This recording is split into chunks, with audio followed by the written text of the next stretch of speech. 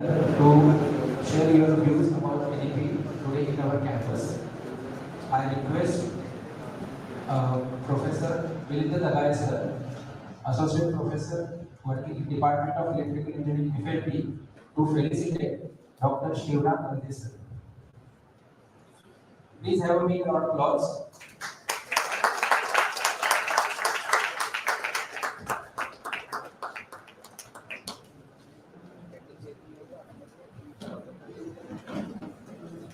So this is a small token from Bengali Secretary of Management.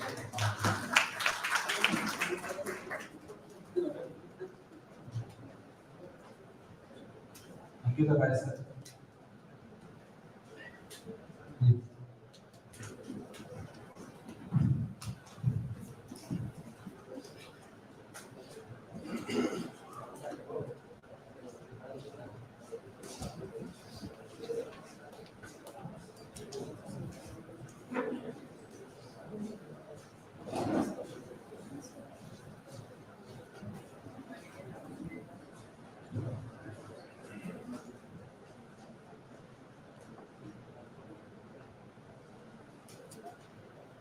नमस्कार. माझे सहकारी doctor Sangole त्याचप्रमाणे सर्व शिक्षक बंधू आणि भगिनी, NEP सेन्सिटायझेशनच्या दुसऱ्या दिवसाच्या या सत्रामध्ये आपलं स्वागत आहे.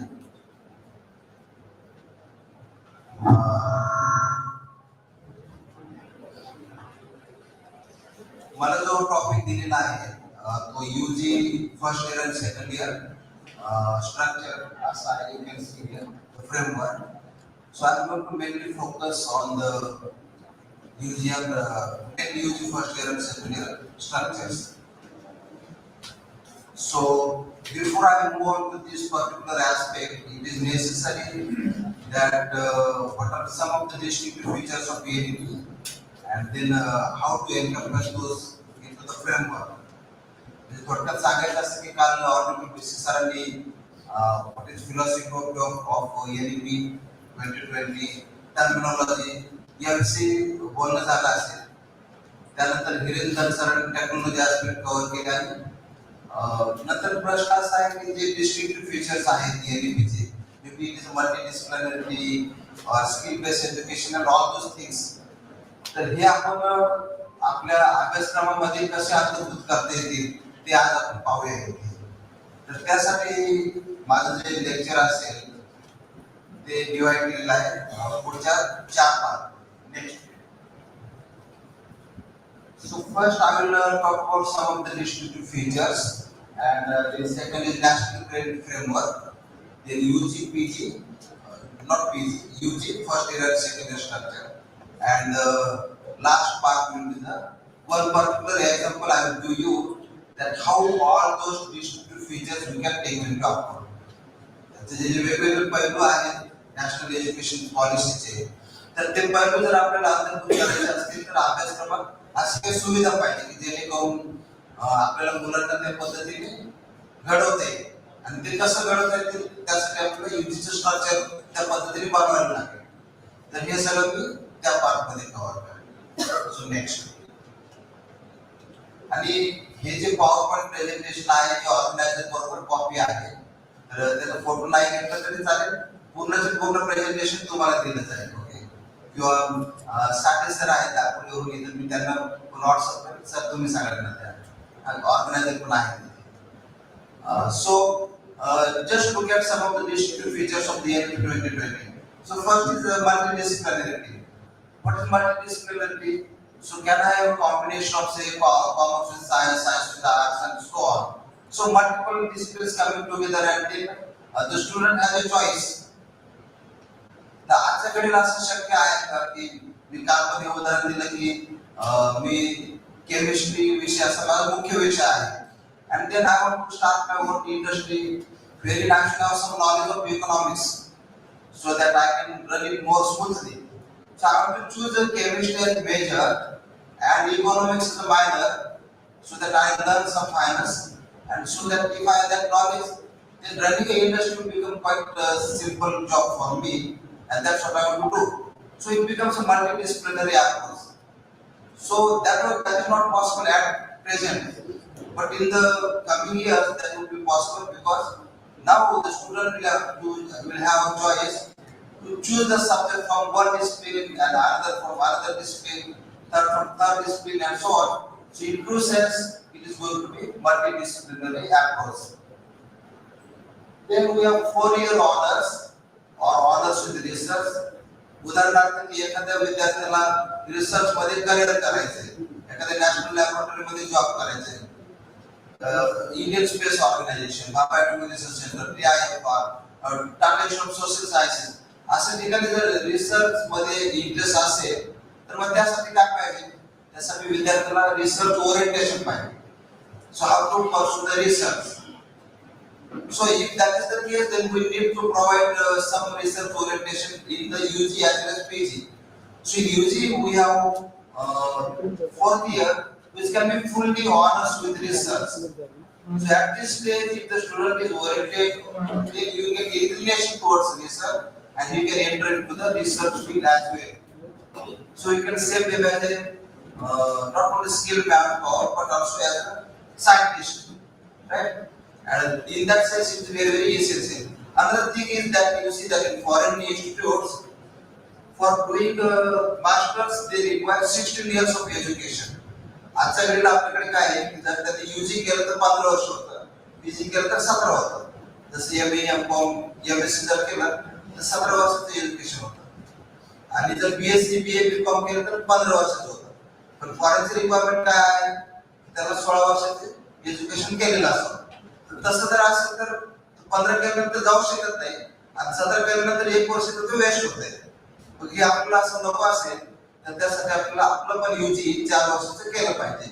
म्हणून हा 12+4 चा एक पॅटर्न आपल्याला युजफुल आहे. That is not the only item, but there are many other aspects. But ultimately, this will be one of the important aspects wherein there will be opening of the doors for the student for going abroad for pursuing their masters after 16 years of the education. So in that sense, it is very, very important. Uniformly, 22 credits are given at the UG level, even though the UGC document says that there can be 20 credits or 20 to 24. पण मुंबई युनिव्हर्सिटीचे जे affiliated colleges आहेत त्यांना आपण असं म्हटलेलं आहे की प्रत्येक सेमिस्टर मध्ये तुम्ही 22 क्रेडिट कंप्लीट करा, स्टुडंटनी केले पाहिजे. आणि अल्टिमेटली 22 ला मल्टिप्लाय करायचं तेवढे सेमिस्टरने. फॉर एक्झाम्पल 6 सेमिस्टर जर केल्या 3 वर्ष काही तर 132 क्रेडिट होतात आणि जर 8 केले तर 176 होतात. तेवढं केल्यानंतर त्याला UG डिग्री मिळेल किंवा UG डिग्री विथ ऑनर्स मिळेल आणि the student can complete. So 22 credits is uniformly described or it is allotted. Then we have multiple entry, multiple exit. I always give an example of say a student with a background with some poor financial background. So उदाहरणार्थ मी 1 वर्ष माझं BSc किंवा BA किंवा BCom केलं आणि मला असं वाटतं की फायनान्शियल क्रंच आहे, माझ्याकडे सफिशियंट पैसे नाही, मग मी काय करायचं? आता त्या स्टेपला जर मला संभव जर एज्युकेशन सोडावं लागलं, ज्यावेळी मी बाहेर मार्केटमध्ये जायला आणि जॉब सर्च करेल ते मला FYBSc किंवा FYBA किंवा FYBCom वर जॉब देणार नाही, ते 12th बेसिसवर देते. पण आता आपल्याला NEP किंवा नॅशनल एज्युकेशन पॉलिसीच्या अंडर फर्स्ट इयर नंतर त्याला आणखी 4 क्रेडिट घ्यायचे आणि त्याला आपण UG सर्टिफिकेट देऊ आणि ते दिल्यानंतर त्याला जो जॉब मिळेल तो थोडा हायर लेवलचा असेल. त्या सर्टिफिकेट बेसिसवर 12th लेवलचा असताना तो 1 वर्ष पुढचा असेल, त्यामुळे job opportunities will be more. So that is what is going to happen in the new policy. So now जर मी बाहेर पडलो आणि थोडे आणखी पैसे कमवले, 1 वर्ष जॉब करेल, मला वाटतं की परत एवढी एज्युकेशन कंटिन्यू करायचं. So what I will do, I will again take the admission maybe in the same institution or some different institution, because national education policy also talks about the multi-institutional learning. So मला वाटतं की एक गोखले कॉलेजला करायचंय, एक सब कॅम्पसला करायचंय, एक फेलोशिपला करायचंय, anywhere, Pune university. So I have that choice. So I can continue next year in some other institution or same institution, that is possible. So थोडं आश्चर्य वाटेल, but there is solution for that. Okay, sir आश्चर्य वाटेल हे कसं आहे तर तसं नाही. ओके, पुढे त्याचं उत्तर आहे आणि काल सरांनी उत्तर दिलं असं Honorable Mrs. Salami. So that is possible. So this is important feature because that will give some flexibility for students who earn the credit, go out, earn money, come back, continue education. तर आपलं student centric असं हे धोरण राबवायचं आहे. इथून माझ्या असं होतं की बोर्ड ऑफ स्टडीज मेंबर आहे, काहीतरी सिलेबस करेल, तो स्टुडंट इम्पोज करेल, परीक्षा घेईल, तो पास होईल, पेपर काही घेण्यात येणार नाही. मला वर्कआउट साठी मला सॅलरी मिळते बस. असं नको, आपल्याला स्टुडंट सेंट्रिक पण व्हावं लागेल. So next please. So what are other features? Credits are given to all the activities which a student does. समजा एखाद्या विद्यार्थ्यांनी एनसीसी केलं, एनएसएस केलं, एखाद्या को-करिक्युलर ऍक्टिव्हिटी मध्ये पार्टिसिपेट केलं. So all those activities will be creditized and that is important. जसं for example आपण जर एखाद्या स्पीकरला म्हटलं तुला ऑनरिंग देणार आहे तर तो की इंटरेस्ट आहे, तर मग तुम्ही फुकट एखादं लेक्चर दे, तुम्हाला पास मला वेळ मिळते. तर विद्यार्थ्यांचं पण तसंच आहे, त्याला आपण म्हटलं की बाबा तुम्हाला क्रेडिट दिले जाणार आहे, थोडं सिरियसली आहे पार्टिसिपेट करा. ओके. किंवा जर आपण त्याला पुढे विचारून बोलणार आहे की examination pattern, so there are 40% weightage for the internal assessment. तर मी त्याला म्हटलं की तुला 10 मार्क्स आहे अटेंडन्स आणि इंटरॅक्शन आहे, म्हणजे नुसतं वाचत बसला आणि प्रवचन ऐकलं काय ऐकलं त्याला मार्क्स नाही, पण तो जर इंटरॅक्ट झाला तर त्याला पण मार्क्स आहे. तर तो काय म्हणणार आहे, very good, now I will ask question to the teacher. So you start with. So in that sense, the internal assessment is also going to be an important part. So as soon as we start creditizing each and everything, it becomes very important that students start taking it seriously. नाहीतर आपण काय म्हणतो 75% attendance नाही, आता काय करायचं, मग attendance committee असते ती डिस्कस करतात, तेव्हा आला नाहीये 75 पेक्षा कमी आहे, त्याला चान्स द्यायचा की नाही द्यायचा. चान्स नाही दिला तर तू उद्या आपल्या टाकतील, तर प्रेशर आले हे विद्यार्थ्याला का नाही, एखादी युनियन कडे जाईल, काही सांगता येत नाही. So now we will have attendance compulsory so that you will enjoy the teaching, right, because it is going to be creditized. Expansion of CBGS and ABC. So we are going to expand credit-based credit system. So how it will be expanded? It will be expanded through the multi-institutional learning. मी जसं मागाशी म्हटलं की तो एखाद्या वर्षी इथून complete करेल, त्याला वाटतं हा सब्जेक्ट दुसरीकडे चालला तिथून कंप्लीट करेल, मेजर एका इन्स्टिट्यूट मधून मायनर दुसऱ्या इन्स्टिट्यूट मधून, all those combinations are possible. पण मग प्रश्न असा आहे की कसं शक्य आहे, हे शक्य आहे थ्रू अकॅडमिक बॅकअप क्रेडिट. काल गिरींदर सरांनी याच्याबद्दल डिटेल मध्ये सांगितलं असेल, मी खोलवर जाणार नाही, पण एकतर का ते बँक अकाउंट असल्यासारखं अकाउंट कॉमन असलं तर just go on depositing the credits. Foreigner पण तोच कॉन्सेप्ट आहे, स्टुडंट फक्त ते क्रेडिट अर्न करत जायचे आणि एकदा सफिशियंट क्रेडिट अर्न केले की त्याला डिग्री मिळून जाते. ठीक आहे. So likewise also we can have this academic bank of credit which will have smooth transition from one institute to another institute and all those things. Right. Next. दुसरी महत्त्वाची गोष्ट आहे की आपल्याला स्टुडंट जे आहेत त्यांना इंडस्ट्री ओरिएंटेड किंवा जॉब ओरिएंटेड बनवायचं. म्हणजे काय, उदाहरणार्थ की आजच्या क्लास होतं की विद्यार्थ्यांनी त्याची डिग्री कंप्लीट केली आणि त्यावेळेस तो मार्केटमध्ये जॉब जातो, जॉब सर्च करण्यासाठी. तर बऱ्याच वेळेला ऍडव्हर्टाइजमेंट मध्ये पण दिलेलं असतं की we require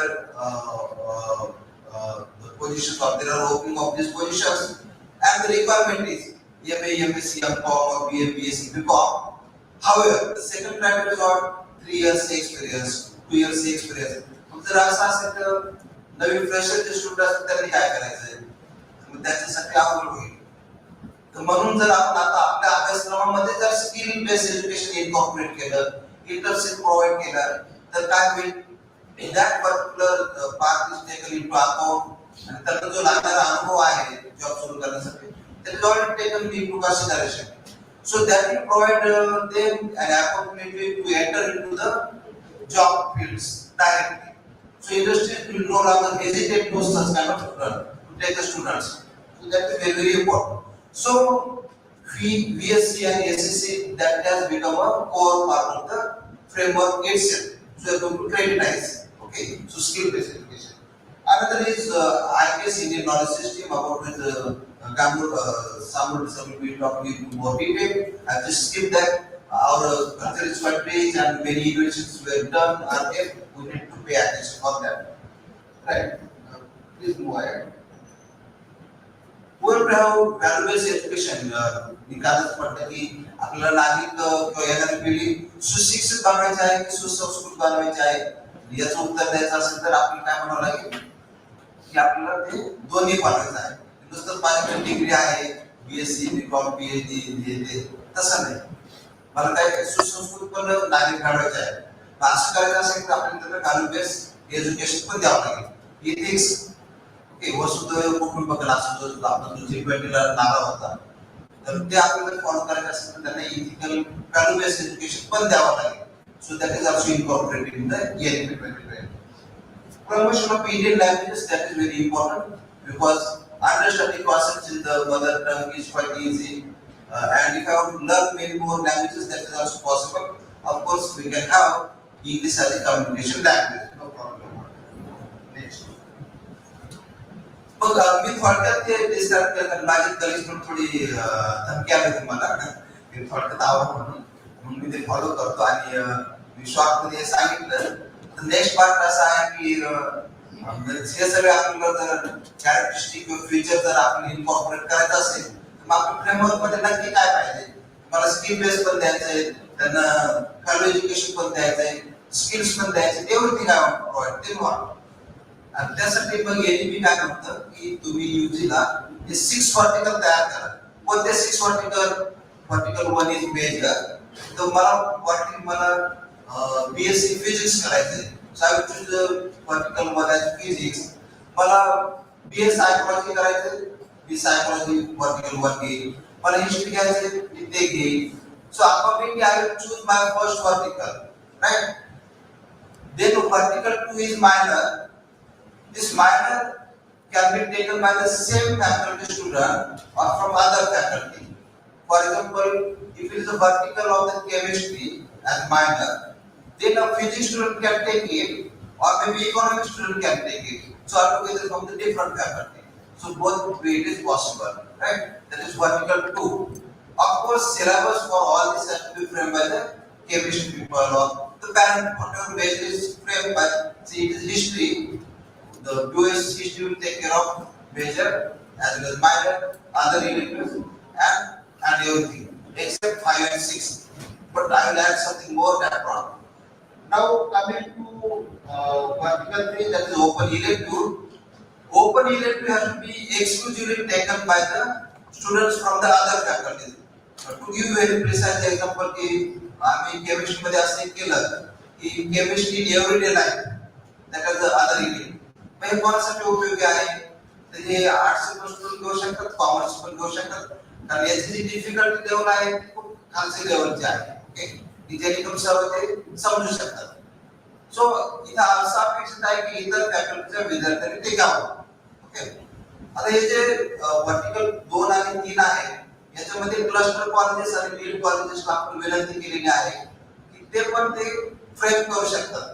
For example, whatever specific requirement is there, say spoken nature, few teachers can come together. They can frame a syllabus for that, 2 credit course that will be submitted to BOS. BOS can put it into the board of deans, then in the academic council, and then it can get approved. तर अशा पद्धतीने vertical 2 आणि 3 जे आहे हे not only BOS will take care of that, but also you have a scope to contribute. आणि तशी अपेक्षा आहे की आता तुम्हाला एक अपॉर्च्युनिटी आहे की तुमचं एक्सपर्टीज तुम्ही इथे दाखवू शकता and that is very much required. In fact, we want that you come forward and show your interest in that. Vertical 4 जो vocational related आहे किंवा skill related आहे तो this vertical 4 is directly related to vertical 1. For example, if it is history, then I will have some practical aspects to that particular history. If I have economics, so maybe I will have tally and those kind of softwares incorporated in vertical 4. So whatever theory is there in the first vertical, more practical aspect is the vertical 4. So we want to provide hands-on training to the students so they become industry ready. That is all. It doesn't mean that vertical 1 that major will be entirely just on the basis of theory. It can be a combination of theory as well as some practicals.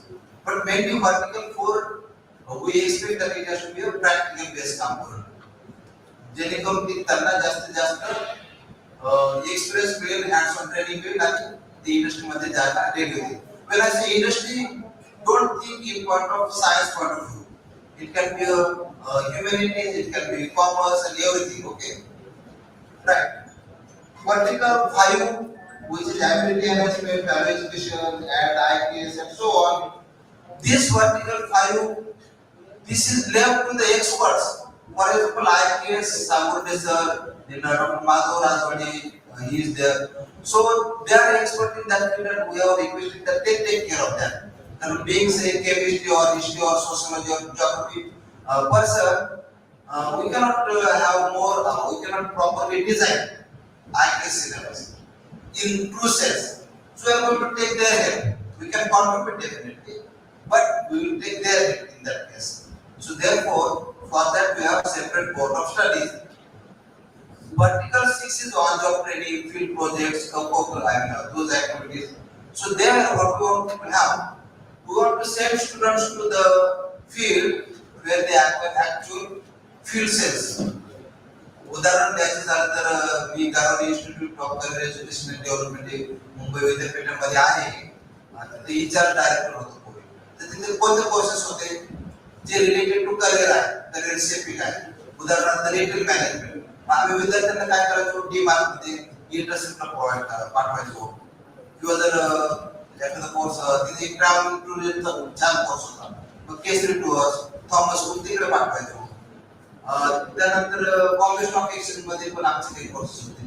मग तिथे गेल्यानंतर विद्यार्थी खूप seriously काम करतात आणि if the student is very serious sincere about the work, मग consult form काय म्हणायचं, डायरेक्टली लिहायचं की your this student is very serious about the work and we want to offer him or her job after he or she completed the degree.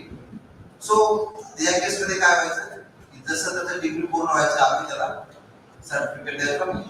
he used to get the job during Thomas Cook, Winower, D-Mark, very well. So you see the advantage of having on-job training. Classroom teaching वेगळंच असतं आणि फील्डचं जो fielding असतं ते वेगळं असतं.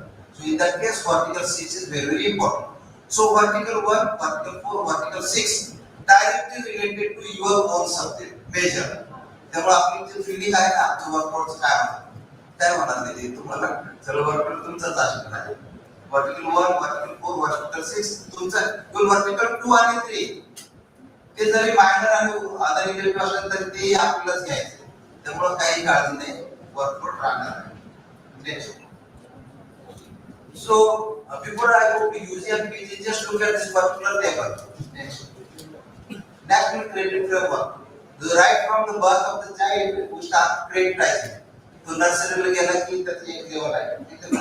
Point 1 तर तिकडे काय की nursery, junior KG, senior KG तिकडे आपल्याला एक लेवल दिली आणि क्रेडिटाइज केलं. तर म्हणजे मुलाला पहिल्या पासून त्रास द्यायला सुरू केला. त्रास in the sense positive sense, okay, not negative. Then it goes to first standard, second standard, then 3, 4, 5 that is under level, then 6, 7, 8 under level, 9, 10 under level, 11, 12 under level, and so on. So each and every level is creditized and the levels are given. So it is a meta framework, big framework given. So from nursery goes to PhD and everything is taken care of by providing the credits and having the levels. However, I am going to focus mainly on the UG first year, second year, and purposely I have incorporated third year also. So next. So when the student completes 3 years or 4th year honor, please go to next. And sorry. So what are the benefits of completing 3 years of the UG or 4 years of the UG? Suppose a student completes 3 years of UG, he can take admission in the first year of the PG. म्हणजे काय की आपली existing जी system आहे त्या पद्धतीने तो 3 वर्षाचा UG करेल आणि मग त्याला वाटतं की मला PG पण करायचं, तर फर्स्ट इयर ऑफ PG ला ऍडमिशन घेईल. मग त्याला वाटतं की फर्स्ट इयर PG केला आणि मला स्टॉप करायचं, तर ओके, मग आपण त्याला PG डिप्लोमा देऊ 1 वर्षाचा आणि तो स्टॉप करेल. किंवा जर त्याला वाटलं की मला पीजी पूर्ण करायचं तर 2 वर्षाचा आपण पीजी डिग्री देऊ त्याला आणि मग तो stop. So those are the two options.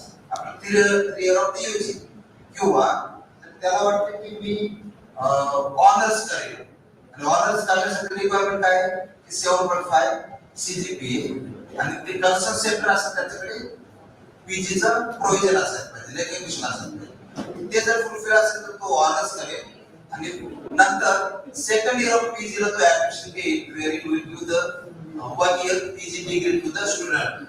So that is the opening. And as I mentioned earlier, we have 40% internal assessment. This can be in the form of assignments, class tests, presentations, quizzes. Everything can be incorporated there. Attendance interaction is an important component. You can start giving marks for that. And you can have basketball period to just after to you. Please prepare prepare the courses, and you can have incorporation of those courses into the in the baskets. Research methodology related to program will be there. In fact, it is a major component for about 10 credits, which will come at UG level itself, and that is nice in fact. Next.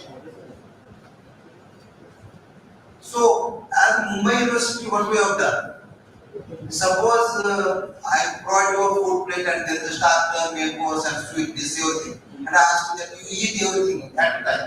Now, you start with the starter, maybe soup, then starter, then main course, and at the end, sweet. Okay, but you know that new concept is coming up. Is sweet in between khana chahiye, okay? Sugar should never chahiye.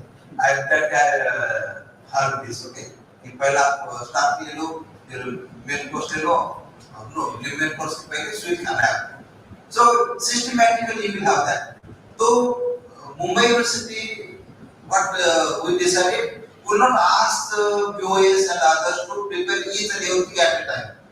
So we said that particle 1 is your major subject and you are expert in that.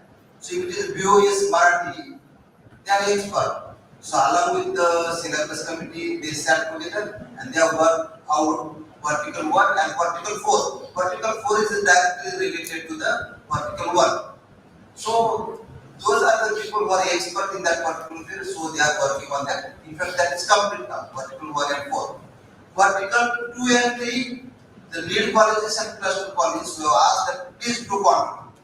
And teachers also contribute. Of course, BOS will also be contributing to some extent. Right?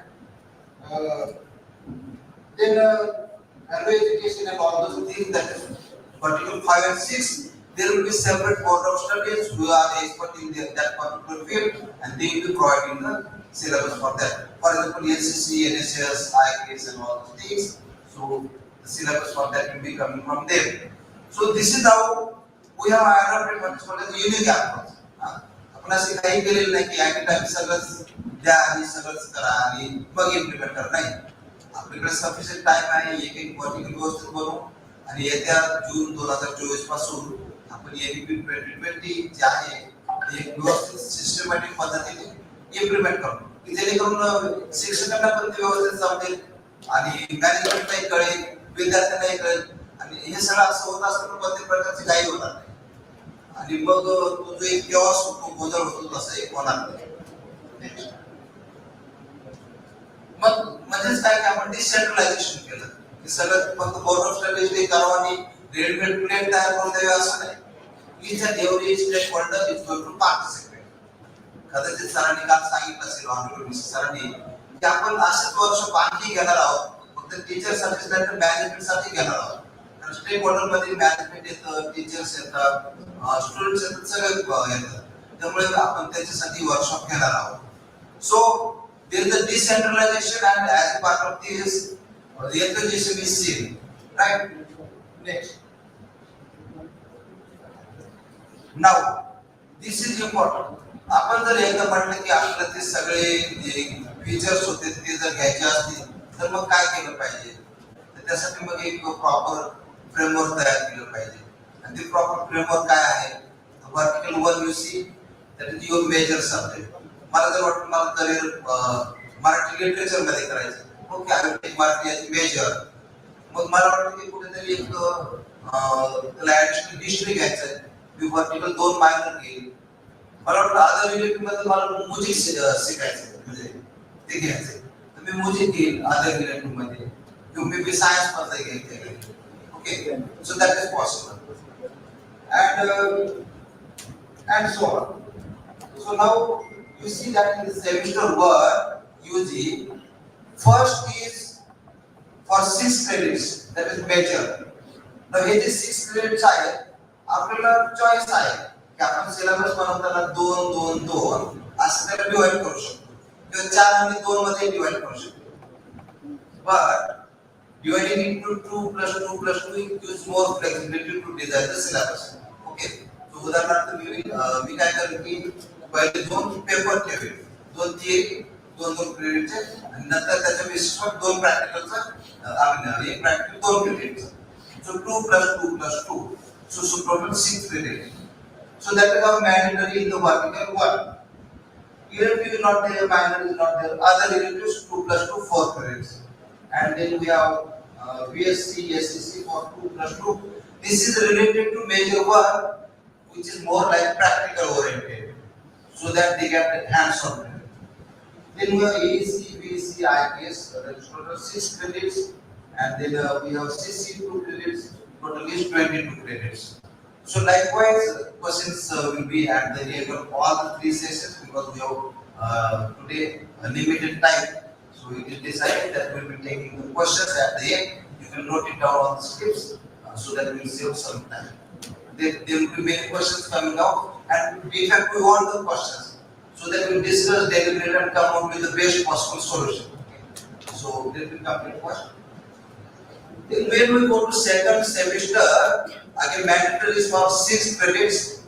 Again the combination is 2 plus 2 plus 2 possible, or 4 plus 2 is possible. 3 plus 3 is not permitted for the affiliated colleges. Autonomous probably they can go for it, but for the affiliated colleges we want some uniformity, and therefore it is a even combination possible. Now here we incorporate minor 2 for the 2 credits, and then we have 2 plus 2 other electives, PSC 2 and SSC 2 and so on. So everything now becomes 22 credits. So you see that in the first year what we have? We have first semester mandatory 6 credits, second semester mandatory 6 and minor 2, and then total 22 plus 22. So total credit become 44. Okay. Now at this stage, as I explained, विद्यार्थ्याला आर्थिक problem आहे, मला पुढे शिकता येत नाही, आपण त्याला सांगू ठीक आहे हरकत नाही, आणखी 4 क्रेडिट्स NSQF जे फ्रेमवर्क आहे त्याच्याशी रिलेटेड एक 4 क्रेडिट आपण पूर्ण कर आणि आम्ही तुला एक UG सर्टिफिकेट देऊ, मार्कशीट बरोबर एक सर्टिफिकेट देऊ जेणेकरून त्याला वेटेज येईल, तू बाहेरचा जॉब शोध, काही दिवस जॉब कर आणि परत ये, no problem. So that exit option is given after the first year, but condition is he or she will have to complete 4 additional credits in line with the NSQF framework. So that is there. Please go ahead. The second year काय आहे, third semester मध्ये, because we want to have weightage to the major, so mandatory credits are increased to 8. Now those 8 credits for the third semester and fourth semester, we will have combination of 2 plus 2 plus 2 plus 2, or you can have other even combination possible. But having 2 plus 2 plus 2 plus 2, that is better because then you can have more subjects and more practicals possible over there. Having some of borrowed studies, they have taken 4 plus 2 plus 2, that is also there. So no problem. And then we have minor for 4 credits and other credits for 2, VSC2, AEC2, field projects, co-curricular activities. So total becomes 22. And then likewise 4th semester again it is 22 12 total. So now 44 of the second year and 44 of the first year, so total becomes 88.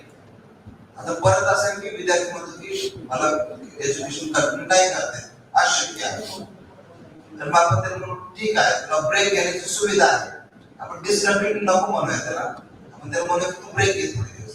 Break घेतल्यानंतर त्याला काय करायचं पहिलं की 4 credit हे NSQF framework मध्ये घ्यायचे. ते पूर्ण केले की त्याला आपण UG डिप्लोमा देऊ, कारण आता त्यांनी सेकंड इयर हे पूर्ण केलेलं आहे. सेकंड इयर केल्यामुळे त्यांनी UG डिप्लोमा द्यायचा आणि डिप्लोमा दिला किंवा ही कॅन गो आउट. त्याचा फायदा काय आहे? त्याला फायदा असा आहे की त्याला 12th बेसिसवर जॉब नाही मिळणार, त्याला फायदा मिळेल की तो UG डिप्लोमाच्या बेसिसवर जॉब मिळेल. थोडं त्याचं आर्थिक जास्त असेल आणि मग त्याला वाटतं की काही एखाद्या वर्षाने 2 वर्षांनी परत यायचं आणि तिसरं वर्ष पूर्ण करायचंय, तो परत येईल, परत ऍडमिशन कंटिन्यू करेल. So that is the benefit. Then next, now going to the third year, just look at the first column. First year we had mandatory for 6 credits, second year for 8 credits, third year it is 10 credits. So we are subsequently increasing the credits. Okay. Actually तुम्ही photo छान येणार नाही, पण पूर्ण PowerPoint दिलं तर आणखी मस्त येईल. ओके, मी पूर्ण नाही दिलं तर माझा नंबर मी देईन तुम्हाला व्हॉट्सअप. ठीक आहे. सो 10 क्रेडिट आपण इकडे मॅन्डेटरीला दिले. जर 10 दिले तर मग आपल्याला काय झालं, त्याला जास्त वेटेज दिले गेले की जेणेकरून आपण शेवटी त्याला डिग्री देतात म्हणून the student has completed BSc, BCom or BA in say history as major and philosophy as minor, or maybe some either he can also take science as minor. तर सांगते नाही कोणाला कसली आवड असेल. एक उदाहरण द्यायचं झालं तर how we can save time. I am just giving my own example. मी PhD केल्यानंतर मला असं वाटतं की जर्मनीला जाऊन पोस्ट डॉक करावं.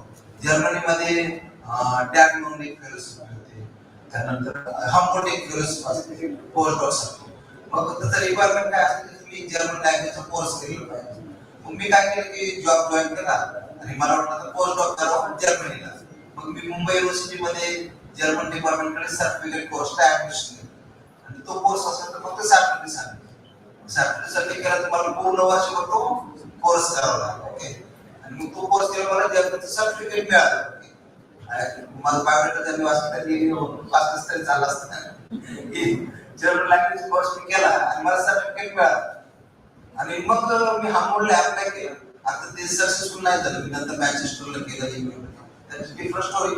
But the thing is, ते जे 1 वर्ष माझं जर्मन लँग्वेज कोर्स करण्यात गेलं, ते जर मला सुविधा अदर युनिट मध्ये जर तुम्ही दिली असती माझ्या एज्युकेशन बरोबर, तर मी ते केलं असतं, माझी वेळ वाचली असती ना.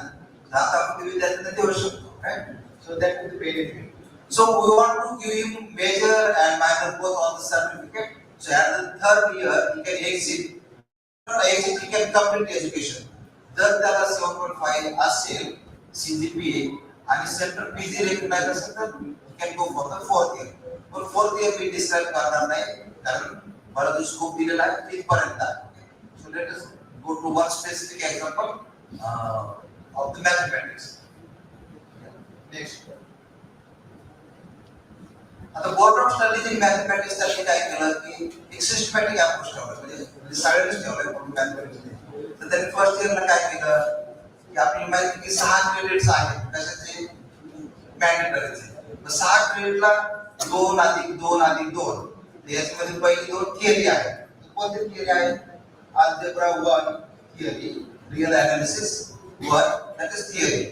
तर हे जे ग्रीन मध्ये आहे थिअरी आहे, ऑरेंज मध्ये आहे प्रॅक्टिकल आहे. मग ह्या 2 थिअरी पेपरवर प्रॅक्टिकल पाहिजे तर ते प्रॅक्टिकल त्यांनी third part. So that is our mandatory. There is no elective, no minor. Other elective मध्ये काय आहे? कॉम्पिटिटिव्ह मॅथमॅटिक्स, जे इतर फॅकल्टीच्या विद्यार्थ्यांना पण घेता येईल, ते इव्हन त्यांनीच घेतलं पाहिजे. आणि याची डिफिकल्टी लेवल कमी असेल तर मॅथमॅटिक्स सगळ्यांनाच लागतं, right? So and then practical based on that particular competitive mathematics. So that becomes the other elective. आता जो particular 4 आहे PSC आणि SSC, हा जो आहे तो मेजर 1 से रिलेटेड आहे. आणि मग त्याची डिफिकल्टी लेवल जी आहे, डिफिकल्टी लेवल मेजर एवढीच आहे, मॅन्डेटरी वगैरे. तर मग ती काय आहे? Mathematics you see basics in Python programming, algorithm techniques. And because that will give them hands-on training, more skill-oriented, right? So that's all. And then AEC, VEC, IQS, you see history of Indian mathematics. Indian mathematics is very, very well known. Okay. Pythagoras theorem आपण त्याला म्हणतो, you don't know well before Pythagoras was, आणि आपण त्याला credit देत नाही, ती गोष्ट वेगळी, त्याचं रिसर्च जास्त होते. Okay. And then NCC, NSS, all those things, they are in the particular 6. So you see that how cleverly and it is in this particular syllabus is designed. Then go to second semester, then discrete mathematics theory and real analysis too. That is second theory, and then practical based on these two theory papers. So total credits become 6. Then we introduce minor. So what is that? Basic algebra and calculus. That is a minor. This can be taken by the same faculty students or from the other faculties. So comparatively, level can be little lower. It will not be directed. I am saying it can be little lower. कुठेतरी आपल्यामध्ये असं एक misconception झालंय की आपण एवढे सगळे vertical देणार आणि काहीतरी डायमेन्शन होणार, तर तसं नाही, डायमेन्शन होणार नाही. ओके. आता अदर इलेक्टिव्ह मध्ये आपली थोडी लेवल खाली आणावी लागेल. जसं मी म्हटलं की केमिस्ट्री लेव्हल आहे, हे असं आम्हाला केमिस्ट्री मध्ये करावं लागेल, किंवा use of Excels. So that is use for all. So mathematics people can have that kind of thing in other elective. So that is there. In other elective, again competitive mathematics, and as far as BSc is concerned, competing with Python, that is for scientific typing. So that comes over there, right? And it continues. Now go to next. Now in the third semester, mandatory is now for 8 credits. So what? So now the real. It's okay. I'm about to come to this. So 8 credits, how these credits are divided? We have three theory. Real analysis, you see, theory, linear algebra 1 theory, ordinary differential equations theory. All these are three theory papers based on these practicals, right?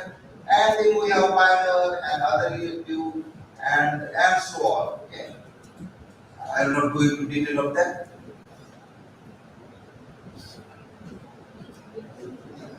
So total becomes 22 credits. And then fourth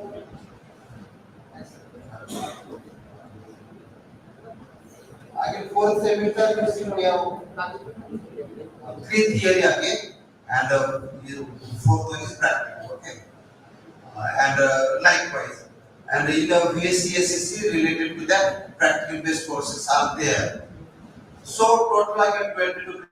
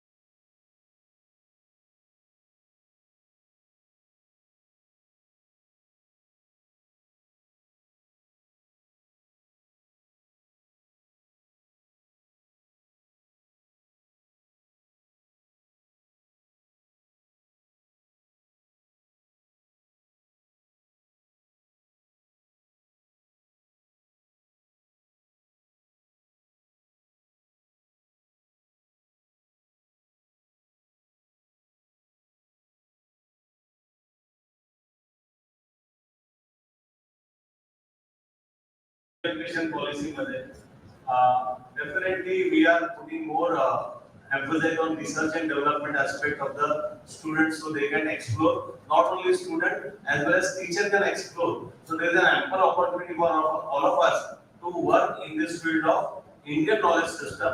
We can also explore. We can do a lot of research and research. So what is Indian knowledge system? So IKS is totally focusing on factual knowledge.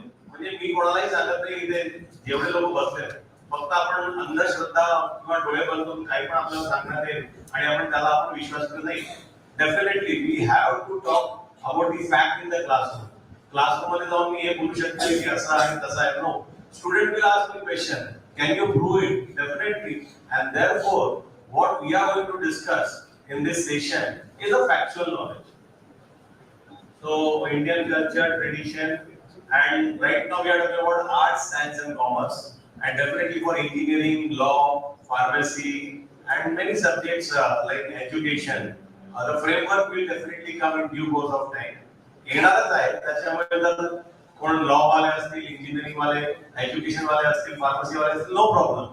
You know to know how many verticals are there, what kind of verticals will come, and in meantime you have to work on that also.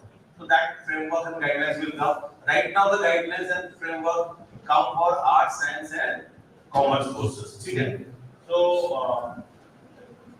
it is an opportunity for all of us right now. I just recited one mantra. So there are 4 Vedas: Rig Veda, Atharva Veda, Yajurveda, Samveda. Now what is the use of those Vedas? We discuss.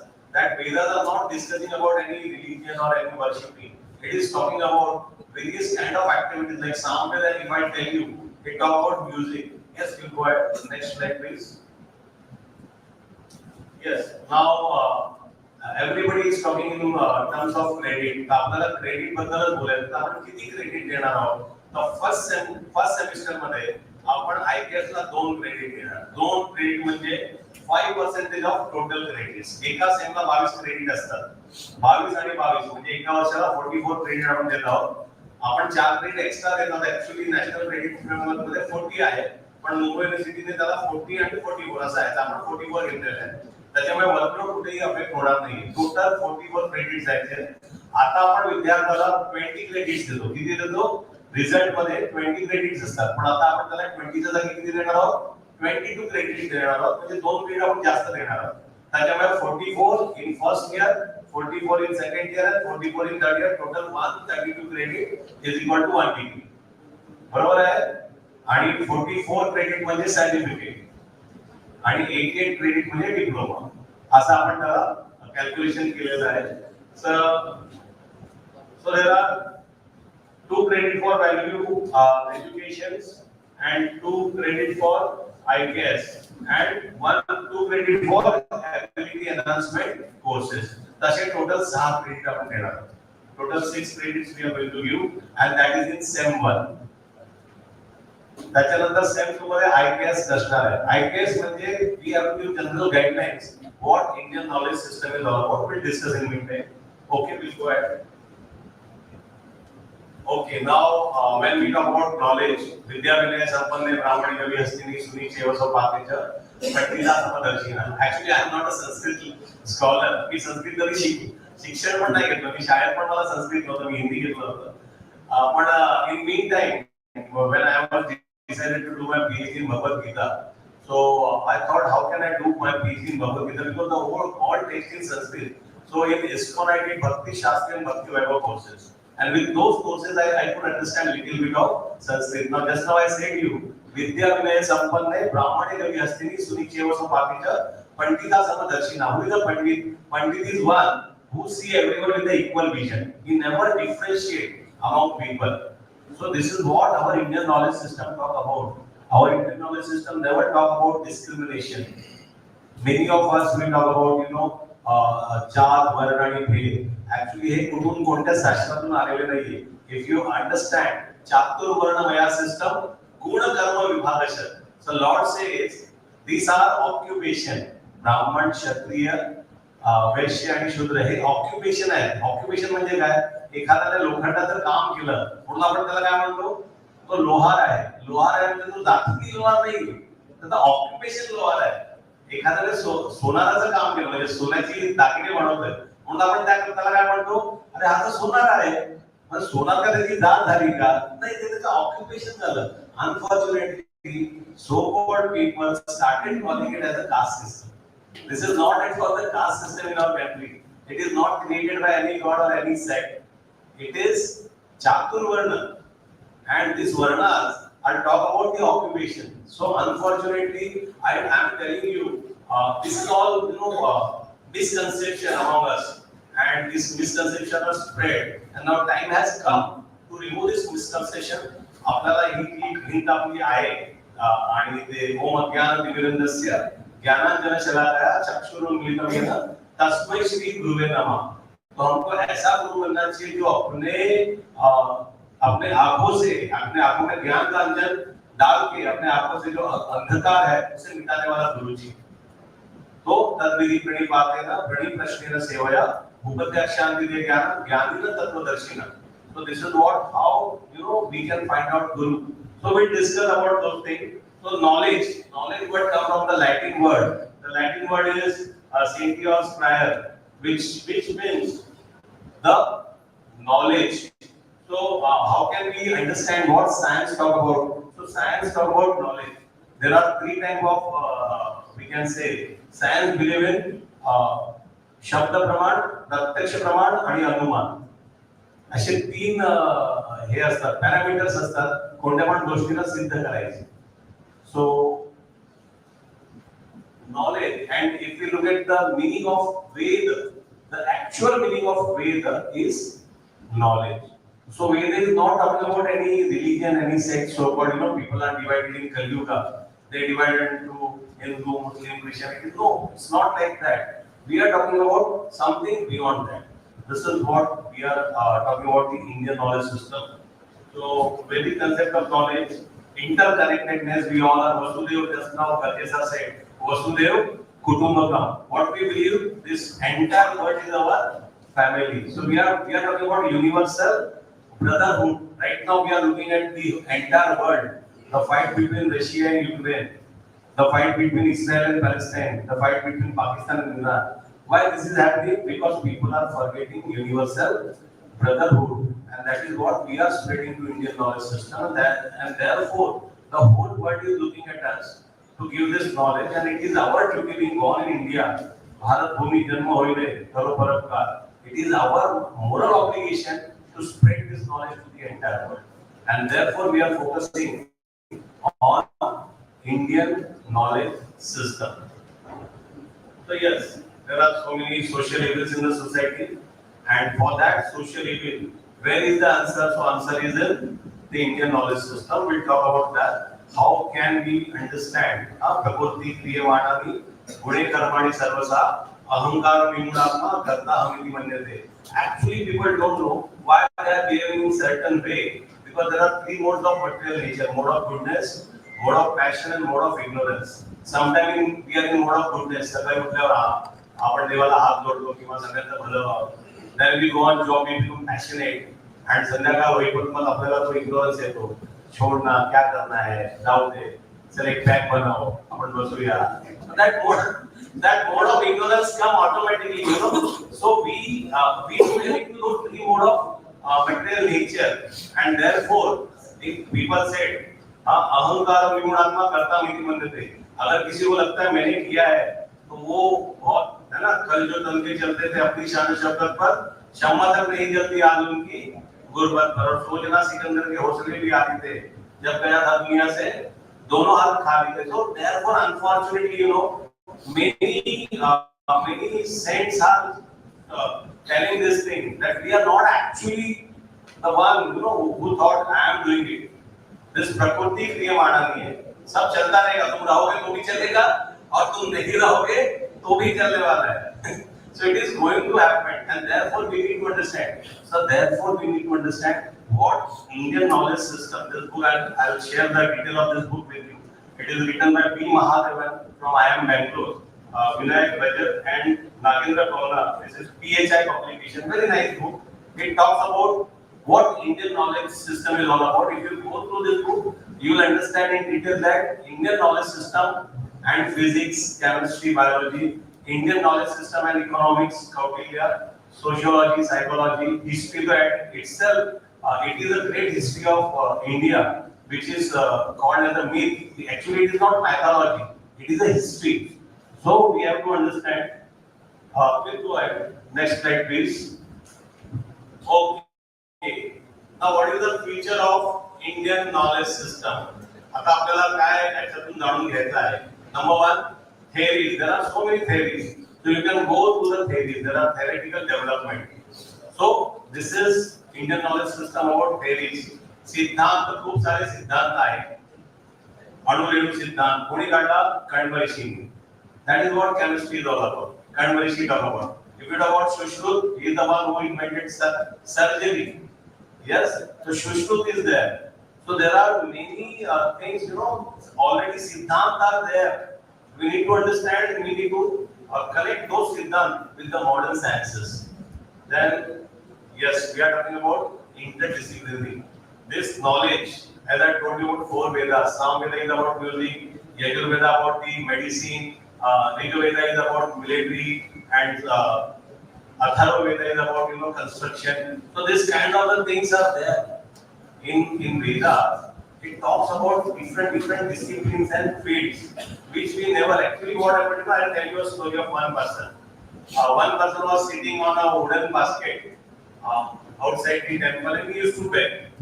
And one saintly person came and talked to him. त्याला म्हणाला रे काय तू या लाकडाच्या पेटीवर बसलाय आणि याला एवढा मोठा टाळा लावला तर त्याच्या आतमध्ये काय तू बघितलंस का? कोणाला काय बघायचंय? मी याच्यावर बसून भीक मागतो. माझे बाबा मागायचे आणि माझे आजोबा मागायचे. ही माझ्या पंडोबांची पेटी आहे आणि तुम्ही कशाला उडू? आमच्या सगळ्या पूर्वजांनी तेच केलं, की पण तेच करतोय.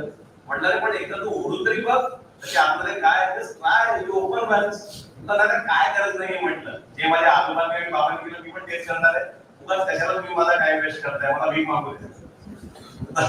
तर ते सज्जन म्हणाले की अरे नाही, at least you try, you give a second chance, why don't you try? He said, okay, you are insisting and that's why I am going to open this case. Otherwise, I am not at all interested. At least you try. मग त्याने ती पेटी उघडली पंडोबाची आणि ती पेटी उघडल्यानंतर त्याला दिसला रे बापरे, आतमध्ये सोनं, दागिने, माणिक सगळं आहे. म्हणजे ऍक्च्युली यांच्या पूर्वजांना भीक मागायची काही गरज नव्हती. त्यांच्या पंडोबाने एवढं सगळं साठवून ठेवलेलं, पण लोकांनी कधी ते उडून बघितलं. असं आपलं झालं. आपल्याकडे ती शिक्षण परंपरा आहे, पण आपण ती शिक्षण परंपरा अजून ती उडूनच बघितलेली नाही. कारण आपल्याला वाटतं त्याच्यात काहीच नाहीये. इंग्रजांनी सांगितलं की हे सगळं परफेक्ट आहे. हा यस, आता आम्ही कालच मागून जातो. So there is a knowledge. Why don't you give a try? I'm not saying believe it. मी सांगत नाही की तुम्ही डोळे बंद करा आणि एकदम विश्वास करा, नाही. At least you give a try. At least you read. At least you try to understand. And if you believe, then accept it. Because this is what actually Indian knowledge system is. आपल्या भारतीय शिक्षण परंपरेत तुम्हाला उपनिषद माहिती असतील. उपनिषद काय असतात? Upanishad means sitting next to the teacher and getting the knowledge. तत् विधि प्रणिपातेन प्रणिप्रश्नेन सेवया उपदेशान्ति ते ज्ञानं ज्ञानिनं तत्त्वदर्शिना. That is the Upavedas. So Upavedas is power of inquiry. Many of you know the Nachiketa, story of Nachiketa. He asked his father, why you are doing this? Father said, don't disturb me. You go to Yamaraj. I am giving you to the Yamaraj. He went to the door of Yamaraj. Sitting there for 3 days. Yamaraj was not inside his palace. He went outside. When he came back, he saw this little boy sitting outside my palace without food and water. He apologized for his mistake. He said, एखादा पाहुणा घरी आला आणि त्याला 3 दिवस मी घराच्या बाहेर जर काही खायला आणि प्यायला दिलं नाही तर किती मोठा अपराध होईल. तो म्हणाला, अरे नचिकेता, माझ्याकडनं अपराध झालाय. मी तुला 3 वर्षात काही तू माग 3 वस्तू मी तुला देऊ शकतो. तर तो म्हणाला, पहिला let there will be peace between me and my father. म्हणजे माझा आणि माझ्या वडिलांच्या मध्ये पीस असेल. म्हणजे ठीक आहे. म्हटलं दुसरं, त्यांचे पूर्ण विश्व आहे त्याच्यात शांती आहे. म्हटलं ठीक आहे. आणि तिसरं म्हटलं, तिसरं मला सांगा की मनुष्याचा मृत्यू झाल्यानंतर काय होतं? What happened to a person when he dies? And Yamuna says, I am sorry. I cannot say you that. It is very confidential and I cannot depart this knowledge to you. Instead of that, you can take one planet and full of all apsaras. I will give you. Nachiketa says, no. अथा तो ब्रह्म जिज्ञासा. मुझे inquisitive में मुझे पता करना है कि आदमी इंसान का मरने के बाद क्या होता है? And Yamaraja was very much convinced, and this is the way. This is called power of inquiry. We should inquire. Unless and until we inquire, it is very difficult to understand the things, and that is what rational approach. Now I am talking about rational approach. What is a rational approach? I am not putting any color to Indian knowledge system. Not red, green, blue. मी आता कोणत्याही कलरचा चष्मा लावून बघत नाहीये. जर एखाद्याने भगव्या कलरचा चष्मा लावला तर त्याला सगळी वस्तू भगवी दिसतात. एखाद्याने हिरवा घातला तर त्याला सगळ्या वस्तू हिरव्या दिसतात, किंवा एखाद्याने ब्लू कलरचा चष्मा घातला तर त्याला सगळ्या वस्तू ब्लू कलरच्या दिसतात. पण आपल्याला तसं करायचं नाही आहे. आपल्याला एक रॅशनल अप्रोच ठेवायचा आहे. We are talking about the holistic approach. Just now I am talking about universal brotherhood. Everyone is equal. I am not discriminating. I am not asking you belong to which. Actually, it is not there. There is no such system in India. But from where it comes, I don't know. Casteism and this, all these things. Actually, we are. Nana Patekar बोलते हैं, अरे ये देख, ये हिंदू का खून और ये मुसलमान का खून. अब मैंने इसको मिक्स किया. अब तुम बताइए इसमें से कौन सा हिंदू का है और कौन सा मुसलमान का है? अरे बनाने वाले ने फर्क नहीं किया तो तू कौन होता है फर्क करने वाला? So this is what actually is all about Indian knowledge system. Indian knowledge system is very, a deep. It is really enriching, and it is totally spiritual. We are talking about spirituality. We are not talking about any, religious things. So rational approach होना चाहिए. हमारा approach क्या होना चाहिए? जब हम अपने class में बच्चों को Indian knowledge system के बारे में बताएंगे, तो हमारा एक approach rational होना चाहिए. It should be a rational approach. And it is applicable. I tell you, लहानपणी जर लागलं तर आजी काय म्हणायची? हळद लावून गेले बाळा, चांगलं होईल. म्हणजे आमच्या आजीला माहिती होतं, हळद लावल्यावर काय होतं? जखम बरी होते. म्हणजे हळद काय आहे? एंटीसेप्टिक आहे. अमेरिकामध्ये आता आम्ही पॅटेंट करतो. अमेरिकामध्ये आम्ही हम पेटेंट करेंगे, टर्मरिक इज एंटीसेप्टिक. तो Indian we fought and America could not patent it. Unfortunately, we have knowledge, but we fail to patent our knowledge. America म्हणते योगा आमच्याकडे आला, कुठून योगा तुमच्याकडे नाही येणार? Yoga belong to India. Basmati rice America says we are patenting basmati rice. तुम्हाला rice काय ते तरी माहिती होतं का? त्याच्यामुळे आवर प्रॉब्लेम इज आपल्याकडे आहे, पण आपण ती संतू काय करून ठेवली आहे? बांध करून ठेवली. आपण काय अजून एक्सप्लोर केलेली नाहीये. We need to explore that basket, and that's why it is applicable knowledge. आपल्याला घरी गावात सगळ्यांना माहिती आहे गाईचं शेण सारतात.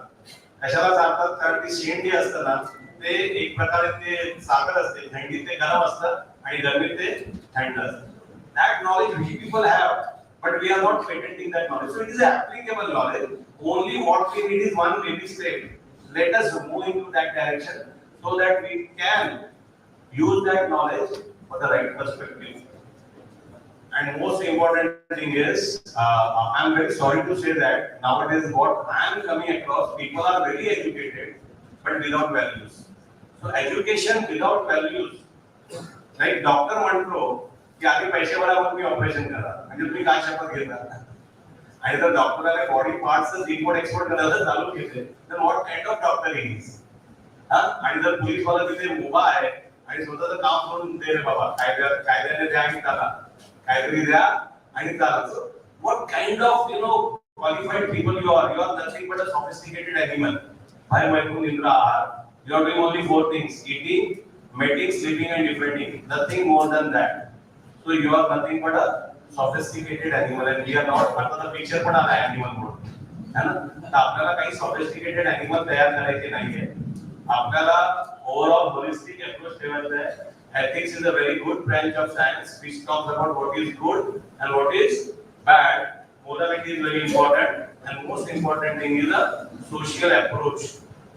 When I was in a college, Patkar College, Goregaon, Mumbai, one of my colleague, he तो पैसे घेऊन आला आणि त्याने कॉलेजची ब्रेक फोडली.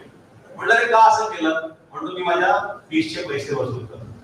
म्हटलं अच्छा, दिस इज द वे टू पैसे वसूल करायचे. म्हणजे तू कॉलेजच्या लायब्ररीत गेलास का? म्हटलं नाही. म्हटलं जा ना, तिकडे जे बुक्स आहेत ना 5,000 10,000 फार महागड्या बुक आहेत, तुम्ही अफोर्ड पण करू शकत नाही. म्हटलं ते बुक्स वाच आणि तुझे जे पैसे आहेत ना ते दुप्पट तिप्पट आहे, भरपूर वसूल होतो. म्हणजे लोकांचा एक जो भारत बंद असेल किंवा लॉकआउट असेल तर लोक पब्लिक प्रॉपर्टी जाळतात किंवा तोडून टाकतात. आता त्यांना हे माहित नाहीये India is a democratic country. For the people, of the people and by the people. उद्या प्रॉपर्टी नुकसान झाल्यावर त्या प्रॉपर्टीचं जे भरणं येणार आहे ते कोणाच्या टॅक्स मधून जाणार? आपल्याच टॅक्स मधून जाणार. म्हणजे आपलीच प्रॉपर्टी आपणच नुकसान करायचं. And therefore, we need to teach our students what social approach is all about, and that is the need of our. आज actually काळाची गरज आहे. We'll go ahead. Yes, when we talk about science, science is prove करके दिखाओ, तो ही हम मानेंगे, नहीं तो हम नहीं मानेंगे. So I will give you a simple example. You know that I just talk about three praman: शब्द प्रमाण, प्रत्यक्ष प्रमाण, and अनुमान. Either experimentation, either seeing is believing, or the words of someone. So if a child is born, एखाद्या घरी जर मूल जन्माला आलं तर त्याची आई म्हणते हे तुझे बाबा आहे. तो मूल म्हणतो नाही, मी सायन्स मधून आलेलो आहे, मी विश्वास करणार नाही. जोपर्यंत डीएनए टेस्ट करणार नाही मी ह्याच्यावर विश्वास करणार नाही की माझे बाबा आहे. असं तो मूल म्हणतात का? नाही म्हणत, कारण त्याला त्याच्या आईच्या शब्दांवर विश्वास. Similarly, when we talk about Indian knowledge system, this system is not written by the mundane people. It is written by the very learned people who actually experience these things, and therefore it is called Shabda Praman. So there is a Shabda Praman, and therefore when people challenge, science always challenge this kind of the knowledge. So I say that there are people who had seen this and they have written it, and therefore sometimes we need to understand it in the right perspective. So this is we know about Galileo. Galileo म्हणाला पृथ्वी गोल आहे आणि त्याच्यामुळे त्याला काय केलं? त्याला फासावर लटकून टाकलं. है ना? Galileo from science, and he said earth is round. लेकिन किसी ने बिलीव किया क्या? Galileo पे नहीं KIA. But if you look at our Indian ancient system, age-old wisdom, it is mentioned that पृथ्वी गोल आहे म्हणून. तर आपल्याला पृथ्वी गोल आहे आपल्याला लहानपणापासून माहिती आहे. आपल्यालाच नाही माहिती, आपल्या पूर्वजांना माहिती. So when we talk about science and we talk about Indian knowledge system, somewhere we need to know that yes, we have to explain in a right way to our student why we need to understand these things. Man in universe, आता western philosophy है, eat drink and marry, खाओ पियो मजे करो.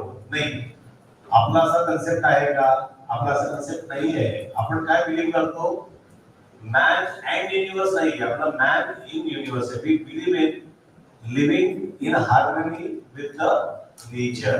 म्हणजे मला आठवतं लहानपणापासून ज्या ताटात मी जेवतोय आता पण मी त्या ताटात जेवतोय का? कारण मला ते यूज अँड थ्रो तर मला माहितच नाहीये. I don't know that. मला लहानपणापासून सांगितलंय आपण पानी है ना जरूर वापरावे का? और जल है तो कल है, तो हम जितना ग्लास पानी लेते उतना ही फेंकते नहीं है. So we worship rivers, we worship mountains, we worship trees, we worship the nature. आपली परंपरा काय आहे? आपण ह्या जी नैसर्गिक संपत्ती आहे त्याचा आपण काय करतो? पूजन करतो का? कारण ह्यांच्याकडनं आपल्याला खूप काही मिळतं. त्रिणादपी सुनीचे ना तरुणीवा सहिष्णुता. एक झाड असतं, ते आपलं फळ, आपलं फूल, आपले लाकड पण, त्याचं लाकूड पण लोक वापरतात तरी पण तो काही बोलत नाही. ते निसर्ग असा आहे. आणि त्याच्यामुळे संत तुकाराम महाराज म्हणतात ऊस गोड लागला म्हणून है ना मुळापासून खाऊ नये आणि चंदन शीतल आहे म्हणून फुगाळून पिऊ नये. अशी शिक्षण आहे आपल्याला की काही कोणत्याही गोष्टीचा अतिरेक करू नये. त्याच्यामुळे ह्या सगळ्या गोष्टी आपल्या भारतीय ज्ञान परंपरेत आहे. जर आपण चोखामेळाचे अभंग वाचले किंवा जनाबाईचे अभंग वाचले, तुकारामांचे, नामदेवांचे, त्याच्यात ही सगळी आपण कसं वृक्षवल्ली आमासुरेली म्हणते असं आपल्याला शिक्षण मिळालं लहानपणापासून. आणि ते शिक्षण आज आपल्या मुलांना आपल्याला द्यायची गरज आहे. कारण आपली मुलं आजकाल एक स्मार्टफोन नावाची काहीतरी वस्तू आलेली आहे आणि त्या स्मार्टफोनमुळे आपली मुलं मला वाटतं इडियट होत चालली. कारण त्यांना दिवसभर काही दिसत नाही. ते मोबाईल घेतात आणि त्याच्यात एक रील, दोन रील, 1 तास 2 तास, म्हणजे कधी कुठे वेळ जातो कळतच नाही. So Einstein says that time will come when technology will surpass the human race and the generation of idiots will born. It is not me, it is the Einstein who said. So Einstein ने असं म्हटलंय की the time will come when technology will surpass the human race, and this is what happening. technology is surpassing human race, and through day out and day in and day out, people are hooked up to those mobile phone. The mobile phone वर असं check करतात जसं लहान मुलाचं diaper आपण check करतो वगैरे झाले. Message आला. कोणी काय पाठवलं? म्हणजे ते how people are addicted, you know, they are taking that cell phone, ते उशीच्या बाजूला घेऊन झोपतात. सकाळी उठल्यावर आधी आपण देवाचं नाव घ्यायचं. आता लोक काय करतात? मोबाईल घेतात. That's a lot of addiction where somewhere we should know where to, you know, demarcate a line between that. So this is what we are talking about. Go ahead. Yes, so you can go through it. The PPT talk about wisdom, the PPT talk about truth, and the PPT talk about knowledge. So these three things we have to impart to our student: what knowledge is all about, what wisdom is all about, and what is the truth. So in all disciplines we are going to give this knowledge, whether it is science, whether it is commerce, whether it is arts. We can give this Indian knowledge system. We can understand how Indian knowledge system and psychology can work, how Indian knowledge system and philosophy, Indian knowledge system and physics, Indian knowledge system and mathematics, Indian knowledge system and chemistry. So there are subjects. It is written in this book. You can go through this book and you will get all the detail about in ancient time how chemistry was defined in Indian knowledge system. So you can develop some courses. If you are a science teacher and you want to give this IKS to the student of the science, so science the major science असेल तर त्या science मध्ये IKS ला कसं connect करू शकतो, maths major असेल तर maths ला कसं कनेक्ट करू शकतो, commerce आणि IKS काय आहे, arts मध्ये तर खूप सारे subject आहेत. So we need to know that. So it is a in all disciplines we can apply this Indian knowledge system. Some examples are given in the last line. Yoga. Right now, you know, many of us know yoga means what. I'm asking a simple question to all of you. कि तुमच्यापैकी किती लोकांना योगाचा अर्थ माहिती आहे? हात वर करा. I'm just asking. Yes, madam. Yes. Okay. It's connecting body and soul. Connecting body and soul. अजून कोणी तरी हात. Connecting body and soul. Majority of the people. Anybody else? Meditate. Okay. अच्छा, योगा म्हणजे फिजिकल ऍक्टिव्हिटी असं कोणालाच वाटत नाही. म्हणजे असं पद्मासन सगळे आसन करतात ना. Okay. So when we talk about yoga, yoga is, yes, most of you is absolutely right. Connection. Yoga, use. Yoga comes from use. Yoga means connection. Connection कोणी म्हटलं body and soul. आणि कोणी म्हटलं मॅडम म्हणाले की with self and the one who created this universe. Okay. So yes, yoga is connection of self with the Almighty. But how to connect those things? So Patanjali says Ashtanga Yoga. Now what Ashtanga Yoga is all about? 8 bodily posture. For what reason? Anybody know for what reason? Yes? Samadhi. अच्छा, समाधी म्हणजे नक्की काय असतं? You know who is your great friend and worst enemy? Yes. Your own mind. Your own mind is your great friend or your worst enemy. वो बोलता है चल जमुने खड़ा हो जा. We are ready. चलो अभी ये करो वो करो. तो अपने को माइंड क्या करता है? नचाता है और हम उसे नाचते हैं. इसके लिए पतंजलि ने बोला है पहले किसको कंट्रोल करो? माइंड को कंट्रोल करो. तभी तुम समाधि पे जा सकते हो. नहीं तो माइंड को आग बंद करके बाकी दिमाग को काम करता रहेगा. विश्वामित्र जैसी हालत हो जाएगी. एक पायल की झनका सुनेंगे और माइंड एजिटेट हो जाएगा. So this is what the nature of mind. Mind, so I'll tell you, दुखेषु अनुकूलतमः, सुखेषु विगतस्पृहा. All worries, all troubles in our life come from the mind. Happiness begins when expectation ends. So mind को हमको बहुत नचाता है, and therefore, if you look at this is a very beautiful subject, you know. If you understand it, na matra sparshan to compare शीतोष्ण सुख दुःखदा आगमा पायिनो नित्या ताम तितिक्षव भारता. He said this is the happiness and distress in our life are like season.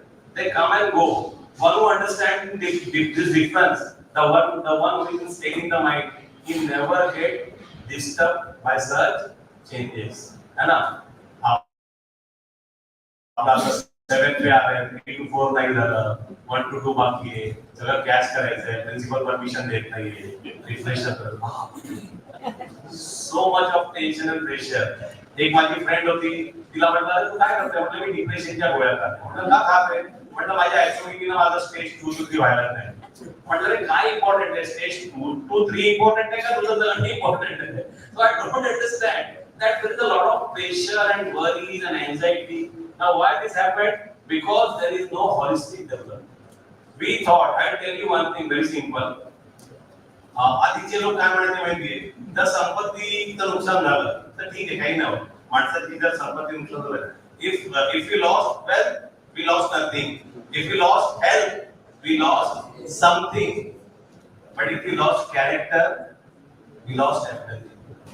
पण आताची लोक म्हणतात असं काही नाही आताची लोक म्हणतात if you loss character you lose nothing if you lose health त्याला आता मध्येच ठेवलंय you lose something but if you lose wealth my God people commit suicide लोक आत्महत्या करतात आता काय करायचं डोक्यावर कर्ज झालंय पैसा नाही है ना सो दॅट इज ते आपल्याला आता उलट करायचं आपल्याला जे लोकांच्या धारणा चुकीच्या झाल्या की कॅरेक्टर गेलं तर काही नाही चालतं है ना नाही we have to tell them why character is more important than your wealth and health. That is so. Indian knowledge system it encompasses all the systematic discipline and definitely this topic Ayurveda, management, economics. माझा एक पुस्तक आहे management and spirituality वर. So how I connected the Philip Kotler 14 principle of management, unity of command, unity of direction, stability of tenure, scalar chain, discipline, centralization, order with Bhagavad Gita. So you can easily connect management and Bhagavad Gita, this spirituality. You can connect economics, Kautilya if you read. It's a very good example, Kautilya for economics and public polity. So there are subjects which you can select from our ancient scriptures and then you can connect to our own subjects and that will become your IKS. So go ahead. So there are certain guidelines are given. We can cover the diverse subjects so that according to the program need, not according to your program. If it is science, if it is commerce, so according to that program need, we need to design those courses. Yes, so it is not possible that एकाच ह्याने आपण शिकू शकतो. So we can design different courses. It is not possible to have only a single course all over the country. What is the purpose? The purpose is to introduce the student to the all aspect of IKS. What IKS is all about? ह्याला पण एक कल्पनी काहीतरी date दिलेली आहे की या डेटच्या आधीच असेल ते IKS असेल त्या डेटच्या नंतरचा IKS नसणार आहे तर that you will come to know Mumbai University is working on it and definitely we will go give you basket of those subjects. So it should be related to their field and of study to develop interest. Now our aim is to encourage our student and teachers to explore this area which is remained unexplored. There is a huge scope for you people and I tell you in Germany, in Russia, they start with Sanskrit invocation in schools. So there is a huge scope for all of you to explore this area and the whole world is looking at us. So let us write some book, write some paper so we can design and develop new courses under IKS. And it is not just one day or I can say 1 year or 2 years. It will take time. कोणती पण नवीन वस्तू आपल्याला राबवायला त्याला time लागतो. तर आपण याला 10 वर्षाचा टाइम फ्रेम दिलेला आहे की 10 वर्षात आपण याला हळूहळू परफॉर्मेट करू आणि आपल्याकडे जी शिक्षण पद्धती आहे त्याला आपण थोडंसं आपल्या भारतीय शिक्षण पद्धतीप्रमाणे आणण्यास आपण सुरू करूया. त्याला आपल्याला वेळ आहे हे जे मी आज बोलतोय तुम्हाला हे शक्य नाही की उद्या परवा किंवा 1 वर्षात 2 वर्षात होणार आहे. डेफिनेटली लोकांचा माइंड फ्रेम लोकांची आयडियोलॉजी थिंकिंग चेंज करण्यासाठी खूप वेळ लागणार आहे आणि तो आपण करूया. At least let us take one baby step. कोणत्या पण चांगल्या गोष्टीची सुरुवात आपल्याला करावीच लागणार आहे. So through this, it is an opportunity for all of us under the National Education Policy 2020 to introduce this very beautiful subject, Indian knowledge system. Go ahead. So these are the guidelines, 3 and 4 years. If student enroll for 3 years, he will get degree. For 4 years, he will get honors. or research. So how I think 5% out of total credits, only 2 credits we are giving. आपण जास्त पण काही बोलत आहोत नाही. 2 credit आपण देतो कारण आपला एक एम आहे की let the student understand this and let there will be interest in this subject, so student will try to explore. So preferably during first 4 semester we'll encourage student to go through these courses. And major field of specialization मध्येच आपण त्यांना encourage करायचं. Science असेल तर तो science मध्येच करणार आहे, कॉमर्स मध्ये असेल तर कॉमर्स मध्येच आयटीएस करेल. And in further, if suppose student want to do major, you can do it. Possibility is there. We'll discuss one example.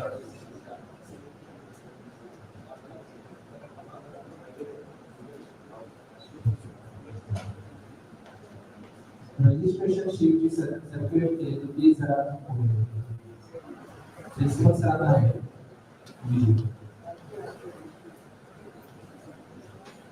So all the students should take foundation course in IKS, and it should be based on the introductory material or aspect we need to develop, and student it will enable student to explore about the fundamental ideas.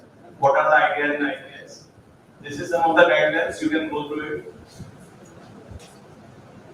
So we can design and offer various elective courses in IKS, and we'll give option to the student to choose out of those electives. So it can be offered in core subject or multidisciplinary subjects.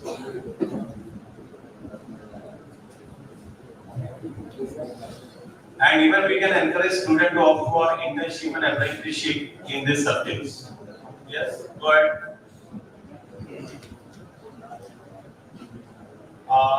So this is one example I am talking about. See, in the 7th and 8th semester, student may encourage to choose a topic for their project work.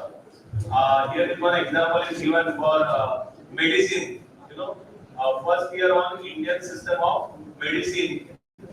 So there are basically yoga, Ayurveda, naturopathy, Unani, Siddha. This kind of the things are already in India, which is used for treatment. So during the first year we take that course, second year this 2 semester credit course, there should be a theory and practice of any one of the Indian system of medicine you can choose, such as Ayurveda, Siddha.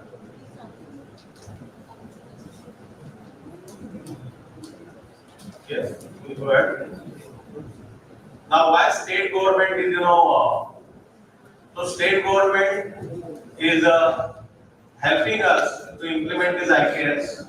There is a national level committee is there that is known as the under Ministry of Education. It is the Indian Knowledge System Cell, and this cell are established at various state level cell committees there. And in Mumbai University is also part of that committee. And Dr. Madhav Rajwani sir, who prepared this PPT, is a member of that IKS cell.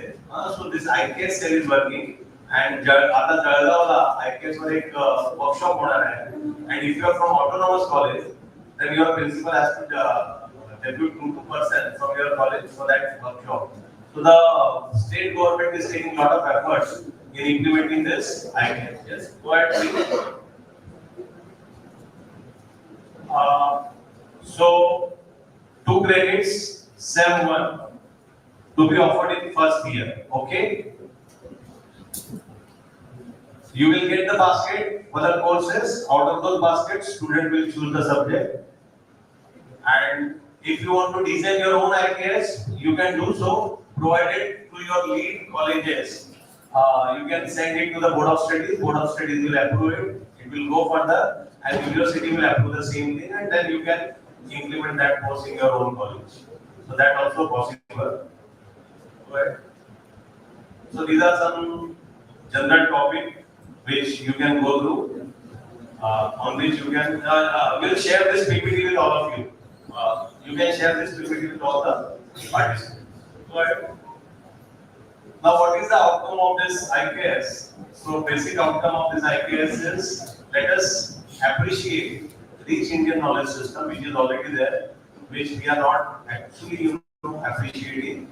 So that is the basic outcome of this course. There is a contribution of Indian in various fields. Just now, zero actually comes from the India. Mathematics origin from the India. Only we know about the Wright brothers who invented aeroplane, but before that, aeroplane was invented in India. So there are people in India,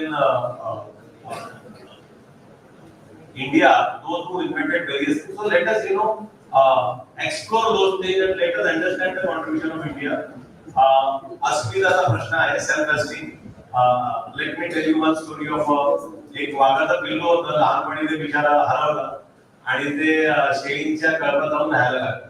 आणि त्या शेळींच्या कळपात राहत तर ते पण गवत खायला लागलं आणि ते बघल्याची ते शेळीची पोरं मॅ करायची तर तो पण मॅ करायला लागला.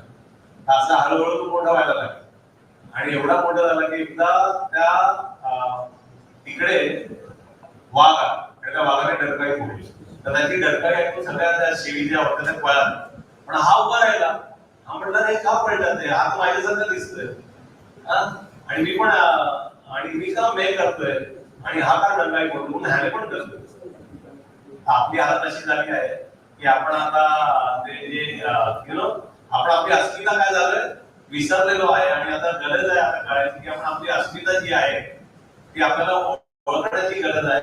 Late us understand that yes our self esteem. आपल्याकडे असतं ना, आपण मेड इन इंडिया आणि मेड इन युएसए असतं, आपण कोणतं प्रिफर करतो? खरं सांगा, बोलू नका. असं मला वाटत नाही. आपण मेड इन युएसए प्रिफर करतो. आपल्याला असं वाटतं मेड इन युएसए जास्त चांगलं असेल, पण तसं नाही. आपल्याला स्वतःच्या मेड इन इंडियावर काय असलं पाहिजे, अभिमान असला पाहिजे. त्याच्यामुळे आपली जी अस्मिता आहे ती आपल्याला दाखवून द्यायची वेळ आलेली आहे. Yes, so we'll go ahead. Now we'll go to see these are the, if you want to do major, you can do major in IPS provided you completed those credit in IPS at least 50% of major. So you can do major in IPS. Go ahead.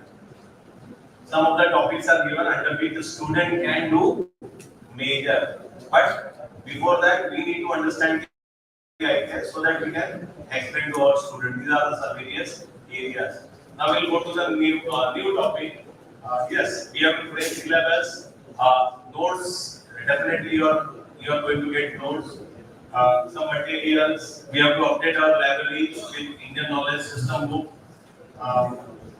So this way we can implement this IPS in our college. So enough for the IPS. Now we'll go to the another topic. Go ahead. Now another topic is 4 credits. 4 credits of the value, ability enhancement and value education. The value education ला अजून 2 credits आहेत. Value education काय आहे? नेहमी खरे बोला. आपण बोलतो का, है ना? एक खरं लपवायसाठी आपल्याला 100 खोटं बोलावं लागतं, है ना? एक सच छुपाने के लिए 100 झूठ बोलना पड़ता है. क्यों बोलना पड़ता है? तो हमको पहले से ही honesty is the best policy आपल्या सगळ्यांना माहिती आहे, पण आपण ती फॉलो करतो का? तर त्याच्यामुळे value education, now time has come for us. Let us revive our values, and these values should be given to our students. So universal brotherhood, that is universal human values of truth, righteous conduct, peace. Everybody need to know that there is a need of peace, otherwise people will, the entire world will kill each other. So love, non-violence, scientific network, citizenship value and life skill. So we need to imbibe these values. आपल्याला हे आता गरज आहे काळाची की मी बघतोय की माझ्या कॉलेजची किंवा कोणत्याही कॉलेजची मुलं रस्त्याने चालत असतात तर त्यांच्या प्रत्येक शब्दात शेती असते. And it's very solid state, means I found it's very difficult. आणि हे का होतंय तर आपण आजकाल वेब सिरीज बघतोय आणि त्या वेब सिरीज मध्ये ते जे हिरो हिरोईन असतात ते सदा शिव्या देतात आणि त्यांना त्यांचे पैसे मिळतात. पण आपल्या मुलांना माहित आहे की हे चुकीचं आहे. त्यांना वाटतं इट्स ओके, जर ते देत असतील तर आपण का देऊ शकतो. आणि त्याच्यामुळे कुठेतरी आपल्याला वर्गात ह्या गोष्टी आपल्या विद्यार्थ्यांना सांगाव्या लागतील की बाबा हे सगळं काय आहे, चुकीचं आहे. This is all totally wrong. We can not, and therefore we need to tell this is आता खरंच गरज आलेली आहे की we have to tell them what is good and what is bad. त्यांना कळत नाही. They are very innocent. Unfortunately आपण पण जाऊ दे आपल्याला काय करायचं नाही, आता असं करून काढणार नाही. आपल्याला एक total overall development of the student करायचं आहे. शाळेपासून ते कॉलेजमध्ये. असं नाही की शाळेत बाईनी शिस्त लावली पण कॉलेजला आल्यावर ते बेशिस्त झाले, असं व्हायला नको. त्याच्यामुळे कॉलेजला आपण हायर एज्युकेशन मध्ये पण आपल्याला आता 2 क्रेडिट त्याच्यात देणार आहे आणि 2 क्रेडिट मध्ये आपल्या विद्यार्थ्यांना आपल्याला शिकवावं लागणार आहे की बाबा व्हॅल्यूज आणि मूल्य काय असतात आणि त्यांना आपण का करतो माहिती.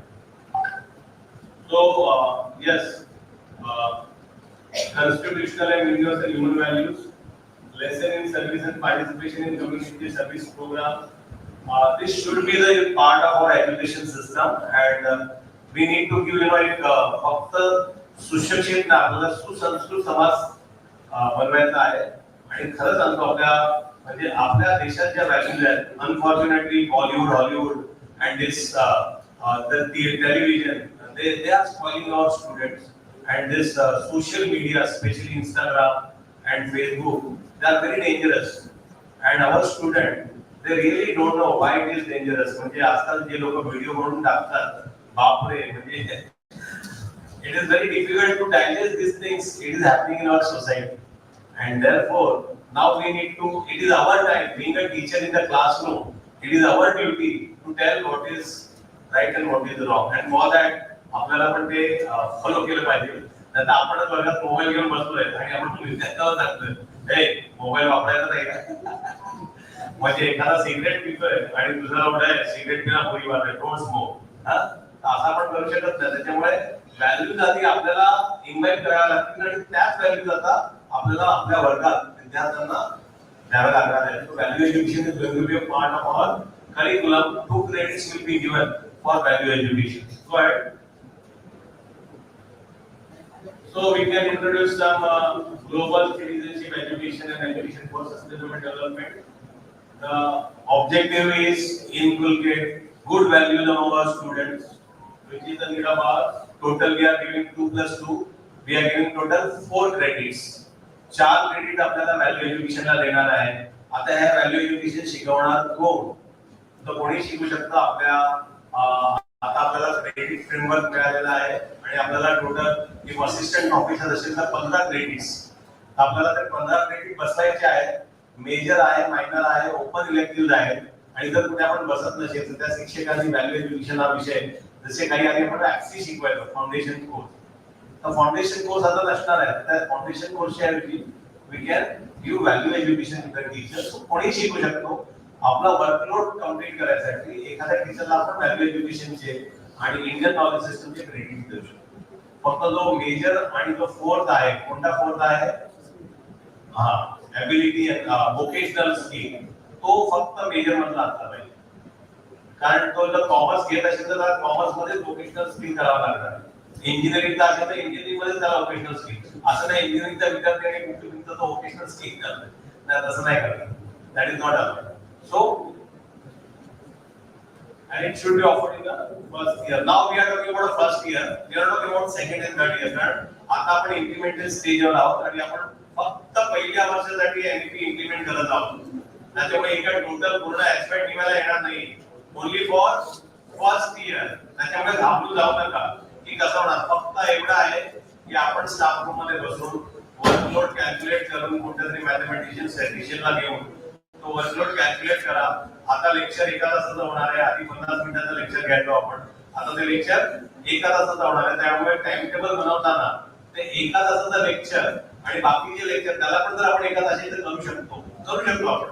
कॅल्क्युलेशन करावं लागेल की हे जे 10 मिनिट ऍड झाले, तसं वर्कलोड ऍडजस्ट करून आपण प्रत्येक लेक्चर 1 तासाचे म्हणून आपण 1 तासाचा टाइम टेबल करू शकतो. त्याने काय होणार आहे माहिती आहे, आणि पुढच्या 2-3 वर्षात आपल्याला त्रास होणार.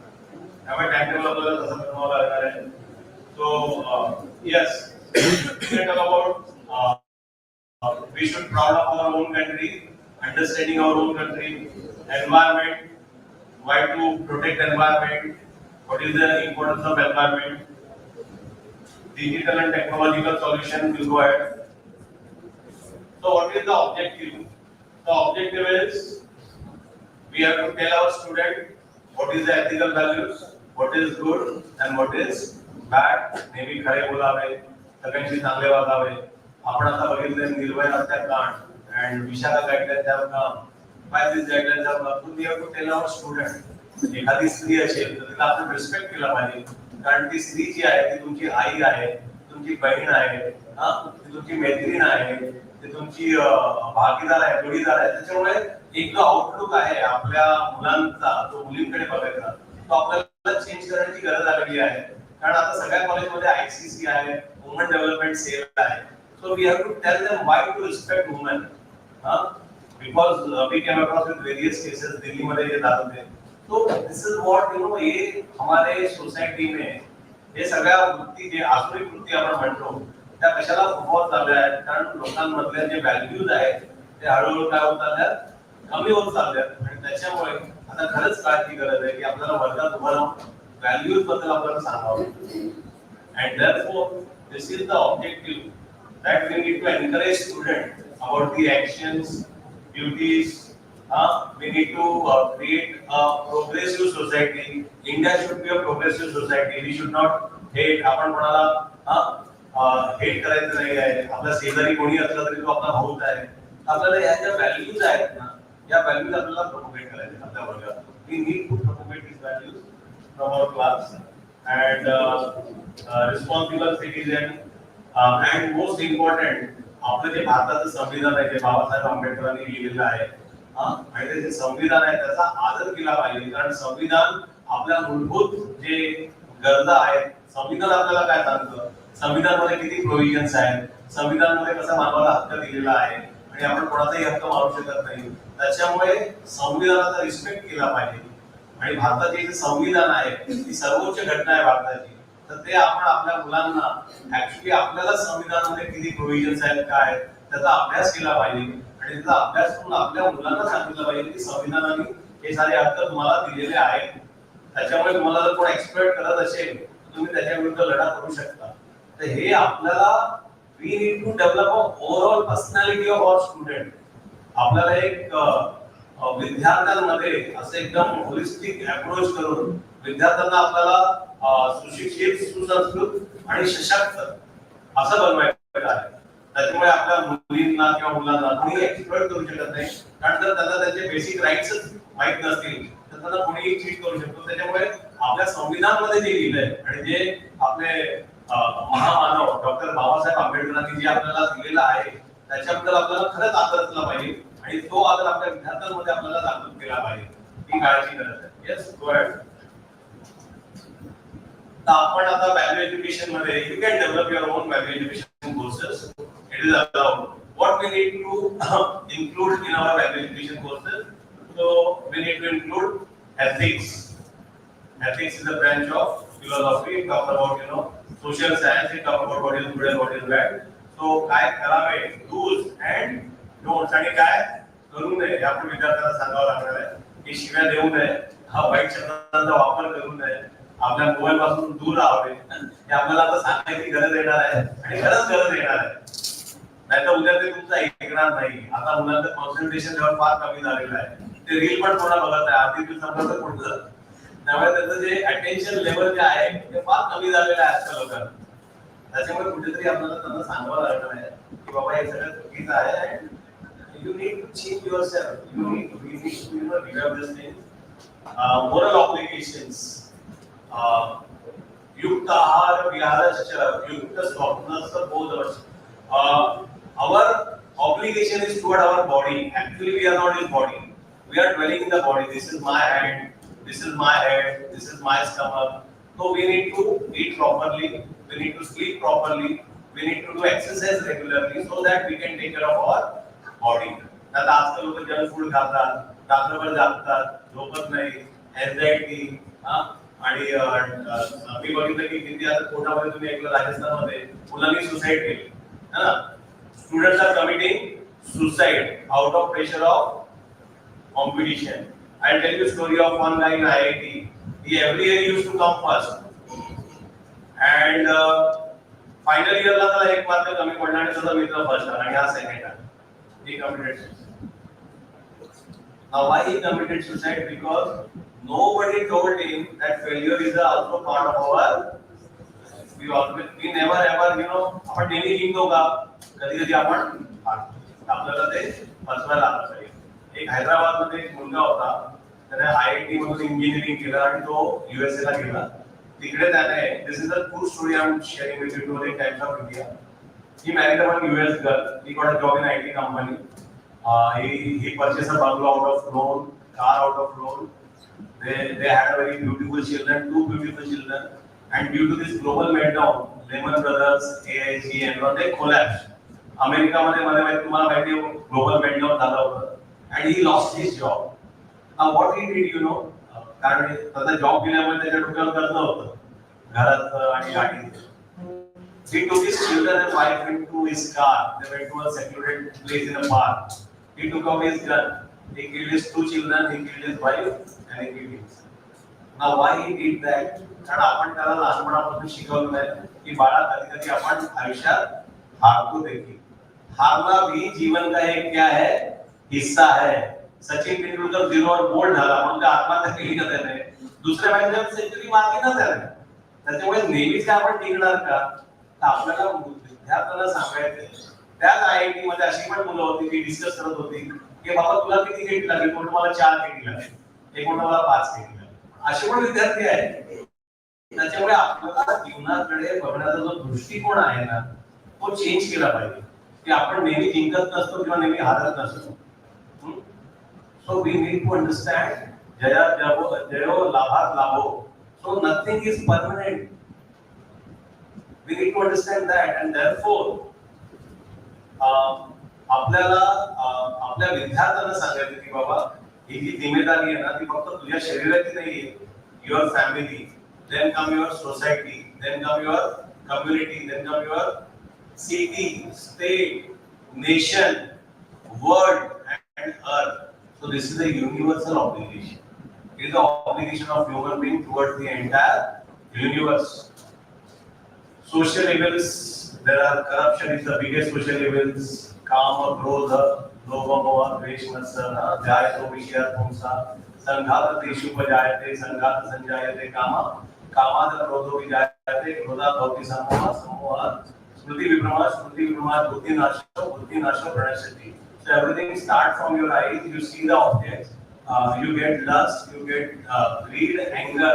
आपल्याला विद्यार्थ्यांना सांगावं लागणार आहे काम एश क्रोध एश ये सब चीजें जो है lust greed anger these are all devouring and we need to and therefore being a teacher who is a teacher वाचो वेगम मनस क्रोध वेगम जिह्वा वेगम उद्रोपस्थ वेगम एतान वेगान विषयात धीरः सर्वामपीम पृथ्वीमशिषयात. म्हणजे टीचर म्हणण्याचा अधिकार कोणाला आहे? तर टीचर म्हणण्याचा अधिकार त्याला आहे जो आपल्या वाचाला कंट्रोल मध्ये ठेवू शकेल, जो आपल्या मनाला, आपल्या रागाला, आपल्या उदरला आणि आपल्या जेनेटलला जो कंट्रोल मध्ये ठेवू शकतो. त्या 6 गोष्टी जो कंट्रोल मध्ये ठेवू शकतो. He is the real teacher. Then he can tell others. म्हणजे स्वामी विवेकानंदांना एकाने विचारलं की बाबा माझा मुलगा साखर खातो, त्याला तुम्ही ऍडवाइस करा साखर खायचं कसं कमी करायचं. तो म्हणाला तुम्ही 2 हफ्त्यानंतर. तर ते जे पॅरेंट्स होते ते गेले आणि ते 2 हफ्त्यानंतर आले आणि स्वामींना विचारलं की हा मुलाला कसं सांगायचं. तर त्यांनी ऍडवाइस केली की असं प्रॅक्टिस केल्याने साखर खायचं आपण कमी करू शकतो. तर ते पॅरेंट्स म्हणाले हीच गोष्ट तुम्ही 2 हफ्त्या अगोदर का नाही सांगितली आम्हाला. तर ते म्हणाले 2 हफ्त्या अगोदर मला पण ही सवय, तर मलाच ही सवय होती तर मी कसं सांगणार. त्याच्यामुळे मी 2 हफ्ते प्रॅक्टिस केला आणि बघितलं की माझी सवय सुटते की नाही. ती सुटल्यानंतर मी तुम्हाला सांगितलं. त्यामुळे as a teacher we need to equate those values among ourselves and then we need to impart we need to give these values to our students and that is the need of ours. So definitely समाजात खूप काही आहे जे social इव्हिल्स आहे like terrorism, criminalism, rapists and so many things which we need to eradicate. And how can we do that? So from school, college we need to impact values among students. म्हणजे तो एकदा जेव्हा शिकून बाहेर निघेल तेव्हा त्याच्याकडे ते व्हॅल्यूज असतील. मग तो तसा डॉक्टर होणार नाही किंवा तसा पोलीसवाला होणार नाही किंवा तसा युनिव्हर्सिटी ऑफिसर होणार नाही जो LIC ला त्या नाही म्हणाले एनरोलअप द्या तर तुम्ही हे करा. है ना. तो तसा होणार नाही. तो मैंने मला या नॉलेजची गरज नाहीये, मी as a university officer it is my obligation to do it. Don't give me money, I do your work. आपल्याला एक we need to develop a person. This is a holistic approach. कारण काय नेहमी खरे बोलायला आपल्याला माहिती आहे, पण आपण किती बोलतो आपल्यालाच माहिती. आणि honesty is the best policy. लहानपणापासून आपण ऐकतोय, पण are we really honest with ourselves? So that question we need to introspect right now, and not only to introspect, we have to invite those qualities, and we have to give this to our student also through value education courses. बहुत अच्छा course है, अच्छे से design करो, share your experiences, and let this society will become a good citizen society, a progressive society, which given us government of India has given us an opportunity. Being a teacher, we need to do this. Yes, mental well-being. I'm telling you, Yukta R and Yukta Bihar. Mostly, if you look at the death, major of the death is by suicide. तो बहुत लोग suicide करते हैं. क्यों suicide करते हैं? तो mental health, लोगों का जो मेंटल पीस है ना वो खत्म हो गया. क्यों? लोगों में एंजाइटी, स्ट्रेस ये सब बढ़ गया है. क्यों बढ़ गया है? आई टोल्ड यू ना, दी happiness begin when expectation ends. और दिल है क्या मानते हैं आम्ही कर्मण्यवादी का रस्ते माफ होने शुरू करना चाहिए, नहीं तो विचारच नाही करत. हमको तो हमने काम किया, उसका फायदा होना चाहिए. So we have a lot of desires and expectations, and therefore the mind is a big cheater, and it will keep on cheating you unless and until you understand that mind is not your owner, you are the owner of the mind. You can tell your mind, shut up, keep quiet, sit down. तुझे मला सांगतो ना ते मला करायचं नाही आहे. जसं माझे गुरु महाराज म्हणतात, ऍक्टिकल दीक्षा फ्रॉम हिरोलिनस Swami Maharaj. He said there are two dogs inside us. One is a good dog and bad dog. They always bark, keep on barking. Now it depends on us to whom we are feeding. If we are feeding bad dog, the bad dog will become very strong, and then it will incite us to commit a crime. And it is whose mistake? Our mistake. कारण आपण कोणाला feed केलं? Bad डॉगला. तो right dog बोलत होता हे नको करू, चुकीचं आहे. नेहमी आपल्या मनामध्ये आता करू नको करू असं होतं. म्हणजे माइंड म्हणतं करो यार मजा आएगा, इंटेलिजेंट कुछ मत करो, गलत है. तो जो इंटेलिजेंट की सुनता है, यानी जो गुड डॉग की सुनता है वो लाइफ में आगे बढ़ता है. जो बैड डॉग की सुनता है वो लाइफ में एडिक्टेड बन जाता है. So it is up to us to whom we have to feed. हमको डिसाइड करना है कि हमको किसको फीड करना है. बैड डॉग को फीड करना है या गुड डॉग को फीड करना है. तो ये हमको बच्चों को भी सिखाना है कि तुम्हारा माइंड जो है वो तुमको बहुत प्रोवोक करेगा गलत चीज करने के. But it is you who will decide. नहीं, मेरे फ्रेंड लोग बोले सिगरेट पी मजा आएगा, बट मेरा अंदर से माइंड बोल रहा है कि ये गलत चीज है, नहीं पीना चाहिए. तो मेरे को किसका सुनना चाहिए? मन बोल रहा है यार मजा आएगा. तो this is where we need to tell. Mental peace बहुत जरूरी है, क्योंकि बहुत सारे जो सुसाइड होते हैं स्टूडेंट लोगों में आजकल बहुत सुसाइड हो रहे हैं. सबसे ज्यादा सुसाइड स्टूडेंट लोगों में हो रहे हैं क्योंकि बहुत प्रेशर है, करियर का प्रेशर है, पढ़ाई का प्रेशर है. So we need to make them peaceful and calm. We need to tell them कि ये सब कुछ नहीं है, लाइफ में ये सब होते रहता है, हर चीज होती रहती है. You have to stand up and you have to walk again. Don't worry. So, environmental ecosystem already we discussed. We are working with our environment, so we need to teach our students about this things. Go ahead, please. Now, these are some of the outcome of our courses.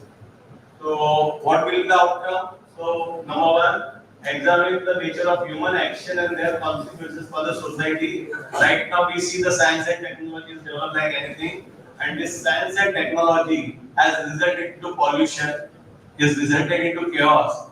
So we need to overall development of our society, identify and assess the social problem for moral perspective, develop and apply scientific temper for decision making, which is very important, and the use of practical and rational approach to improve the quality of life. I told you that rational approach is very important. We should not discriminate among some students or some caste or community, creed or religion. Everyone is equal. Vidya Vinay Sampanne, Brahmane Kavi Hasini, Suni Chevaso Pakita, Pandita Samadarshina. So we have to become a Pandit.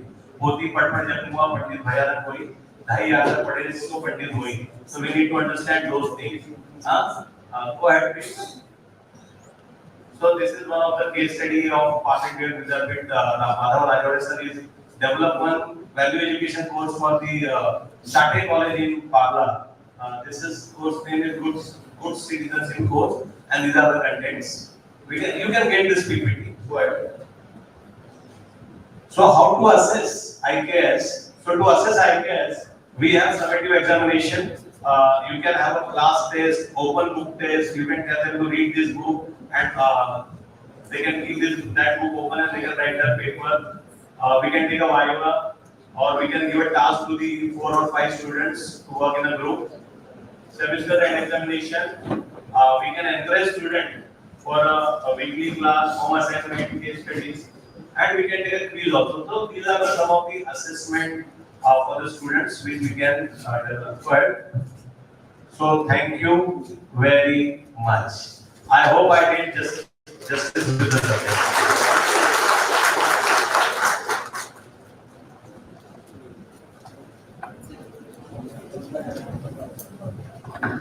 Thank you, sir. If you have any doubts, the participants, those are welcome. But as we already have discussed those things yesterday, you have to write those doubts on the feedback sheets which have been provided to you. So we can just take a few doubts here. Okay. So, thank you, sir, for the insights that you have provided. We are going to begin with the third session for today. The session is national.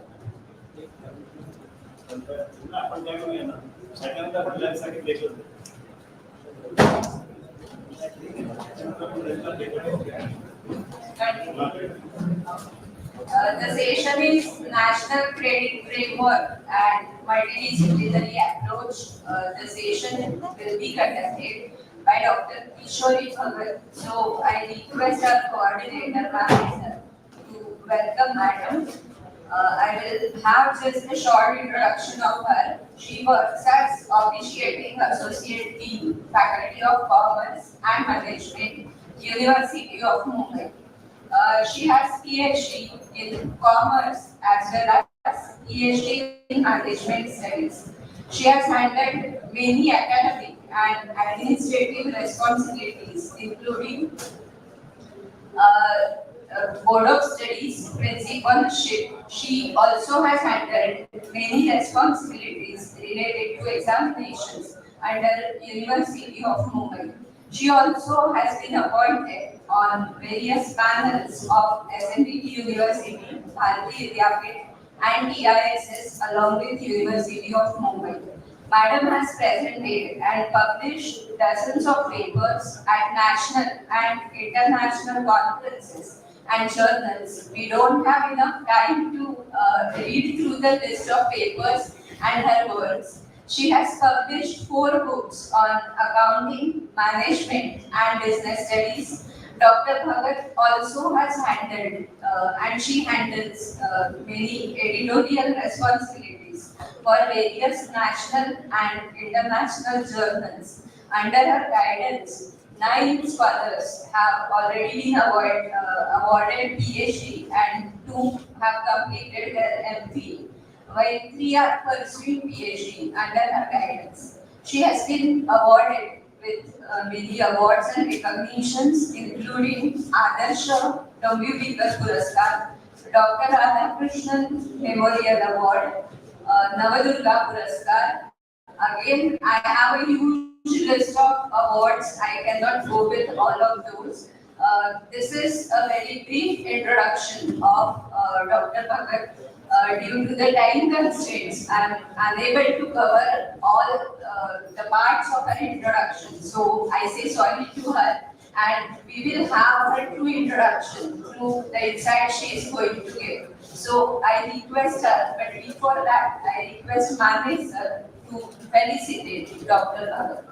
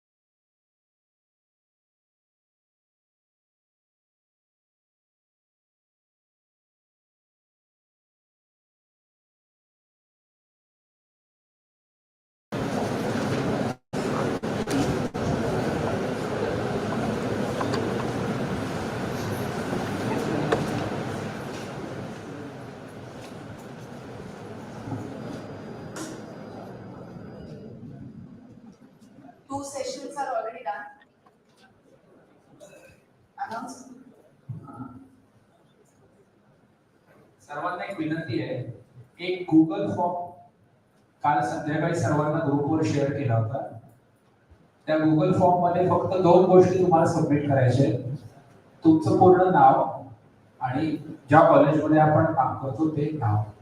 ह्या दोन्ही गोष्टी आपल्या सर्टिफिकेटवर लिहायच्या आहेत. तो Google form सकाळी सुद्धा पुन्हा शेअर केलाय ग्रुपवर.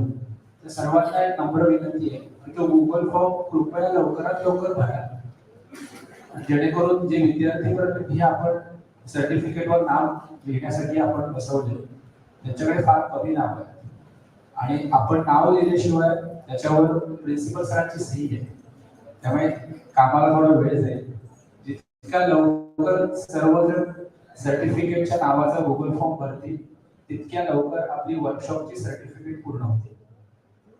सो सर्वांना एकदा नम्र विनंती, कृपया सहकार्य करा आणि सर्टिफिकेटवर नाव आणि कॉलेजचं नाव असा जो गुगल फॉर्म आहे तो आता पुन्हा मी ग्रुपवर शेअर करतो.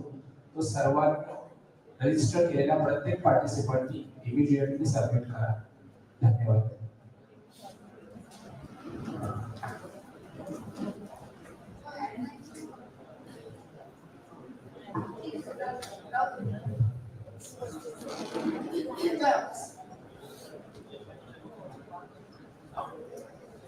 Good afternoon. Good afternoon. Good afternoon to one and all.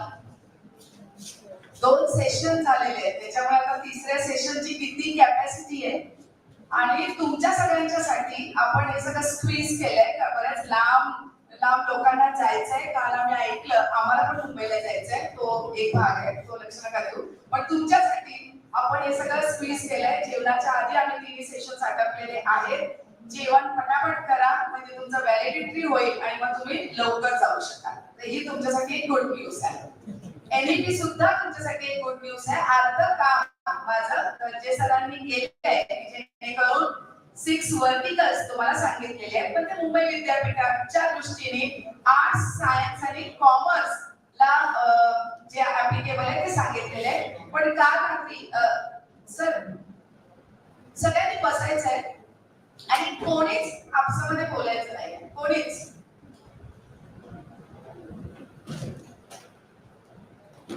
आता ऑनरेबल व्हाईस चान्सलर सरांनी हे जे परत आम्हाला पाठवतात, गेल्या महिन्यात आम्ही एकदा आलो आणि वर्कशॉप केले. या महिन्यात आता परत पाठवलंय.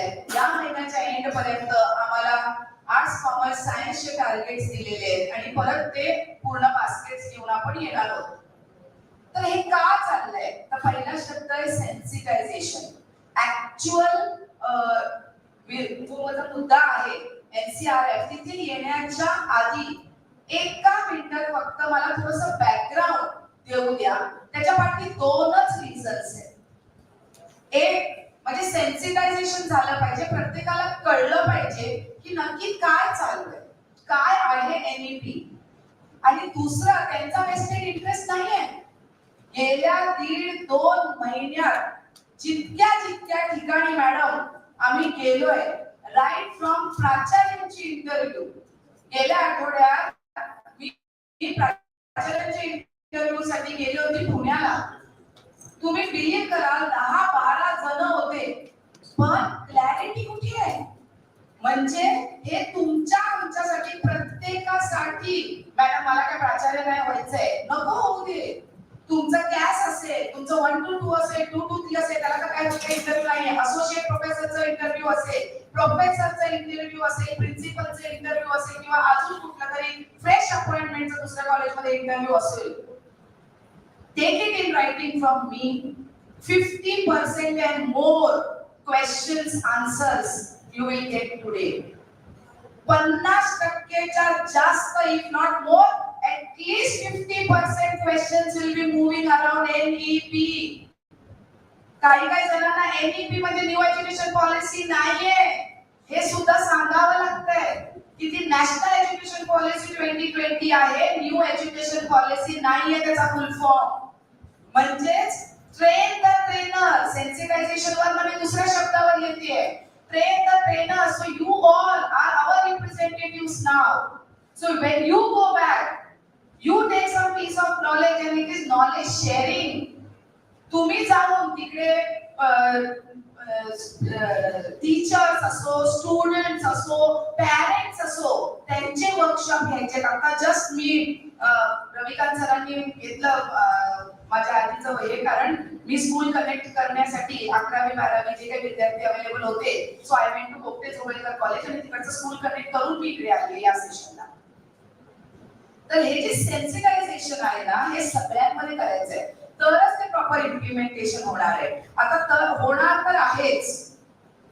Now make that very clear.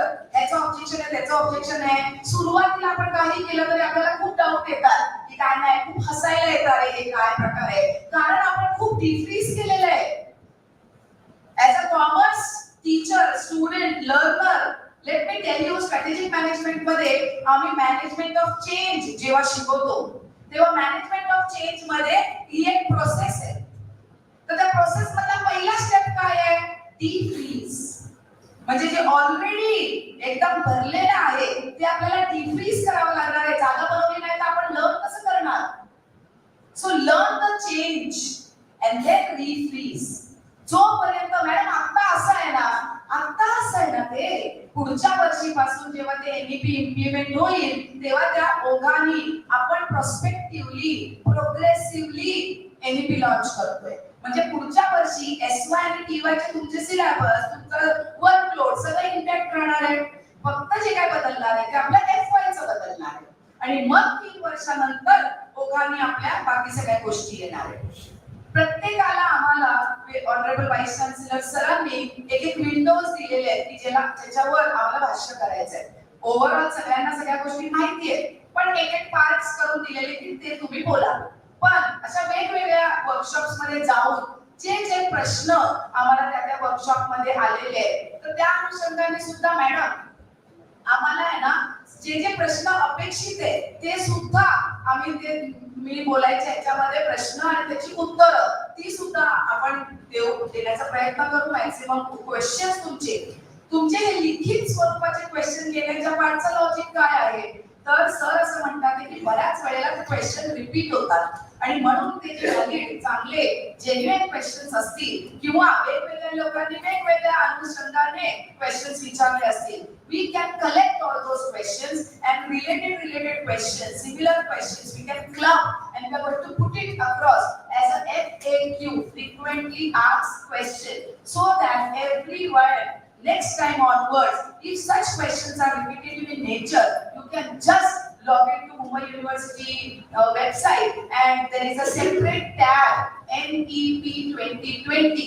You can just click on that tab and there we can have all these questions and the answers to these questions, and whenever you want, whosoever they want, they can get the answer to that particular question. So that is another reason why we want questions.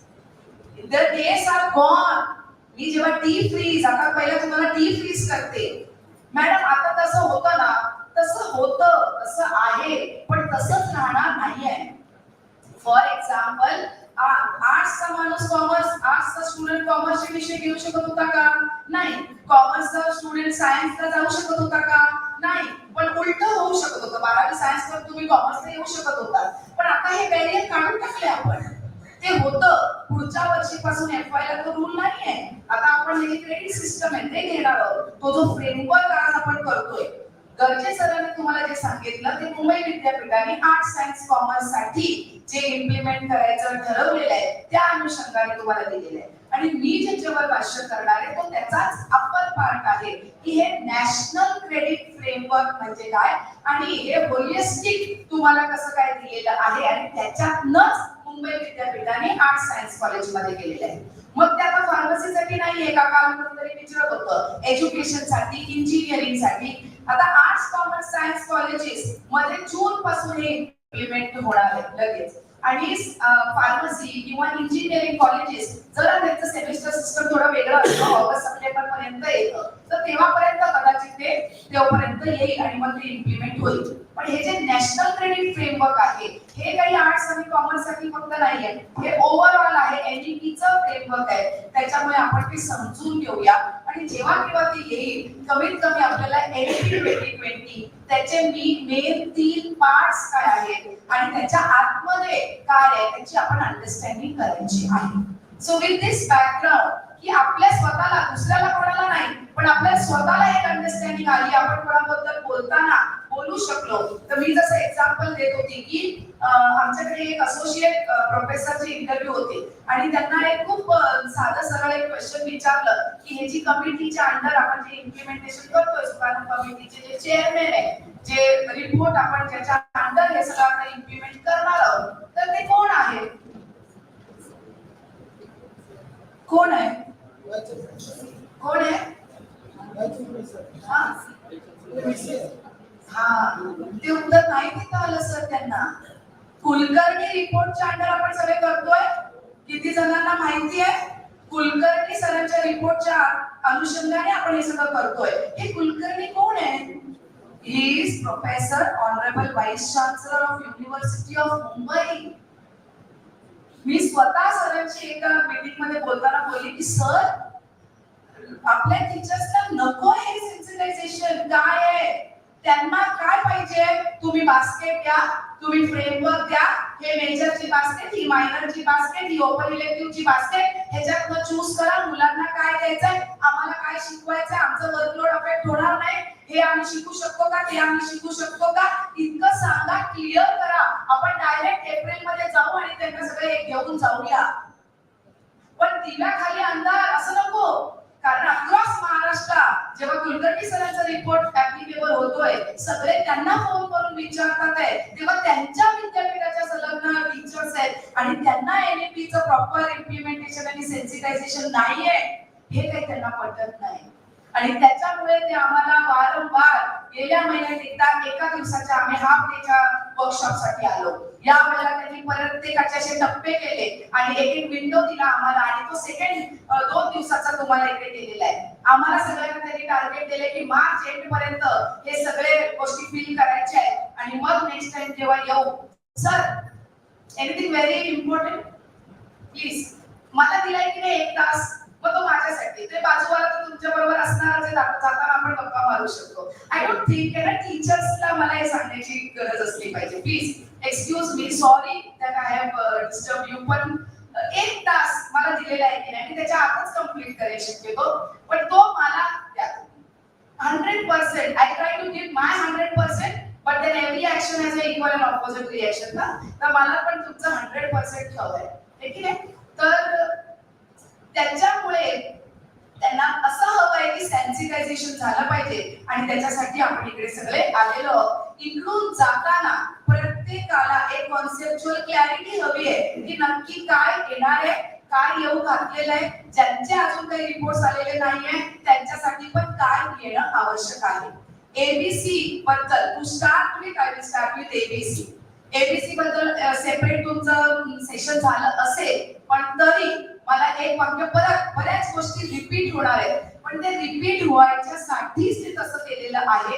कारण एकदा, दोनदा, तीनदा नवीन कुठली गोष्ट असेल तर पटकन आपल्या लक्षात येत नाही. ती वारंवार डोक्यात नजरेखालनं गेली, कानावर आली की मग ती आपली पाठांतर होते आणि मग आपल्या लक्षात येतं, शब्द ऐकायला येतात आणि मग पुढच्या वेळेला जेव्हा ते शब्द ऐकतो तेव्हा आपल्याला माहिती पाहिजे. तर new national education policy new असल्यामुळे बरेचसे नॉमेनक्लेचर, टर्मिनॉलॉजी, जार्गन असे काही शब्द आपण आता याच्यापुढे वापरणार आहोत की जे आपण याच्यापूर्वी वापरत नव्हतो. आणि त्याच्यामुळे सगळ्यात पहिला जो पार्ट आहे तो ABC जे मी म्हणत होते, अकॅडमिक बँक ऑफ क्रेडिट, याचं पण फुल फॉर्म कितीतरी जणांना माहिती नव्हतं. आता वारंवार ऐकून आता आपल्याला आपण कॉन्फिडेंटली आन्सर देऊ शकतो. म्हणजे आपण कुठल्याही इंटरव्ह्यू मध्ये जाऊ दे किंवा आपण आपल्या कलिगशी बोलू दे किंवा आणखी कोणाशी बोलू दे, आपण कॉन्फिडेंटली बोललं पाहिजे की काय एका शब्द टाकला तर आपल्याला त्याचा अर्थ किमान माहिती असला पाहिजे.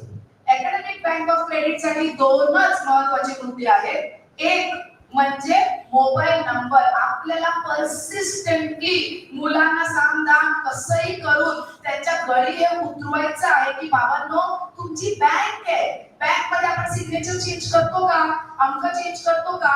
मग जोपर्यंत तुम्ही शिक्षण घेत आहात तोपर्यंत तुम्ही हा मोबाईल नंबर बदलायचा नाही, कारण सगळे क्रेडिट सगळ्या गोष्टी तुमच्या या बँकेमध्ये जमा होतात.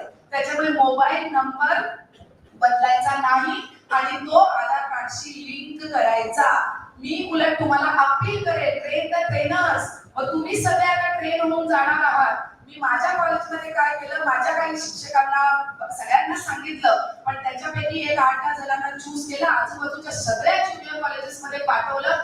म्हटलं त्यांच्या टीचर्सला आणि त्यांच्या स्टुडंट्सला पण अवेअरनेस होऊ द्या की पुढच्या वर्षी जेव्हा तुम्ही आमच्याकडे याल तेव्हा या फॅसिलिटी या चॉईसेस तुमच्याकडे अवेलेबल आहे. आता जस्ट मी त्या मुलांकडे ज्युनियर कॉलेजमध्ये गेली होती तेव्हा ते अवेअरनेस मी त्यांना क्रिएट केलंय. पुढच्या वर्षी आम्ही अजून 12वीच्या मुलांकडे जाऊ, त्यांना हे अवेअरनेस क्रिएट करू, म्हणजे जे आपल्या डोक्यात आहे की मॅडम याच्या आधी पण चॉईस बेस्ड होतं, कुठे चॉईस मिळालं, आमच्या कॉलेजमध्ये जे होतं तेच तर आम्ही मुलांना दिलं का, कारण तेव्हा फ्लेक्सिबिलिटी, मल्टीडिसिप्लिनरिटी आणि मोबिलिटी या गोष्टी नव्हत्या. या 3 फीचर्स आहेत एनईपीच्या. लगेच तुम्ही कुठल्या तरी इंटरव्ह्यूला गेल्या आणि सांगितलं की मॅडम सर एक फीचर सांगा एनईपीचा, आपल्याला सांगता नाही. मल्टीडिसिप्लिनरी अप्रोच किंवा मल्टीडिसिप्लिनरिटी ह्याचा अर्थ काय, 1-2 वाक्यात सांगा. एक्सप्लेन करता नाही, शब्द ऐकतो आपण पण त्याला एक्सप्लेन करा एनईपीच्या याच्याने अनुषंगाने, तर एक्सप्लेन करता येत नाही अशी परिस्थिती आहे बाहेर. मग तुम्ही उलट त्यांना जा आणि ते एक्सप्लेन करा. तर ते कसं करता येईल त्याच्या अनुषंगाने हे सगळं सेन्सिटायझेशनचा वर्कशॉप आहे. आपण आता स्लाइड सुरू करूया आणि सायमल्टेनियसली आपल्याला जसं येईल त्या प्रमाणे करूया. आता मॅडम हे सगळं विजन आम्हाला काही गरजेचं नाहीये, मी पूर्ण वाचणार नाहीये, पण एनसीआरएफ नॅशनल क्रेडिट फ्रेमवर्क, हे फ्रेमवर्क इज द गाईडलाइन्स. हे गाईडलाइन्स कशासाठी आले आहेत, काय विजन आहे त्यांचं, 2 पार्ट्स. एक पार्ट आता सरांनी कंप्लीट केलेलं आहे, आयकेएस इंडियन नॉलेज सिस्टम. हे काही फोटो काढायची गरज नाहीये, हे काही माझी मक्तेदारी नाहीये, हे सगळे स्लाइड्स विद्यापीठाने बनवलेले आहेत, तुमच्या ऑर्गनायझर्सला दिलेले आहेत. तुमचा काही व्हॉट्सअप ग्रुप असेल तर तुम्ही त्याच्यामध्ये पण सर्क्युलेट करू शकता. हे जास्तीत जास्त अवेअरनेस साठी आहे. वारंवार ही पीपीटी बघा, काहीच हरकत नाहीये, त्यावर कोणाचा कॉपीराइट नाहीये. So this will be available to you, don't worry. Now you just concentrate. Vision काय आहे की आपल्या मुळापर्यंत जायचंय इंडियन नॉलेज सिस्टम मध्ये. खूप एलॅबोरेट सरांनी ऑलरेडी सांगितलेलं आहे आपल्याला. And on the other hand we should also reach the international levels. आणि म्हणून मग आपण याच्या पुढे आता FY TY न बोलता आता आपण 4.5 लेवल, 5 लेवल, 5.5 लेवल आणि 6 लेवल असं आपण 3 इयर्स आणि 4 इयर्स बोलणार आहोत. आपल्यापर्यंत 10+2+3 होतं, पण आपले विद्यार्थी बाहेरगावी गेली तर त्यांना 16 वर्ष लागायचे आणि 1 वर्ष त्यांचा वेस्ट व्हायचा. मग ते एमकॉम पार्टवर करतात, मग त्यांचा ड्रॉप आउट करतात, मग ते फॉरेनला जातात. असं न होता आता 12 नंतर +4 ची त्यांनी डिग्री केली तर ते डायरेक्ट बाहेर MS करायला जाऊ शकतात. बाहेर तुम्ही आर्ट्सला जा, कॉमर्सला जा, सायन्सला जा, त्यांच्याकडे MSc ची डिग्री आहे, कारण तिकडे ऑलरेडी मल्टीडिसिप्लिनरिटी आहे. त्यांच्याकडे डिग्री सुद्धा कॉमर्स, आर्ट्स, सायन्स अशी नाहीये. हा मल्टीडिसिप्लिनरी अप्रोच आहे. हे वॉटर टाईप कंपार्टमेंट जे आपण शिकलेलो आहे ते आता जाणार आहे. मी आता मुलांना सांगत होती की तुम्ही मेजर फिजिक्स घेतलं आणि तुम्हाला मायनर जर का लॉ पाहिजे असेल आणि ओपन इलेक्टिव्ह मध्ये अकाउंट शिकायचं असेल तर तुम्ही शिकू शकता. 5 years 6 years down the line sir विचार करा की ही जेव्हा मुलं येतील एमकॉम आणि एमकॉम MA आता ही डिग्री आहे, पण MSc डिग्री घेऊन येतील तेव्हा ते ऑलरेडी ते टीचर्सच मल्टीडिसिप्लिनरी असतील. म्हणजे त्यांनी फिजिक्स पण केलेलं आहे, लॉ पण शिकलेला आहे, त्याला याच्याबद्दलची पण माहिती आहे. म्हणजे मग तो स्वतःच तो टीचर येतानाच मल्टीडिसिप्लिनरी येणार. ते जाऊ द्या मॅडम, आता आम्ही काय शिकवायचं, तर आम्ही काय शिकवायचं तो पहिला मुद्दा हातात घेते. मेजरचे सगळे सब्जेक्ट आपण आपल्या सब्जेक्टशी रिलेटेड आहे त्याच्यामध्ये घेऊ शकतो. त्याच्यामुळे वर्कलोड 100%. जितके स्पीकर्स येतील त्यांनी हेच वाक्य बोललं असेल, मी पण तुम्हाला सांगते की कोणीही सरप्लस 100% होणार नाही, कारण आपण मेजरचे सब्जेक्ट घेऊ शकतो. आता मेजर आपण आपल्या मुलांना घेतोय, म्हणजे जे 12वी कॉमर्स वगैरे करून आले, FY वरून SY कॉमर्स घेऊन आलेले. पण आता मल्टीडिसिप्लिनरी मध्ये सुद्धा सायन्सच्या पण मुलं कॉमर्सला घेऊ शकतात किंवा आणखी विषय घेऊ शकतात, सायन्सचे विषय घेऊ शकतात. मग सायन्सची जी मुलं आहेत, ती जी कॉमर्सला येते, ते पण कॉमर्स टीचर्स घेऊ शकतात मायनर म्हणून. अजून आर्ट्सची कुठली तरी मुलं आहेत, त्यांनी ओपन इलेक्टिव्ह मध्ये कॉमर्स घेतलेलं आहे, तर मी त्या मुलांना पण शिकू शकते. म्हणजे मी मेजर पण घेऊ शकते, मी मायनर घेऊ शकते, मी ओपन इलेक्टिव्ह घेऊ शकते, मी वोकेशनल तर डायरेक्ट मेजरशी रिलेटेड आहे, म्हणजे मी ते पण घेऊ शकते. बरोबर आहे. आणि आता जे तुम्हाला IKS बद्दल सरांनी सांगितलंच असेल, पण मी परत रिपीट करते. 2 टप्प्यावर आपण IKS शिकणार आहोत. इंडियन नॉलेज सिस्टम एक जेनरिक असणार आहे, म्हणजे in general which is applicable to all. आपण FC मध्ये काय शिकवत होतो, जे टीचर्स आहेत FC चे, PC चे टीचर्स काय करणार, एबिलिटी एनहान्समेंट कोर्स मध्ये लँग्वेजेस आहेत, त्याच्यामुळे तिथे ते करू शकतात. EVS चे टीचर्स काय करणार, मॅथ्स चे टीचर्स काय करणार, तर ओपन इलेक्टिव्ह मध्ये ते घेऊ शकतात. मायनर मध्ये लॉ असो, कॉमर्स असो, अकाउंटन्सी असो, टॅक्सेशन असो, इकॉनॉमिक्स असो, हे सगळे तुम्ही ओपन, इव्हन कॉमर्स असो, सगळे तुम्ही ओपन इलेक्टिव्ह मध्ये घेऊ शकता. म्हणजे ते शिकवायला कोण जाणार, विद्यार्थी वेगवेगळे, पण टीचर्स तर आपणच आहोत ना, कारण आपलं स्पेशलायझेशन त्या सब्जेक्ट मध्ये आहे. त्याच्यामधून पण कोणतरी राहिलं की मॅडम तो सब्जेक्ट नाही आहे, तर आपण याची एक्स्ट्रा करत होतो. आपल्याकडे काहीच आता को-करिक्युलर, वोकेशनल, एक्स्ट्रा असं काहीच राहिलेलं नाहीये. कारण स्पोर्ट्स म्हणा, NSS म्हणा, NCC म्हणा, योगा, जे काही तुमच्या कॉलेजमध्ये असेल ते आपण आपले रेग्युलर 16, 18, 20 लेक्चर घेऊन करायचो. आता तुम्हाला ते क्रेडिट्स मिळत असल्यामुळे मुलांना तुमचं ते वर्कलोड मध्ये येणार आहे, म्हणजे ऑटोमॅटिकली तुमचे तेवढे सब्जेक्टिव्ह लेक्चर्स कमी झाले इन द सेन्स तुम्हाला ते अलोकेट झालेले आहे. म्हणजेच त्या टीचर्सला हे सुद्धा अलोकेशन होऊ शकतं. म्हणजे हे जे ओव्हर अँड अबाव आपल्याला खूप त्रास व्हायचा मुलांना परसिव्ह करायला की तुम्ही NSS घ्या एक्स्ट्रा, म्हणजे त्यांचे आई वडील ओरडणार, अरे का ते करतोय, का कल्चरल मध्ये जातोय, उगीच टाइमपास करतोय, त्याच्यापेक्षा 8 विषय अभ्यास कर. तो 7 विषय अभ्यास करण्यापेक्षा त्याला आता 5 विषय, 6 विषय, 7वा विषयच त्याचा NSS, NCC. किती इंटरेस्टिंग. आणि आपण आपल्याला वर्कलोड प्रॉपरली डिवाइड, आपल्याला ओव्हर बर्डन होणार नाहीये. तर हे सगळं विजन घेऊन NCRF आपल्याला हे बनवलेलं आहे. 3 पाय आहेत या स्टूलचे. NEP पहिला ABCD तुम्हाला सांगितलं, दुसरा NCRF त्याच्याबद्दल आता आपण बोलणार आहे, आणि तिसरं करिक्युलम डेव्हलपमेंट, ते प्रत्येक बोर्ड ऑफ स्टडीज त्या पद्धतीने करणार आहे, आणि ते आपण पुढच्या बघायला घेतोय. NCRF चं काय मॅडम, काय करायचं आम्हाला ऑब्जेक्टिव्ह वगैरे, परत मी तेच सांगते, कुठल्याही इंटरव्ह्यूला गेले तर ते त्याच्यावर वारंवार येणारे प्रश्न, NEP चा फुल फॉर्म काय, NCRF चा फुल फॉर्म काय, कोणी डेव्हलप केलं, काय ऑब्जेक्टिव्ह आहे त्याचे, काय विजन आहे, 1-2 NEP चे फीचर सांगू शकाल का. You will have 50% of this answer. So this is what it is. NCRF is a framework. Framework means it is a guidelines की तुम्ही पुढे कसे जाणार आहात, ते आता आपण पुढच्या स्लाइड मध्ये बघूया. बरं, हे कोणी डेव्हलप केलंय, हे कॉम्प्रिहेन्सिव्ह आहे. कॉम्प्रिहेन्सिव्ह म्हणजे काय, सर्वसमाविष्ट. म्हणजे शाळेपासून ते गरजे सरांनी तुम्हाला एक मोठी स्लाइड दाखवलेली, जे प्रायमरी पासून हायर एज्युकेशन. मी फक्त हायर एज्युकेशनचं पार्ट घेणार आहे. तर NCRF मग इंजिनिअरिंगला ऍप्लिकेबल आहे का, आमच्याला स्कूल पासून ते हायर एज्युकेशन मध्ये सगळ्यांना NCRF ऍप्लिकेबल आहे. कारण ते कोणी डेव्हलप केलंय, हे जितके आपले रेग्युलेटरी बॉडीज आहेत, UGC, NIOS असेल, हे सगळ्यांनी मिळून ते डेव्हलप केलेलं आहे. त्याच्यामुळे this is a comprehensive framework or guidelines. Features of NCRF कोणी विचारलं तर NCRF चे बेसिक फीचर NEP चं आहे, त्याच्यामुळे त्याचे सगळे फीचर्स NCRF ला पण ऍप्लिकेबल होतात. आणि मेन 3 फीचर्स तर तुम्हाला ब्लाइंडली पाठांतर पाहिजे. Flexibility, mobility, multidisciplinarity. ते कसं काढायचं ते आपण बघूया. पण त्याच्या व्यतिरिक्त सुद्धा आता जसं मी बोलली की जनरल आणि वोकेशनल असं काही राहिलेलं नाही आहे. सगळं NSS NCC vocational performing arts, एकाला कथ्थक शिकायचंय, भरतनाट्यम शिकायचंय, शिकू द्या. त्याला त्याचे वेगळे क्रेडिट पॉइंट्स मिळतील. वेगळं त्यांनी करायची गरज नाहीये. सगळं करून मग वेगळं प्रकार आपण करतोय असं काही गरज नाहीये. तर there is no distinction between हे केलेलं आहे वेगळं आणि तुम्हाला हे परत आणखी एक्स्ट्रा करिक्युलर काहीतरी करायचंय.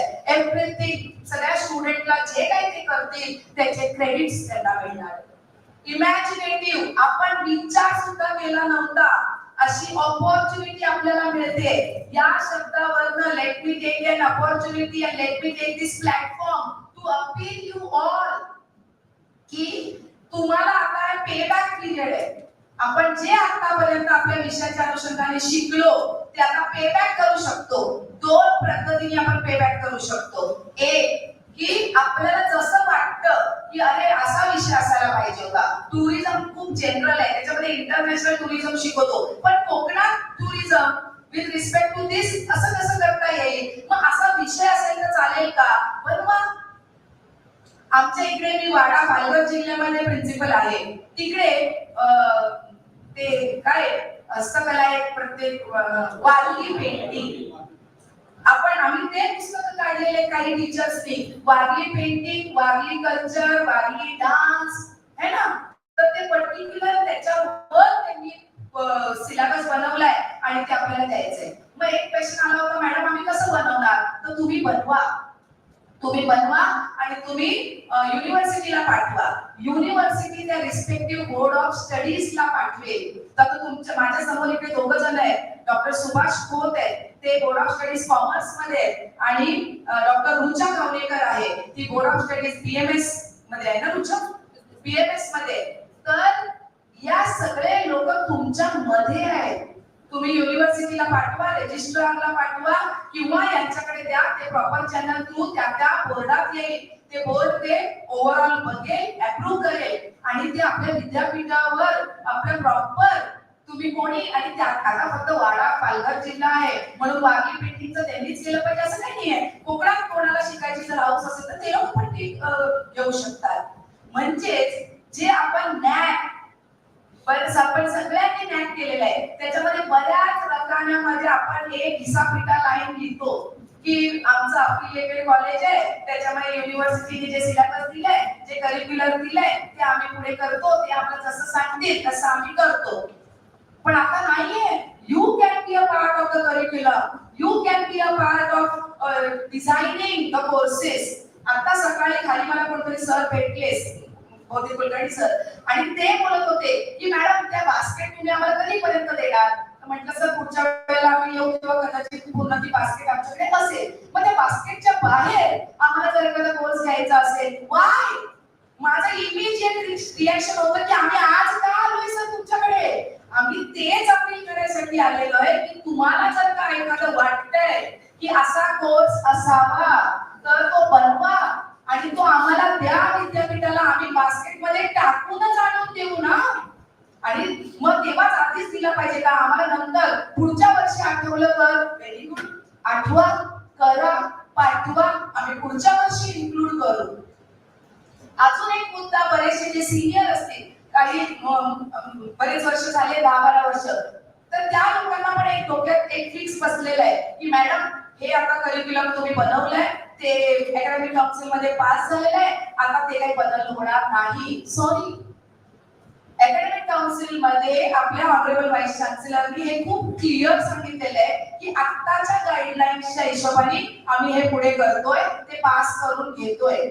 आम्ही हे जे अपील करतोय तुम्हाला त्याच्यावरून आम्हाला जे ऍडिशनल कोर्सेस वगैरे येतील ते आम्ही परत पुढच्या अकॅडमिक काउन्सिल मध्ये पास करून त्याप्रमाणे आम्ही त्याच्यामध्ये इन्क्लूड करून घेऊ, हे ऑलरेडी सांगितलेलं आहे. तर सर जसे नेहमी म्हणतात ते त्यांच्या भाषणामध्ये काल पण बोलले असते, इट इज डायनामिक.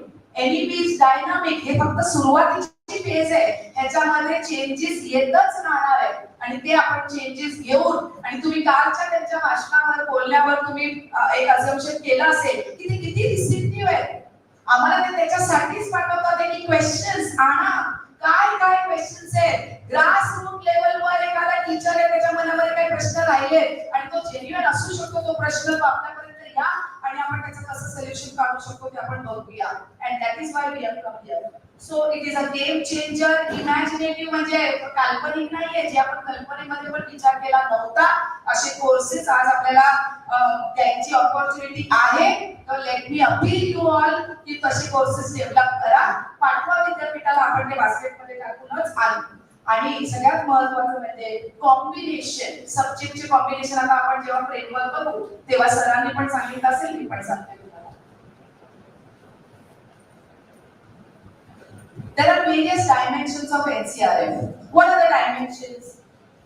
आपण हे जे करत होतो आतापर्यंत कॉलेजेसमध्ये असाइनमेंट वगैरे सगळं ओव्हरऑल हवा होतं. जेव्हा 70-20-10 पॅटर्न होतं, 80-20 पॅटर्न होतं, तेव्हा आपल्याला इंटरनल होतं. ते बंद झाल्यानंतर आपल्या सगळ्यांनी नॅकचा एक खूप मोठा धसका किंवा आपल्याला सेटबॅक मिळाला की ते म्हणतात की तुम्ही CIE कंटिन्युअस इंटरनल इव्हॅल्युएशन करत नाही आणि तिथे आपले मार्क जातात. आता एमकॉम ज्यांनी केली आहे त्यांच्याकडे आता चालू आहे NEP चार्टर आणि पुढे येऊन घातलेले सगळ्या सब्जेक्टचं रेफरन्स बुक्स वगैरे सगळ्या सकट कोर्स वाईज तुम्हाला इंटरनल कसं घ्यायचंय आणि एक्सटर्नल सेमिस्टर एंड एक्झाम कशी होणार ती तुम्हाला तिथे सब्जेक्ट वाईज कोर्स वाईज दिलेली असणार. मग याच्यामध्ये फक्त मला एक गोष्ट एम्फसाइज करायची आहे की 40 मार्काचा मी एक क्लास टेस्ट घेतली आणि झालं, 20 मार्काची क्लास टेस्ट घेतली आणि कसं झालं, असं होणार नाही. Please take it to consideration. जून मध्ये आपण कॉलेज सुरू झालं की जून एंड पर्यंत एखादा असाइनमेंट त्यांना लिहायला द्यायचंय. जुलै मध्ये आपण एखादी क्लास टेस्ट घ्यायची, नंतर परत आपण काहीतरी प्रोजेक्ट डिपेंड की तो विषय कसा आहे. तुम्हाला नाट प्रोजेक्ट घ्यायचा आहे, मॅडम ते लोक कट पेस्ट करतात, ओके असाइनमेंट द्या, परत क्लास टेस्ट द्या, केस स्टडी असेल तुमच्या विषयाशी रिलेटेड केस स्टडी लिहायला द्या. You all will agree, everyone sitting here will agree की एक पॅन्डेमिक नंतर खूप पुअर रिझल्ट्स लागतोय. का लागतोय हा रिझल्ट पुअर? तर त्यांना वाचायची आणि लिहायची सवयच नाहीये. मग हे असाइनमेंट किंवा ओपन टेस्ट जे आहे, ओपन बुक टेस्ट, हे काय पर्पस सर्व करतील? तर त्यांची एक तयारी करून घेतील की एक क्वेश्चनचा आन्सर मी लिहिला तर ते किती पानांचा होतो, कुठले पॉइंट्स लिहायचे, किती पॉइंट्स लिहायचे, आणि मग ते एक्झाम मध्ये जो क्वेश्चन आला की आपल्याला ते लिहिताना त्यांना कदाचित ते लक्षात येईल. हा आपला अटेम्प्ट आहे. हे किती 100% मुलं एग्री करतील किंवा ते किती करतील हे आपल्याला प्रयत्न करायचा आहे आणि ते आपल्याला यशस्वी करायचं आहे. त्याच्यामुळे टप्प्याटप्प्याने हे 10 मार्क घ्यायचे. त्याच्या मागचं रिझन हा एक आहे. दुसरा रिझन असा आहे की जर का एखादं असाइनमेंट मिस झालं, बरं नव्हतं, काय होतं, क्लास टेस्ट लागू केला, असाइनमेंटचं केलं, तर मागची असाइनमेंट न घेता सुद्धा पुढच्या 30 मधनं पण त्याला जर 20 मिळाले तरी पण तो पुढे पासिंग इंटरनलला होऊ शकतो. त्याच्यामध्ये आपण सब्जेक्ट तुमचा कसा आहे त्याप्रमाणे अटेंडन्स, क्लास प्रेझेंटेशन याला सुद्धा तुम्ही 10 मार्क त्या हिशोबाने देऊ शकता. म्हणजे हे जे अंडर ग्रॅज्युएटला, पोस्ट ग्रॅज्युएटला आपण 50-50 ठेवलेलं आहे आणि अंडर ग्रॅज्युएटला आपल्याला सेमिस्टर एंड एक्झाम 60 असणार आहे. आता हे परत मुंबई विद्यापीठाच्या साठी मी बोलतेय आणि 60-40चा तो पॅटर्न आपला असणार आहे अंडर ग्रॅज्युएटला.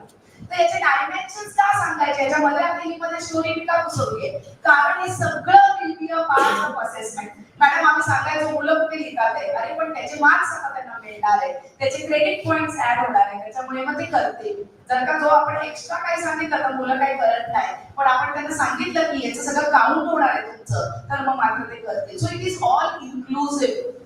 असाइनमेंट असो, ABC च्या अंडर आपले सगळे क्रेडिट पॉइंट्स अॅक्युमुलेट होतात. एक आता पण आपण बघतो की CS करतोय एक मुलगा किंवा CA आणि CS करतोय, तर त्यांचे सेम सब्जेक्ट्स अभ्यास केले असतील तर त्याला रिपीट करायची गरज नाही पडत. पण याची यंत्रणा नव्हती आपल्याकडे. आता जेव्हा आपण एवढ्या ब्रॉड लेवलला करतोय तर आपल्याकडे अॅक्युमुलेशन झाल्यामुळे ट्रान्सफर आणि रिडम्पशन आपण करू शकतो. म्हणजे तोच विषय ज्याच्यामध्ये त्याला 4 क्रेडिट किंवा 2 क्रेडिट मिळाले आहे तर ते आपण करू शकतो. हे आता लगेच पुढच्या वर्षी 2 वर्षात काही येणार नाहीये, पण NCRF च्या अंडर आहे म्हणून मी थोडं तुम्हाला सांगितलं. अपॉर्च्युनिटीज काय आहे तर आता सगळे एक्झाम्पल देऊन झालेले आहेत मी तुम्हाला. एज्युकेशनल एक्सिलरेशन, आतापर्यंत जसं मंद गतीने आपण चालू होतो कारण जे आहे जसं आहे त्याचं आपण पुढे करत होतो, पण हे आता असं होणार नाहीये. जसं मी तुम्हाला आता बोलली की आता तुम्ही मला सब्जेक्ट द्या, आम्ही बास्केटमध्ये टाकून आणू, तुम्हाला पुढच्या वर्षी वाटले तुम्ही पुढच्या वर्षी द्या, पुढच्या वर्षीचा अजून एफवायचा बास्केट कदाचित मोठं होईल. असं ते लिस्ट असेल किंवा त्याची बास्केट असेल ती नॉन एक्झॉस्टिव्ह आहे. त्याच्यामध्ये जितक्या गोष्टी येऊ शकतील तेवढ्या येणार आहेत. मेजरची बास्केट असणार आहे का? हो. मायनरची असणार आहे का? हो. ओपन इलेक्टिव्हची असणार आहे का? सगळ्या गोष्टीला तुम्हाला बास्केट असणार आहे. दिस NEP 2020 इज स्टुडंट सेंट्रिक, अर्थात हे स्टुडंटला जे पाहिजे ते तुम्हाला ऑपॉर्च्युनिटीज द्यावे लागणार. गिफ्टेड लर्निंग एबिलिटीज, कारण मला जे पहिला वाटत होतं की मी हे करावं ते करावं. डॉक्टर ऑर्थोपेडिक आहे माझा, तो आला आणि मला बोलतो की मॅडम मला MBA करायचंय. अरे तू चांगला प्रॅक्टिसिंग डॉक्टर आहे, तुला MBA का करायचंय? मॅडम ते सगळं माहिती आहे पण एवढा पैसा आलेला, त्याची इन्व्हेस्टमेंट, म्युच्युअल फंड, या टॅक्सेशन, CA बोलतो वर एवढा टॅक्स भरतोय, तेवढा आम्हाला थोडंसं टॅक्सेशन माहिती असतं. आज ऑर्थोपेडिक करता करता कदाचित तो एखादा मायनर किंवा ओपन इलेक्टिव्ह एका सेमिस्टरला टॅक्सेशन पण शिकू शकतो की बाबा डायरेक्ट टॅक्स, सॅलरी रिटर्न्स कसे भरायचे इतके मला कळलं तरी बस झालं. असं लोकांची माइंडसेट, तुमची आणि माझी माइंडसेट सुद्धा होती, पण आपल्याला तेव्हा ऑपॉर्च्युनिटी नव्हती. पण आज NEP आणि त्याच्या अंडर NCRFP आपल्याला gifted learning abilities, recognition of prior learning, कारण सगळे क्रेडिट्स आपले जमा होणार आहे, आणि मोबिलिटी. आता हे मोबिलिटी आणि फ्लेक्सिबिलिटी काय प्रकार आहे तर यू कॅन मूव्ह. सगळ्यात पहिला आपण इथूनच सुरुवात करूया. आपण NEP ऐकल्यापासून क्रेडिट क्रेडिट क्रेडिट हा शब्द वापरतोय. नक्की काय आहे क्रेडिट? आपल्याला दोन वाक्यात मुलांना किंवा कोणी विचारलं तर सांगता आलं पाहिजे. So credit is a recognition. तू एखादा कोर्स कंप्लीट केलाय तर तू त्या सब्जेक्ट मध्ये पास झालाय असं जे आपण म्हणतो, तर त्याला तुझे क्रेडिट्स. तू एखादा विषय शिकला आणि तू ते कंप्लीट केले, तुझं असेसमेंट क्लिअर केलंय, ते क्लिअर करण्याचं रेकग्निशन म्हणजे तुला त्याला आवड झालेले क्रेडिट्स. मग तो 4 क्रेडिटचा कोर्स असेल तर तुला 4 क्रेडिट्स मिळतील, 2 क्रेडिटचा कोर्स असेल तर तुम्हाला 2 क्रेडिट्स मिळतील. आता हे जे आहे ते परत मी सांगते, कन्फ्युजन होऊ नका. 30 आवर्स 1 क्रेडिट इकडे लिहिलेलं आहे, पण हे NCRF ने दिलेलं आहे. सकाळी गरजे सरांनी तुम्हाला सांगितलं असेल थिअरॉटिकलला आपण 15 आवर्स आणि 30 आवर्सला 2 क्रेडिट असं करतोय, पण हे काय आहे प्रॅक्टिकल आहे, तुमचे ट्युटोरियल्स आहेत, असे जे विषय असणार आहे तिथे ते लोकांचं 30 आवर्सला 1 क्रेडिट असं करणार आहे आणि त्या हिशोबाने हे कॅल्क्युलेशन करणार आहे. तर इंजिनिअरिंग, फार्मसी, BEd असे जे कॉलेजेस असतील त्यांना त्याप्रमाणे येतील की ते 30 क्रेडिट्सचं 30 आवर्सचं 1 क्रेडिट येणार आहे की 2 क्रेडिट्स येणार आहे. तर त्याप्रमाणे ते स्पेसिफिक जसं गरजे सरांनी सांगितलं त्याप्रमाणे ते येईल. सकाळी जे सरांनी सांगितलं ते आर्ट्स, कॉमर्स, सायन्स साठी सांगितलेलं आहे. 6 महिन्यामध्ये एक सेमिस्टर होतो आपला. त्याच्यामध्ये मिनिमम हे जे NCRF ने दिलेलं आहे ते मिनिमम गाईडलाईन्स आहे. ते असं म्हणतात की एका सेमिस्टरला तुम्ही 20 क्रेडिट कंप्लीट केले पाहिजे. तर मुंबई विद्यापीठ काय करतंय, आपण हायर साइडला 20 ते 24 म्हटलेलं आहे. मग आपण 24 पण नाही घेतलेले आहेत, आपण 22 ठेवलेले आहेत. म्हणजे एका सेमिस्टरला एका मुलाने 22 क्रेडिट घ्यायचे, म्हणजे वर्षभरात त्याचे 44 क्रेडिट होतील. त्याच्यानंतर 2 वर्षात त्याचे 88 क्रेडिट्स होतील, 3 वर्षाच्या एंडला 132 क्रेडिट्स होतील, 4 वर्षाच्या एंडला 176 क्रेडिट होतील. अशा हिशोबाने ते क्रेडिट सिस्टम डिवाइड केलेलं आहे. हे मी ऑलरेडी सांगितलेलं आहे की आपण जे एक्स्ट्रा करत होतो या सगळ्यांचं पार्टिसिपेशन होणार आहे आणि त्या मुलं त्याच्यामध्ये पार्टिसिपेशन त्यांना करावं लागणार आहे, कारण त्याचे त्यांना मार्क मिळणार आहे, which is going to be converted into credit. तर क्लास टीचिंग तर आहे, टेस्ट आहे, क्विज आहे, एक्सपिरियन्स आहे, experiential learning, performing arts, music. माझ्याकडे किती छान छान मुलं होते, तबला एवढे छान गायक किती चांगले होते. NCC मध्ये एकाला जायचं होतं, मी त्याच्या पॅरेंट्सला बोलून आरडाओरडा करून ते तू पुढे किती जाणार आहेस, तू सब्जेक्ट मध्ये फेल झाला तर तुझं वर्ष वाया जाईल ना. आय एम सो हॅपी तुला NCC करायचंय कर, कारण एक सब्जेक्टच तुझा तो असणार आहे. तर त्याच्यामुळे हा एक खूप मला असं वाटतं वेलकमिंग पॉइंट आहे आपल्या टीचर्सच्या दृष्टीने, कारण जे NSS ऑफिसर असतील, जे स्पोर्ट्स असतील, जे कल्चरल असतील, तुम्ही सगळे एग्री कराल की आपल्याला खूप त्रास होतो मुलांना कन्व्हिन्स करायला, आणि त्याच्या उपर पॅरेंट्सला कन्व्हिन्स करायला की त्यांना येऊ द्या, त्यांना प्रॅक्टिस करू द्या, त्यांना असं वाटतं की त्याचा अभ्यास जाईल, त्याचे सब्जेक्ट जातील. आता तो एक सब्जेक्टच आहे, त्याचे क्रेडिट्स मिळणार आहे आणि ते लोक ते पुढे करू जाऊ शकणार. त्याच्यामुळे हे सगळ्या गोष्टी इन्क्लुसिव्ह आहे. आणि अगेन ऍज आय सेड, हे वाढतच जाणार आहे यादी. जे तुम्हाला वाटते मॅडम नाही कोकणात हे सगळं नाही, हे काहीतरी वेगळं ऍड करू शकतो का, त्यांना आन्सर इज येस, करू शकतो. फक्त तुमचं काय काम आहे, तुमचं जे क्लस्टर आहे, मी परत ती यंत्रणा सांगते, तुमचं जे क्लस्टर आहे, तुम्ही तुमच्या कॉलेजच्या प्राचार्यांनी तुमचं जे लीड कॉलेज आहे त्या प्राचार्यांना पाठवायचं. ते जे लीड कॉलेज असतील त्याच्या अंडर जे 10 कॉलेज क्लस्टरच्या अंडर त्यांच्या आले असतील, ते 10 कॉलेज कडनं जे सब्जेक्ट आले आहेत, सिलेबस आलेले आहेत, तर ते सगळं जमा करतील आणि ते विद्यापीठाला पाठवतील. मग विद्यापीठ प्रत्येक बोर्ड ऑफ स्टडीजला ते पाठवणार की असा असा सिलेबस आलेला आहे, तुम्ही ते बघा, अप्रूव्ह करा, म्हणजे मग आपल्या त्या वेबसाईटवर टाकून आपल्या यादीमध्ये ते जोडता येईल. हे आपण ऑलरेडी बोललेलो आहे. 1 वर्ष 2 सेमिस्टर, NCRF म्हणते मिनिमम 40 क्रेडिट्स त्यांनी केले पाहिजे. आपण 44 करतोय. 88, 132, 176 आपला क्रेडिट सिस्टम. आता हे तुम्ही चार्ट बघितला असेल, पण तो मुंबई युनिव्हर्सिटीचा जसा आहे ते, हा चार्ट मी परत रिपीट वाचणार नाही, पण मला जो फोकस करायचा आहे तो याच्यावर आहे. काय कसं स्लाइड शो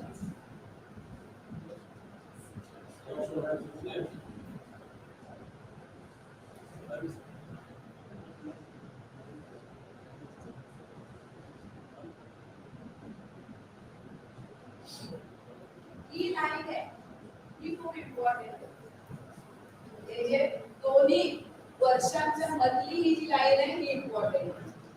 मग ही लाईन लोक लक्षात ठेवतात की एका वर्षानंतर जर का एखाद्या मुलाला एक्झिट घ्यायची असेल, एका 2 वर्ष त्याला घरातलं काही प्रॉब्लेम आहे, काय आहे, आणि त्याला जर एक्झिट घ्यायची असेल, तर मग त्याला काय मिळणार. आता जर का त्या मुलाने एक्झिट घेतली तर त्याला 12वी हीच त्याची लास्ट क्वालिफिकेशन असतं, पण आता तसं होणार नाहीये. त्याला सर्टिफिकेट मिळणार नाही, मिळू शकतं. कसं मिळू शकतं, जर का त्यांनी 4 एडिशनल क्रेडिट केले तर.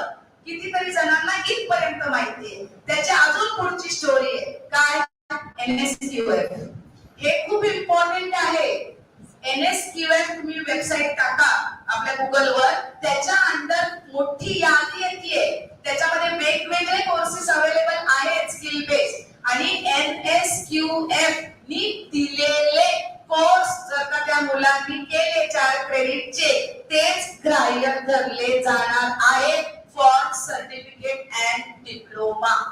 I think I am very clear, right. तर एखाद्या मुलांनी 2 सेमिस्टर केले, 44 क्रेडिट घेतले, फॉर सम रिझन त्याला कॉलेज सोडायचं आहे तात्पुरती, त्याला एक्झिट देऊ शकतो का, येस. पण त्यांनी काय करायचं, तुला सर्टिफिकेट हवंय NSQF, मग आपण कॉलेज लेवलला काय करायचं, मग आपणच आपल्या मुलांना मदत म्हणून NSQF चे काही यादी करून, वेबसाईट रेडी करून, त्याचे लिंक रेडी करून आपण मुलांना सांगू शकतो की हे बाबा कर, 4 क्रेडिट सांग, ते क्रेडिट ABC मध्ये येतील आणि मग तुला आम्ही सर्टिफिकेट देऊ शकतो. तसंच सर मॅडम राहू दे ना, ते नंतर करा ना लंच मध्ये प्लीज. चालणार नाही का सर, प्लीज. ही छोटीशी गोष्ट असते पण ती मिस आउट होते आणि ती खूप इम्पॉर्टंट असते. हे कितीतरी जणांच्या मिस आउट होत आहे. त्यांना असं वाटतं की कॉलेजने 4 क्रेडिटचा कोर्स डेव्हलप करायचा, तोच द्यायचा आणि मग त्याला सर्टिफिकेट द्यायचं, असं नाहीये. NSQF खूप क्लिअर कट तिकडे दिलेलं आहे. तर त्याच्या अंडर त्यांनी करायचं multiple entry and multiple exit. तो एक्झिट केला, त्याला 4 क्रेडिटचा कोर्स केला, त्याला आपण सर्टिफिकेट देणार. 2 वर्षानंतर त्यांनी एक्झिट केली तर त्याला डिप्लोमा मिळणार. 3 वर्षानंतर केलं तर त्याला डिग्री मिळणार. मग 3 वर्षानंतर सोडलं क्रेडिट करायचंय का NSQF मधनं? नाही, कारण त्यांनी 3 वर्षाची डिग्री कंप्लीट केलेली आहे. Am I very clear? मग सगळ्यांना कंपल्सरी 4 वर्ष पीजी येणार आहे का? नाही. दोन्ही बाजूनी तयारी पाहिजे, मुलांच्या बाजूनी आणि कॉलेजच्या बाजूनी. कुठलं कॉलेज 4 वर्षासाठी जाऊ शकतं? ज्याच्याकडे ऑलरेडी रेकग्नाइज पीजी सेंटर आहे. कुठलं कॉलेज 4 वर्ष रिसर्च साठी जाऊ शकतं? ज्याच्याकडे ऑलरेडी रेकग्नाइज PhD सेंटर आहे. मग आमची तयारी आहे मॅडम, आम्ही या कॉलेजमध्ये आमच्याकडे M.Com मास्टर्स पण आहे आणि आमच्याकडे PhD सेंटर पण आहे. मग आमची मुलं जाऊ शकतात का? Yes, provided. काय प्रोव्हाइडेड? तर अशीच मुलं डायरेक्टली 4th इयरला जाऊ शकतात ज्यांनी 7.5 च्या वर क्रेडिट्स मिळवलेले आहेत. म्हणजे तेच त्याच्यामध्ये जाऊ शकतात. मग मॅडम हे 3 वर्ष बाद होणार का? नाही. 3+2 पण चालू राहणार आणि 4+1 पण चालू राहणार, कारण सगळ्याच डिग्रीवाले 4 वर्षाच्या डिग्रीला येतीलच असं नाही. मग ज्यांना 3+2 करायचं आहे ते सुद्धा आहे, +4+1 करायचं असेल तर ते सुद्धा आहे, आणि तिसरं अजून येऊ घातलेलं आहे 5 इयर इंटिग्रेटेड, हे सुद्धा पुढे येणार आहे. So 3 options will be available over a period of time. 3+2, 4+1, 5 year integrated. अशा स्वरूपाचं असणार आहे. तर हे क्रेडिट्स मला असं वाटते हे शब्द आपले खूप महत्वाचे आहेत. ह्याला आपण कॉलम्स नाही बोलत आहोत. आता आपण कुठल्या भाषेत बोलतोय? वर्टिकल्स. तर वर्टिकल मेजर आहे, vertical 1 major, vertical 2 minor, vertical 3 open elective. पाठांतर झालं पाहिजे आता आपल्याला. Vertical 4 vocational. Vocational is directly related to your major. लक्षात ठेवा, तुम्हाला मी पॉइंटर देतेय की हे लक्षात ठेवलंच पाहिजे.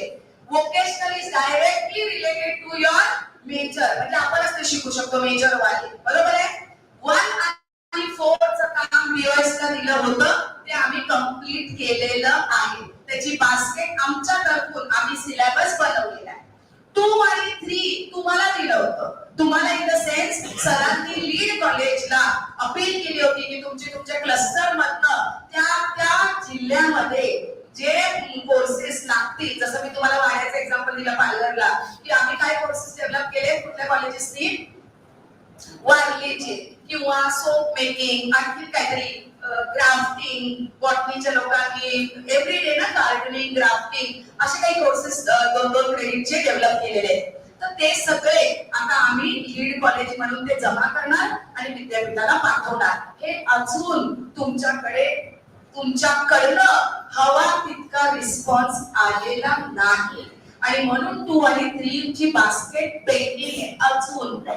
अजूनही तुम्हाला टाइम आहे की तुम्हाला डेव्हलप करायचं असेल ते करा, तुमच्या लीड कॉलेजला पाठवा, आणि जेव्हा लीड कॉलेज कडनं विद्यापीठ मागवे म्हणजे तेव्हा आपली 2 आणि 3 ची बास्केट रेडी होईल. म्हणजे 1, 2, 3, 4 झालं. ठीक आहे. त्याच्यानंतर 5 काय आहे? एबिलिटी एनहान्समेंट आणि आयकेएस. एक सब कमिटी आपली ऑलरेडी आहे. रविकांत चांदोर्डे असतील, राजवाडे सर असतील, त्यांची एक सेपरेट कमिटी आहे, आणि त्यांनी आयकेएस चा ऑलरेडी कोर्स डेव्हलप केलेला आहे. पुस्तक पण तुम्हाला सरांनी दाखवले असेल, आणि ते कोर्स 2 पद्धतीने डेव्हलप केलेले आहे. मी तुम्हाला बोलली जेनरिक पण आहे, ते आपले एफसी वगैरेचे टीचर्स पण शिकू शकतात, आणि सब्जेक्टिव्ह पण आहे, तर ते आपले सब्जेक्ट टीचर पण शिकू शकतात. म्हणजे ते आपलं रेडी आहे. मग काय राहिलं? Value added ability enhancement. Ability enhancement मध्ये लँग्वेजेस असणार आहे, त्याच्यामुळे इंग्लिश, मराठी हे त्या डिपार्टमेंटला आपण दिलेलं आहे. तुमच्या विभागात, तुमच्या डिस्ट्रिक्ट मध्ये जे लागणार आहे अशी एखादी वेगळी भाषा पण तुम्हाला पाहिजे असेल तर आपण त्याच्यामध्ये सुद्धा मी इन्क्लूड करू शकतो. Ability enhancement basically will take care of all the language teachers. म्हणजे आर्ट्सचे जे टीचर्स आपले तिकडे शिकवत होते ते आता कॉमर्स आणि सायन्सला सुद्धा, कारण आपल्याला कॉमर्सला डिग्रीला लँग्वेजेस नव्हते, बीसी जे होतं, पण लँग्वेज म्हणजे आपण लिटरेचर नाही शिकणार आहोत. Please understand. या बाजूचे जे सगळ्या गोष्टी आहेत त्या सगळ्या एबिलिटी, स्किल, व्हॅल्यू, वोकेशनल ह्याच्यावर जोर आहे. मग काही टीचर्स असं म्हणणं आलं की मॅडम आपण डायल्यूट नाही करत आहोत का आपल्या सब्जेक्टला? नाही, कारण पहिल्या 2 वर्षात त्यांना ओव्हरऑल डेव्हलपमेंट आपली करायची, वेगवेगळ्या विषयांचं आपल्याला त्यांना नॉलेज द्यायचंय. And if you ask me, आता सुद्धा आपण FY SY लेवलला बरेचसे डिफरंट आणि जसं तो T1 आणि हायरला जातो तसं त्याचं स्पेशलायझेशन होतंय. अकाउंटन्सी मध्ये करतोय, कॉमर्स मध्ये करतोय, फिजिक्स मध्ये करतोय, बॉटनी मध्ये करतोय. तसंच इथे पण होणार आहे. फर्स्ट इयरला आपल्याला मेजरला किती क्रेडिट्स आहे? 6च आहे. दुसऱ्या वर्षीला 8 आहे, तिसऱ्या वर्षीला 10 आहे आणि चौथ्या वर्षीला जर का तो गेला तर तिकडे फक्त OGP आहे. बाकी OE, IPS हे सगळं नाहीये. म्हणजे तो फुल कॉन्सन्ट्रेशन कशावर करतोय तर त्याच्या मेजरवर करतोय, म्हणजे त्याची स्पेशलायझेशन होणारच आहे. आणि प्लस या सगळ्या 6 कॉलम्स मला वाटते कळले. 6वं जे वर्टिकल आहे ते CC म्हणजे तुमचे काय आहे? को करिक्युलर ज्याला आपण म्हणतोय. म्हणजे आता मी जे एक्झाम्पल दिलं, NSS असो, NCC असो, कल्चरल असो, योगा असो, DLLE असो, जे काय आहे त्याच्यामध्ये आपण त्याच्यात घेऊ शकतो. त्याचं पण स्टुडंट डेव्हलपमेंटचा जो डिपार्टमेंट आहे DSD त्यांनी बऱ्यापैकी याचं काम सुद्धा केलेलं आहे. कारण आम्हाला टार्गेट या महिन्याच्या एंड पर्यंत दिलेलं आहे की तुम्ही सबमिट करायचं आहे. तर हे सगळे बास्केट्स आपले बऱ्यापैकी रेडी झालेले आहेत. मग हे मध्येच येण्याचं प्रयोजन काय आहे तर परत तुम्हाला अपील करायला, सेन्सिटाईज करायला, तुमच्या आजूबाजूला जे ज्युनियर कॉलेजेस असतील त्यांना अपील करायला की असं असं पुढे येऊ घातलेलं आहे आणि आमचे जे कॉलेज आहे तर ते तुम्हाला एवढे सगळे फॅसिलिटी अवेलेबल करतात. तर तुम्ही आमच्या कॉलेजमध्ये या आणि तुमचं सुद्धा मार्केटिंग होणार आहे. या सगळ्या गोष्टी एक्सप्लेन केल्यानंतर परत एक पॉइंट इकडे जिथे जिथे चिक्स आहे तिथे मी तुम्हाला एक्सप्लेन करते. मॅडम मायनर आणि ओपन इलेक्टिव्स मध्ये काय फरक आहे हो, असा प्रश्न तुम्ही मला विचारला पाहिजे. तर एक साम्य काय आहे? एक साम्य काय आहे मायनर आणि ओपन इलेक्टिव्स मध्ये की तुम्ही मेजर सोडून आता आपण कुठे आलो? मल्टी डिसिप्लिनॅरिटी. कॉमर्स हा एक वेगळा डिसिप्लिन आहे, सायन्स वेगळा. आता तुम्ही मेजर सोडून दुसऱ्या डिसिप्लिनचा जो सब्जेक्ट घेतात आहे तो आहे मल्टी डिसिप्लिनॅरिटी. म्हणजे तुम्ही साम्य काय दोघांमध्ये? दोन्हीही आपले मेजर सोडून दुसऱ्या डिसिप्लिनचे विषय घेऊ शकतात मुलं. मग याच्यामध्ये डिफरन्स काय आहे मॅडम? आम्हाला तेच कळत नाहीये. मग हे मुलांना सांगा. नाही, मुलांना सांगा की मायनर चूज करताना त्यांनी खूप विचारपूर्वक करायचं आहे. कारण त्याच्यामध्ये त्यांना कंटिन्युटी पाहिजे. जे आपण सेकंड सेमिस्टर पासून मायनर सुरू करतोय, सेकंड, थर्ड, फोर्थ जे काही सेमिस्टर करू ह्याच्यामध्ये कंटिन्युटी पाहिजे. फॉर एक्झाम्पल फिजिक्सचा मेजर घेतलेला मुलगा असेल आणि त्याला लॉ मायनर करायचा आहे तर तो करू शकतो का? The answer is yes. कोणी काही करू शकतं आजच्या तारखेला. The answer is yes. मग मी मायनर जर लॉ घेतला म्हणजे मी 4-5 सेमिस्टर लॉ करतेय. जसं मी बोलली तो ऑर्थोपेडिक आहे तर त्यांनी मायनर, त्याला जर वाटतं की मला अकाउंटन्सी घेतलं पाहिजे किंवा मी मार्केटिंग शिकलं पाहिजे तर तो 5 सेमिस्टर मार्केटिंग शिकणार किंवा कॉमर्स शिकणार. मग याचा काय फायदा आहे मॅडम? ह्याचा सगळ्यात मोठा फायदा आहे की जसं मेजर मध्ये माझं फिजिक्स मेजर आहे तर मी मास्टर्स फिजिक्स मध्ये करू शकते का? आन्सर इज मग मी मायनर, माझा मेजर फिजिक्स होता, मायनर काय होता? लॉ. मग मी मेजर लॉ मध्ये करू PG लॉ मध्ये करू शकते का? तर आन्सर इज येस. प्रोव्हाइड मी 50% माझ्या मेजरचे पॉइंट्स कव्हर केले पाहिजे. म्हणजे किती मोठी अपॉर्च्युनिटी आहे की मी फिजिक्स मध्ये पण मास्टर्स करू शकते, लॉ किंवा अकाउंटन्सी किंवा कॉमर्स मध्ये सुद्धा पुढे जाऊन मास्टर्स करू शकते. हे तर आपलं फक्त सुरुवात आहे. याच्यामध्ये अजून किती डायनामिझम येणार आहे आणि कसं आपण ते करू शकतो, डुएल जे आहे ते करू शकतो आणि बाहेर जाऊन पण मुलांना त्याचा फायदा होणार आहे. तर मायनर आणि ओपन इलेक्टिव्स मध्ये हा फरक आहे की मायनर जर तुम्ही कन्सिस्टंटली केलं, चूज करताना खूप विचारपूर्वक करायला सांगा कारण ते लोक त्याच्यामध्ये मास्टर्स करू शकतात. ओपन इलेक्टिव्हचं मात्र असं काही नाहीये. ओपन इलेक्टिव्स मध्ये मुझे जो पसंद है ना, सेमिस्टर 1 ला मला असं वाटलं की मला स्टॅटिस्टिक्स करायचंय तर मी केलं. सेमिस्टर 2 ला मला वाटतं सायकॉलॉजी करायचंय तर मी केलं. सेमिस्टर 3 ला मला वाटतं अकाउंटन्सी केलं तर मी केलं. सेमिस्टर 4 ला मला असं वाटतं भरतनाट्यम करायचं तर मी केलं. त्याच्यामध्ये काही कन्सिस्टन्सी किंवा त्याची हे नाहीये. मायनर मध्ये मात्र त्यांनी जर केलं तर त्यांनी करू शकतो. मग मॅडम नाही 2-3 सेमिस्टर नंतर त्याला असं वाटलं मायनर पण बदलावं, बदलू शकतो का? तर आन्सर इज अगेन येस. पण फक्त एवढंच आहे की त्याला लक्षात ठेवलं पाहिजे की जर का मी मध्ये ब्रेक केलं तर मला ह्याच्या PG करता येणार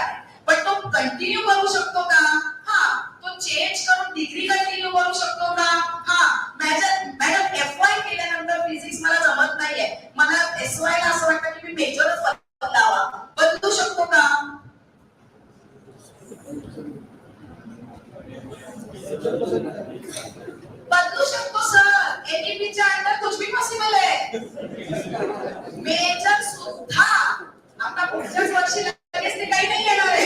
पण उद्या जर का no, it is not on a lighter note, please it is on a very serious note की आम्हाला इथे पाठवलेलं आहे की या सगळ्या गोष्टी आपल्यामध्ये इन्व्हाइट झाल्या पाहिजे.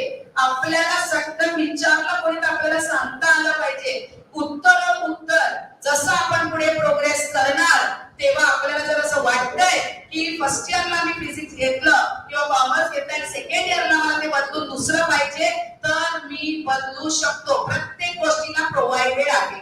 आता इथे प्रोव्हाइडेड काय आहे की तू आणि मी फिजिक्स घेतलेलं FY ला, पुढच्या वर्षी मला काहीतरी बॉटनी घ्यायचंय किंवा काहीतरी वेगळं घ्यायचंय. आता यांनी बॉटनी घेतलं होतं FY ला, मग हा SY च्या लेवलवर आलेला आहे आणि मी डायरेक्ट SY च्या लेवलवर येतेय. तर मला तो जो ब्रिज आहे, तो जो गॅप आहे तो भरून काढला की मी तो 4 क्रेडिटचा एक ब्रिज कोर्स जो डेव्हलप होईल तो मी भरून काढला तर मी डायरेक्ट त्याच्या बरोबरीने, म्हणजे मी स्वतः सांगते तुम्हाला, पूर्वी असं बऱ्याच गोष्टी होत्या, आज नाहीये आणि उद्या ह्या गोष्टी नाही राहणार आहेत. म्हणजे मी स्वतः junior KG, senior KG, first standard शिकलेली नाही आहे.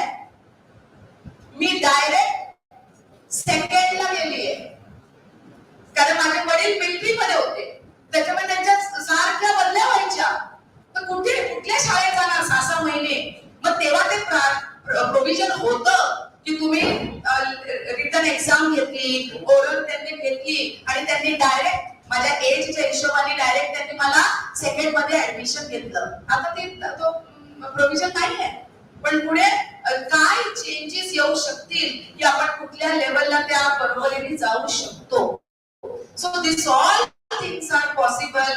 It is in a formative mode. ह्याच्यामध्ये बरेचसे चेंजेस, म्हणजे जेव्हा आम्ही स्वतः NEP वर काम करायला सुरू केली त्यावेळेला एक माइंडसेटनी जे केलेलं की अरे बापरे हे असंच होणार, आता याच्यामध्ये बदल नाही होणार, ही भीती जशी आम्ही पण तुमच्यातच आहोत, तुम्ही सगळे आम्हीच आहात. We are just representative. तुमच्या मनात जे प्रश्न येतात साहजिकच आमच्या पण मनात ते प्रश्न येणार. मग आम्ही परिणाम कोणाकडे करायचा? वाईस चान्सलर सरांकडे. And he is so good enough की ते स्वतः, आणि सगळ्यात मोठं बेनिफिट काय आहे, बाकीच्या कॉलेजेसला, बाकीच्या विद्यापीठाला सरांना फोन करावा लागतो. आपल्याकडे तर डायरेक्ट सरच आहे की ज्यांना आपण विचारू शकतो की सर हे असं होऊ शकतं का, आणि एक चांगली ऍडवाइस आली की सर 100% ते एक्सेप्ट करतात. हो अगदी आपण हे चेंजेस करून घेऊया, व्हॅलिड आहे आणि आपण ते करूया, आणि त्या हिशोबाने ते चाललेलं आहे. त्याच्यामुळे या फेज पर्यंत काय आहे ते आम्ही तुम्हाला दाखवायला आलेलो आहे. त्याच्या पुढच्या फेज मध्ये काय अजून चेंजेस होतील ते घेऊन परत येऊ. पण बेसिक अंडरस्टँडिंग प्रत्येकाची, everybody should be on the same platform, and that is why this sensitization. So this all 6 verticals, या 6 verticals मध्ये मेजर 2 गोष्टी ज्या तुमच्या मला लक्ष वेधायच्या होत्या त्या मी सांगितलेल्या आहेत. 2 वर्षाच्या मधली जी लाईन आहे ती I think I have made it very clear. आणि सेकंड मायनर आणि ओपन इलेक्टिव्ह हे सुद्धा मी क्लिअर केलेले आहे. मल्टीडिसिप्लिनरी अप्रोच आताच मी खूप एक्झाम्पल दिलेले आहेत. तर कोणी मेजर घेऊन दुसऱ्या डिसिप्लिनचा मायनर, तिसऱ्या डिसिप्लिनचा ओपन इलेक्टिव्ह, आणखी कुठलं तरी वेगळं परफॉर्मिंग आर्ट्सचा CC, त्याच्यामुळे तो मल्टीडिसिप्लिनरी अप्रोच नक्कीच येणार आहे. आणि transition from 3 years degree to 4 year degree. आणि सगळ्यात महत्वाचं, बरेचसे इंजिनिअरिंग वगैरे कॉलेजचे टीचर्स, ऑर्गनायझर्स पण आपले त्याच कॉलेजचे, लॅटरल ट्रान्झिशन होऊ शकते का? Then answer now is yes. जसं जसं त्यांची NEP, BEd, एज्युकेशन आणि इंजिनिअरिंग यांची आता येऊ लागलेली आहे आणि जसं ते सगळे एका स्ट्रीमवर येतील तेव्हा असं लॅटरल सुद्धा कॉम्बिनेशन कदाचित पॉसिबल आहे, कदाचित नाही, पॉसिबल आहेच. Dimensions of multidisciplinary, I think I have explained this. हे सगळं included आहे. मल्टिपल एंट्री आणि मल्टिपल एक्झिट पण मी तुम्हाला त्या चार्ट मध्ये एक्सप्लेन केलेलं आहे की तो येऊ शकतो, जाऊ शकतो, किती वेळेला 7 वर्षाच्या आत त्याची ABCच्या क्रेडिट मध्ये तो घेऊ शकतो. आणि पहिल्या वर्षी बाहेर झाला गेला तर 4 क्रेडिट NSQF चे केले तर त्याला सर्टिफिकेट, दुसऱ्या वर्षी डिप्लोमा, तिसऱ्या वर्षी डिग्री, 4थ्या वर्षी डिग्री. हे परत मी इथेच इथूनच सुरुवात केली, इथेच आपण आलो. Thank you so much for giving this opportunity and thank you for the patient listening, and I think I have done my job. Now, yes, thank you so much. Thank you.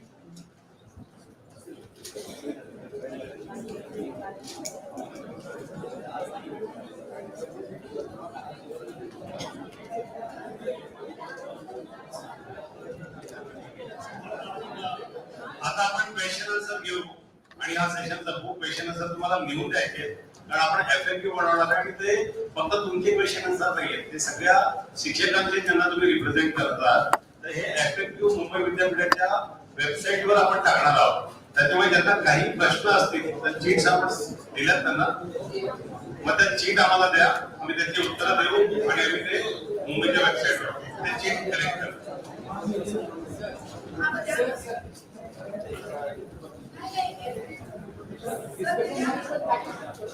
आपण तेच प्रश्न आपण इथे उत्तर देणार आहोत,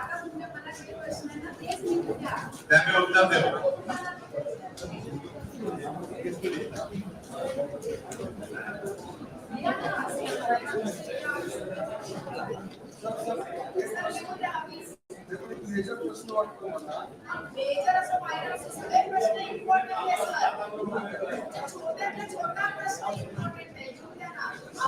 तो लिहून दिल्यामुळे आम्हाला तो प्रश्न मुंबई विद्यापीठाच्या FAQ मध्ये टाकता येणार, आणि तो फक्त तुमचा प्रश्न नाहीये, तो सगळ्यांचा प्रश्न आहे. तुम्ही सगळे रिप्रेझेंटेटिव्ह आहात, त्याच्यामुळे तुम्ही जे प्रश्न विचारणार ते मेजर लोकांच्या लक्षात असणार. प्लीज लिहून द्या सर, प्लीज लिहून द्या. ज्यांचं लिहून झालेलं आहे त्यांनी प्लीज पुढे द्या ना. ज्यांचे क्वेश्चन लिहून झालेले ते मी माझ्या सेशनच्या आधीच बोलायला पाहिजे होतं की तुम्ही लिहून रेडी ठेवा, म्हणजे आता आपल्याला लगेच आणि सर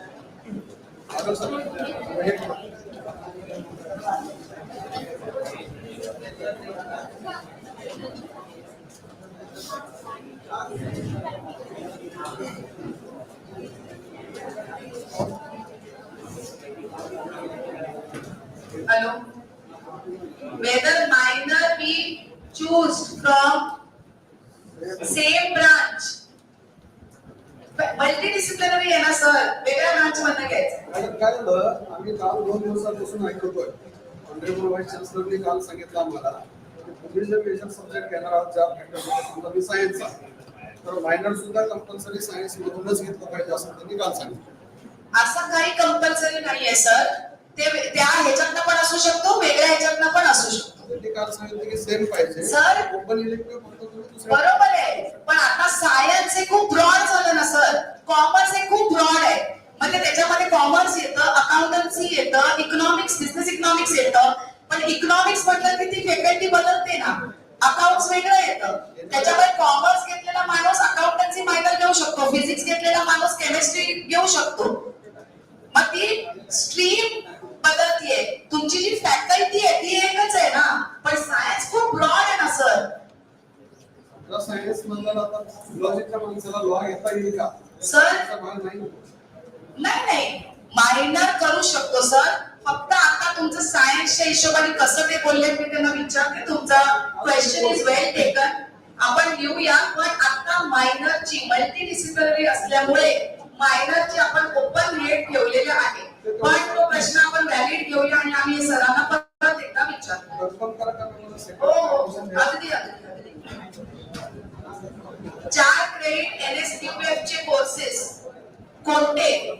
सर तुमचा दुसरा प्रश्न आहे, 4 क्रेडिट NSQF चे कोणते? तर मला असं वाटतं मी ते उत्तर आधीच दिलेलं आहे. NSQF च्या वेबसाईटवर जा ना सर, आणि तुमच्या मुलांना जो चूज करायचा आहे त्याच्यातले ते 4 क्रेडिटचे कोर्स घेऊन घेऊ शकतात. For PG in subject which is not major, minor for UG, what is the provision? मला हा प्रश्नच नाही कळलाय सर. सर तुमचाच पहिल्या पानावर प्रश्न आहे, बादल कोण आहे? हा, पहिल्या पानावर तुमचा प्रश्न आहे, for PG in subject which is not major पण नाहीये, मायनर पण नाहीये, मग तो PG कसं करू शकतो? सुरुवातीलाच त्याला सांगायचं, एक तर तू मेजर घे, नाहीतर कमीत कमी मायनर तरी घे, जर का तुला याच्यात PG करायचं असेल तर. एक तरी असलाच पाहिजे ना सर, कारण त्याला बेसच नसेल जर का, तर मग तो पोस्ट ग्रॅज्युएशन कसं करेल?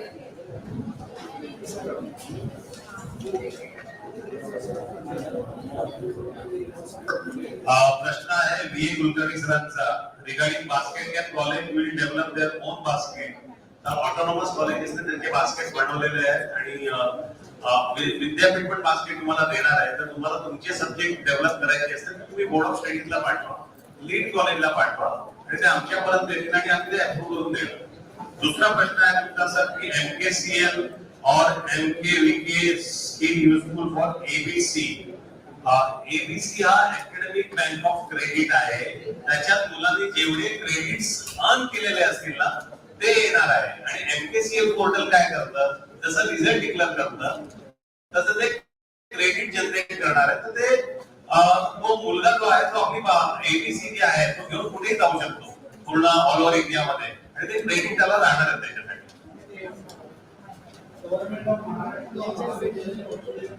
हा त्यांचे तुम्ही येस येस होणार ना, नक्की होणार.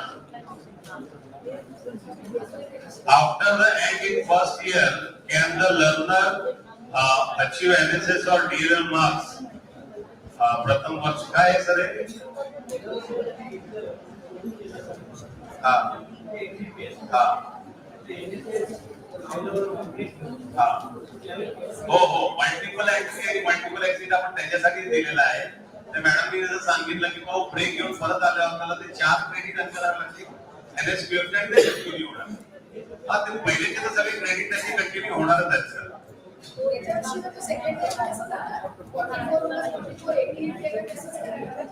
आणि आपण जर असं आपल्याला नंतर देतोच की जो 4 वर्षानंतर एसवाय करायला आला तर त्याचा एफवायचं मार्कशीट काय आता पुढचा प्रश्न आहे की भारतीय ज्ञान प्रणालीचा उपयोग करून फार्मसी, फूड टेक्नॉलॉजी महाविद्यालयाने स्वतःचे क्रेडिट कोर्सेस तयार करू शकेल का? तर हो करू शकतात आहे. आणि त्यांना मान्यता कोण देणार? तर मी तुम्हाला सांगितलं इंडियन मेडिकल असोसिएशन आहे, फार्मसीची स्वतःची असोसिएशन आहे. त्या बॉडीला आपल्याला पाठवावं लागणार आणि त्या बॉडीत मान्यता देतील आणि तेव्हा आपण तो कोर्स आपल्या कॉलेजमध्ये इम्प्लिमेंट करू शकतो. इज इट ट्रू दॅट ऐका ना, बॅक बेंचर्स आपण जसे स्टुडंट्सला सांगतोय हे प्रश्न यांचेच नाहीये, हे प्रश्न सगळ्यांचेच आहेत ना. तर मग आपल्याला जर का प्रश्न उपस्थित होत नसतील तर दुसऱ्यांनी केलेल्या प्रश्नांची उत्तरं आपण ऐकावी. Is it true that only even number of credits? Yes, आमच्या सगळ्यांच्या बोलण्यामध्ये ते आलंय की नाही मला माहिती नाही की इवन क्रेडिट्स मे बी 2 2 2 4 2 असेच आपण करतोय, ऑल क्रेडिट्स आपण घेत नाही. ते आहे फॅक्ट सगळीकडे अक्रॉस. ते गेल्या वर्षी मी तुम्हाला काय सांगितलं सर की जेव्हा आम्ही सुरुवात केलेली, मी स्वतः जेव्हा SSC म्हणजे स्कूल स्पेसिफिक असं कॉमर्स साठी बनवलं होतं तेव्हा आम्ही 3 क्रेडिटच्या हिशोबानेच बनवलं होतं. पण मी वारंवार एक गोष्ट सांगतेय की ओनली चेंज इज कॉन्स्टंट. आणि NEP जेव्हा आम्ही सुरुवात केली होती आणि जेव्हा आम्ही SSC पासून, आता SSC कोणी बोलतच नाहीये, स्कूल स्पेसिफिक असं काही राहिलेलंच नाहीये, डिसिप्लिन स्पेसिफिक असं काही राहिलेलंच नाहीये. म्हणजे याच्यामध्ये खूप चेंजेस होतच जातात आणि पुढे पण होणार. म्हणजे जेव्हा त्यांनी जून मध्ये सुरू केलं तेव्हा तुम्ही बरोबर झालं, पण मग आता त्याला आपल्याला काहीतरी कन्व्हर्जन करावं लागेल, कारण तुमचं एकच कॉलेज नाहीये, बरंच असं होत आहे. पण जसं पुढे जातोय आता असं आपण डिसिजनवर आलेलो आहे की फक्त इवन क्रेडिट्स देतो. Is there any admission guidelines? Admission guidelines तेच आहे की आपण पोरांना ऑप्शन देणार आहोत आणि जसं BA मध्ये आपण कॉम्बिनेशन देत होतं की हिस्ट्री, सोशियो, सायको, तो विद्यार्थी डिसाइड करायचा की त्याला कोणते विषय शिकायचे. तसं आपण पोरांना बास्केट देणार आहोत आपल्या कॉलेजच्या की हे सब्जेक्ट तुम्हाला अवेलेबल आहे आणि ऍडमिशन प्रोसेस तर सेमच राहणार आहे. Is there fee structure provided before going to implement this? Yes. Fee वर आता काम चालू आहे आणि लवकरच ते गाईडलाईन्स येणार आहे. जर फी शेअरिंग वगैरे असेल तर आपण कसं ते शेअरिंग करणार आहोत. When we are going for registration on MOOC and Swayam, so you can do it. You can decide if you design some course and all those things. You can register to the MOOC and Swayam. ते आपण करू शकतो. Any scope for faculty mobility. अच्छा, faculty mobility असा काही विषय आता चर्चेला आलेला नाही. आपण स्टुडंट मोबिलिटी करत आहोत. एखादा स्टुडंट जर आपल्या कॉलेजला आणि त्याला दुसऱ्या कॉलेजला अभ्यास करायचा असेल तर तो करू शकतो. फॅकल्टी मोबिलिटीचा इकडे विषय नाहीये. ठीक. Question is, is ABC applicable to the students admitted to first year 2024-25? So obviously ABC we have to start from the coming year and. Clear मला वाटतं ते इन्स्ट्रक्शन होते की एबीसी प्रत्येक स्टुडंटचं पाहिजेच, याच्यावर तुमचाच क्वेश्चन मार्क नकोय आपल्याला. Please be very clear. ABC प्रत्येक स्टुडंटचं पाहिजे. मी मगाशी बोलली साम दाम दंड काही करा, पण प्रत्येक मुलाच्या मागे लागून. We will give an example. काल रविकांत सरच एक्झाम्पल देत होते, राजवाडी सर देत होते मला वाटते, की एका कॉलेजच्या प्रिन्सिपल आणि त्याच्या मॅनेजमेंटने एवढी हद्द केली की ते मुलं बोलतात की आम्ही आमचा आधार कार्ड लिंक होत नाहीये, हा प्रॉब्लेम येतो तो प्रॉब्लेम येतो. आता याच्यामध्ये हेल्पलाईन विद्यापीठ नाही काय करू शकत, कारण ते आधार कार्ड लिंक असतं. त्यांनी आधार कार्डच्या सेंटर वाल्यालाच बसवलं एका रूम मध्ये की आमच्या स्टुडंटचा काय प्रॉब्लेम येतो तो बस इथे आणि सॉल्व्ह कर आणि ते कम्प्लीट करून घे. So colleges are going to that extent. पण एबीसी पाहिजेच. या वर्षीच आपण ते कंपल्सरी केलेलं 80-90% आपलं सगळ्यांचं झालं होतं. पण काही ठराविक कॉलेजेसची सगळ्या मुलांचे न झाल्यामुळे आपण ते डिसिजन मागे घ्यायला लागलंय आपल्याला. आणि ते लकीली या वर्षी आपण एनईपीला अंडर ग्रॅज्युएटला गेलो नाही. नाहीतर मी तुम्हाला सांगते जून आय थिंक काहीतरी 5-1 जूनला दादांनी अनाऊन्स केलं की या वर्षी अंडर ग्रॅज्युएटला आपण जायचं नाही आहोत. नाहीतर त्याच्या आदल्या दिवशी रात्रीपर्यंत आमची तयारी होती की आमचा स्ट्रक्चर तयार आहे, we can go for NEP for undergraduate. इतकी तयारी होती. पण फक्त त्यांनी सांगितलं की आता आपण पोस्ट ग्रॅज्युएशन करतोय आणि या वर्षी आपण नाही जातो म्हणून. आणि ते डिसिजन मुळे काही ठराविक कॉलेजेसनी जे एबीसीच्या मुलांचे त्यांचं झालेलं नाहीये, आपण ती मुभा दिली की ठीक आहे चला आता पुढे करा आणि तुमचं एनरोलमेंट आणि एलिजिबिलिटी आम्ही करतोय म्हणून. पण आता पुढच्या वर्षी आपल्याला करायचंय म्हणजे मग आपल्याला ते डिसिजन टेक बॅक करता येणार नाही. या प्रश्नाचं उत्तर ऑलरेडी मी दिलंय. May we know the process to submit the syllabus to the university, we may get a specimen copy. असं ती स्पेसिमेन कॉपी नाही मिळणार आहे. आपल्या सगळ्यांना आपल्या सब्जेक्टचे सिलेबस माहिती आहे, ते कसं बनवायचं ते माहिती आहे. तुम्ही बनवून त्याची प्रोसेस मी तुम्हाला सांगितली, मी रिपीट करते. तुम्ही क्लस्टर कॉलेजमध्ये आहात, तुमच्या क्लस्टर मधल्या लीड कॉलेजला तुम्ही ते पाठवा प्रिन्सिपलला. ते प्रिन्सिपल सगळ्या क्लस्टर कॉलेजेस मध्ये आलेले सिलेबस विद्यापीठाला पाठवतील. तुम्ही तुमच्या पद्धतीने आता एनईपीचे सिलेबस तुम्ही बघतातच आहे, एमकॉमचे, एमएससीचे, एमएचे आलेले आहेत. त्या पद्धतीने त्या फॉर्मॅटनी बनवा. 2 क्रेडिटचा जर का कोर्स बनवायचा असेल तर 2 मॉड्यूल्स आहेत. 4 क्रेडिटचा कोर्स असेल तर 4 मॉड्यूल्स आहेत. त्या पद्धतीने ते डेव्हलप करा. ते board of studies ultimately it is the board of studies who will put it into a specific copy. त्या युनिव्हर्सिटीला जशी लागते त्या पद्धतीने ते टाकतील आणि पुढे ते बास्केटमध्ये ऍड करतील. So what is status of ENEP implementation especially for engineering colleges? The work is going on and soon will get guidelines. There is a question from Padmanabhan Sarpota. Our is the only affiliated college running geology and evaluation into outlet. Definitely, board of studies की concern प्रश्न आहे आणि आपण तो convey करू. We'll convey this question to the board of studies to do alignment of this geology with the NEP. We'll do that. For elective courses, language of instruction and language of answer writing is going to be there. Yes, yeah, the student can write in Marathi, English, the language they want. So we allowed them. आणि कोकणातल्या लोकांनी हा प्रश्न विचारायचं आम्हाला वाटलं नव्हतं. मुंबईमध्ये विचारतात कारण मेजॉरिटी इंग्लिशमध्ये मीडियम ऑफ इन्स्ट्रक्शन आणि मीडियम ऑफ रायटिंग एक्झामिनेशन इंग्लिशच आहे. पण कोकणात आपण अलाव करतो, आम्ही पेपर तपासतो. माझ्या वर्गामधले जे मुलं आहेत ते अर्धे मराठीमध्ये लिहितात, ते अर्धे इंग्लिशमध्ये लिहितात. तर ते तर आपण मुंबईला पण आम्ही अलाउड करतो. माझ्या कॉलेजचे एसवायपी चे विद्यार्थी मराठीत ऍडव्हर्टायझिंग लिहितात. Are book allowed to be develop in collaboration आणि in regional language. The guidelines दिलेले आहे. You can go through that. For university with ABC ID linked mark entry, is university going to provide any software? ABC चा already आपण guidance सगळ्या दिलेला आहे. How many subject to be studied per semester on an average? तर आता आपण clear झालेला आहे. तो I don't think so there is any question. एक एडिशन मला याच्यात बोलायचं आहे. 6 वर्टिकल दिले आहेत ना, ते 6ही वर्टिकल 6ही सेमिस्टरला नाही आहे. कुठल्या तरी सेमिस्टरला कुठल्या तरी वर्टिकल नसणार आहे. कुठल्या याला ITS नसणार आहे. त्याच्यामुळे त्याचा अख्खा फॉर्मॅट बास्केट बरोबर येणार आहे की कुठल्या सेमिस्टरला कुठले वर्टिकल्स आहेत. ते वर्टिकल मधनं त्या बास्केट मधनं ती मुलं चूज करणार आहेत. मॅन्डेटरी क्रेडिट 20 का 22 तक क्लिअर झालेला आहे. 22 आहे. आणि हा प्रश्न आहे की what is the eligibility of teacher to teach IKS and value education courses. Example, a physics approved teacher eligible to teach. Yes, IKS कोणी शिकू शकतं, प्रोव्हाइडेड त्याला त्या IKS चं त्याने अध्ययन आणि त्याच्याकडे ते अभ्यास असला पाहिजे. त्यामुळे कोणीही टीचर IKS शिकवू शकतो. उर्दू शिकवणारा टीचर देखील IKS शिकू शकतो. असं कोणाची ती मक्तेदारी नाहीये. Provided you have knowledge about the IKS. आपली जर शिकण्याची तयारी असेल तर आपण अभ्यास करून शिकूच शकतो. आता FC कुठल्या पर्टिक्युलर टीचरला आपण देत होतो का? नाही, आपल्याला आपल्या सगळ्या टीचर्सला प्रोटेक्ट करायचं आहे. त्याच्यामुळे एबिलिटी एनहान्समेंट असो किंवा IKS असो, आपण त्या टीचर्सला देणार आहोत. आणि जसं मी म्हणाले की तुमच्याकडे जर का स्पेसिफिक टीचर असेल, आता तुम्ही ते इकडे एक्झाम्पल दिले फिजिक्सचं, तर IKS मध्ये पण 2 पार्ट्स येणार आहेत ना. एक फिजिक्सशी रिलेटेड सुद्धा असणार आहे आणि एक जेनरिक असणार आहे. आणि generic as the name indicate it is general. मग तो त्याच्यातनं अभ्यास करून शिकू शकतो. कुठलाही टीचर कॉमर्स वाला शिकू शकतो. त्याच्यामुळे हे प्रश्न येऊ दिले.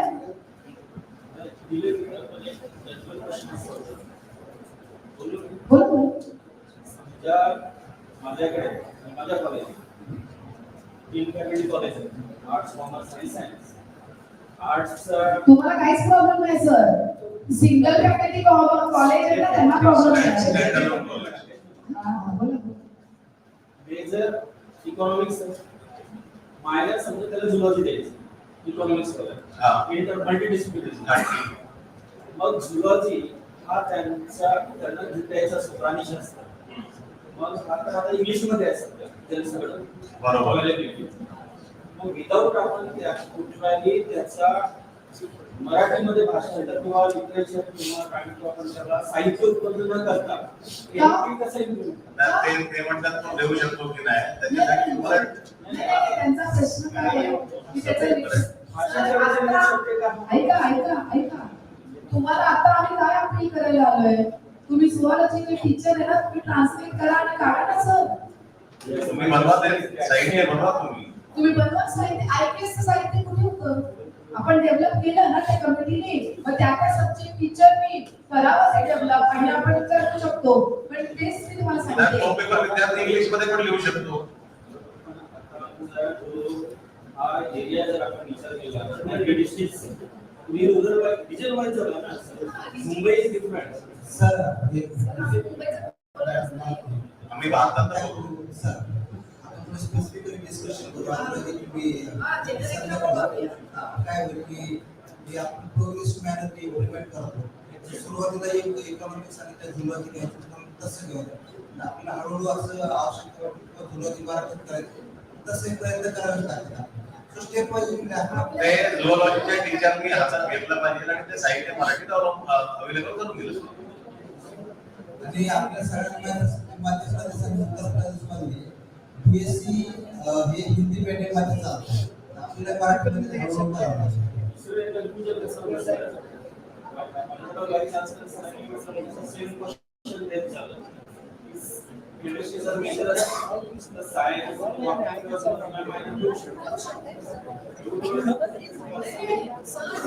बोला ना मॅडम, घेऊ शकतात.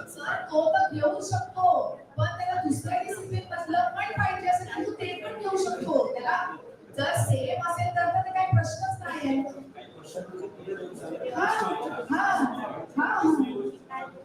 हे सगळं तुम्ही लिहून द्यायला पाहिजे. फॉर्म दिल्यावर काय क्वेश्चन आता दिस मायनरचा descriptive this मायनरला total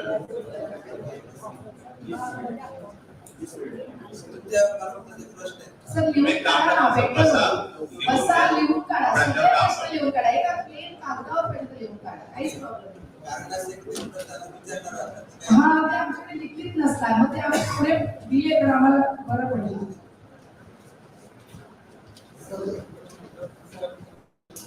Credit system and relevance in 4-year program. Please. Yes, it is 4 year ला आपण 176 करतच आहे. 132 आणि त्याच्यानंतर परत 44 ऍड होणार आहे, तर तो रिलेव्हन्स आहे. And will clear syllabus will change. Syllabus कसा चेंज होणार, सिलेबस तर तोच राहणार आहे. नाही, पण तो ओव्हर पिरियड ऑफ टाइम प्रोग्रेसिव्हली आपण त्याला अपडेट करू शकतो. हा प्रश्नाचं पण उत्तर मी दिलेलं आहे. Why NSS NCC are not creditable in 5th and 6th semester. प्रत्येक वर्टिकल प्रत्येक सेमिस्टरला नाहीये. जसं जसं आपण पुढे जाणार तसं तसं त्याचं मेजर मायनरकडे कल जास्त जाणार आहे. त्याच्यामुळे हे जे एनएसएस एनसीसी किंवा को करिक्युलर आहे ते पहिल्या 2 वर्षामध्ये आपण ठेवलेले आहे. कालच्या कणकवली कॉलेजमध्ये एनसीसीचा प्रश्न आला होता. एनएसएस तर 2 वर्षाचा आहे. एनसीसीचा प्रश्न आला होता की त्यांचं 3 वर्षाचं आहे. तर 3rd इयर पर्यंत येईपर्यंत आपल्याला अजून वेळ आहे 2 वर्षात. आपलं बोलणं चालू आहे एनसीसी त्यांचे जे हेड आहेत त्यांच्याशी, आणि त्यांच्या अनुषंगाने जसं येईल त्याप्रमाणे आपण ते अपडेट करू. How to include Indian knowledge system in education? Organize more activities. FDP होणार आहे त्या भरपूर याच्या. जळगावला पण एक आहे, आता मी तुम्हाला सांगितलं, आणि याच्यावर आपण FDP घेऊ. त्याची तुम्हाला मी गॅरंटी देतो. It would not happen. One would jack of all and breaker. आपण असं काही करत नाही हो. आपण कोणाला जॅक किंवा मास्टर बोलवत नाही, आपण त्यांना ऑप्शन देतोय की तुम्ही एक मेजर घ्या.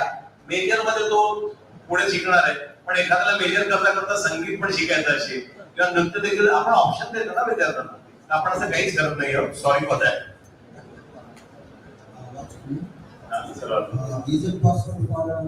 Is it possible to convert minor to major with current NEP?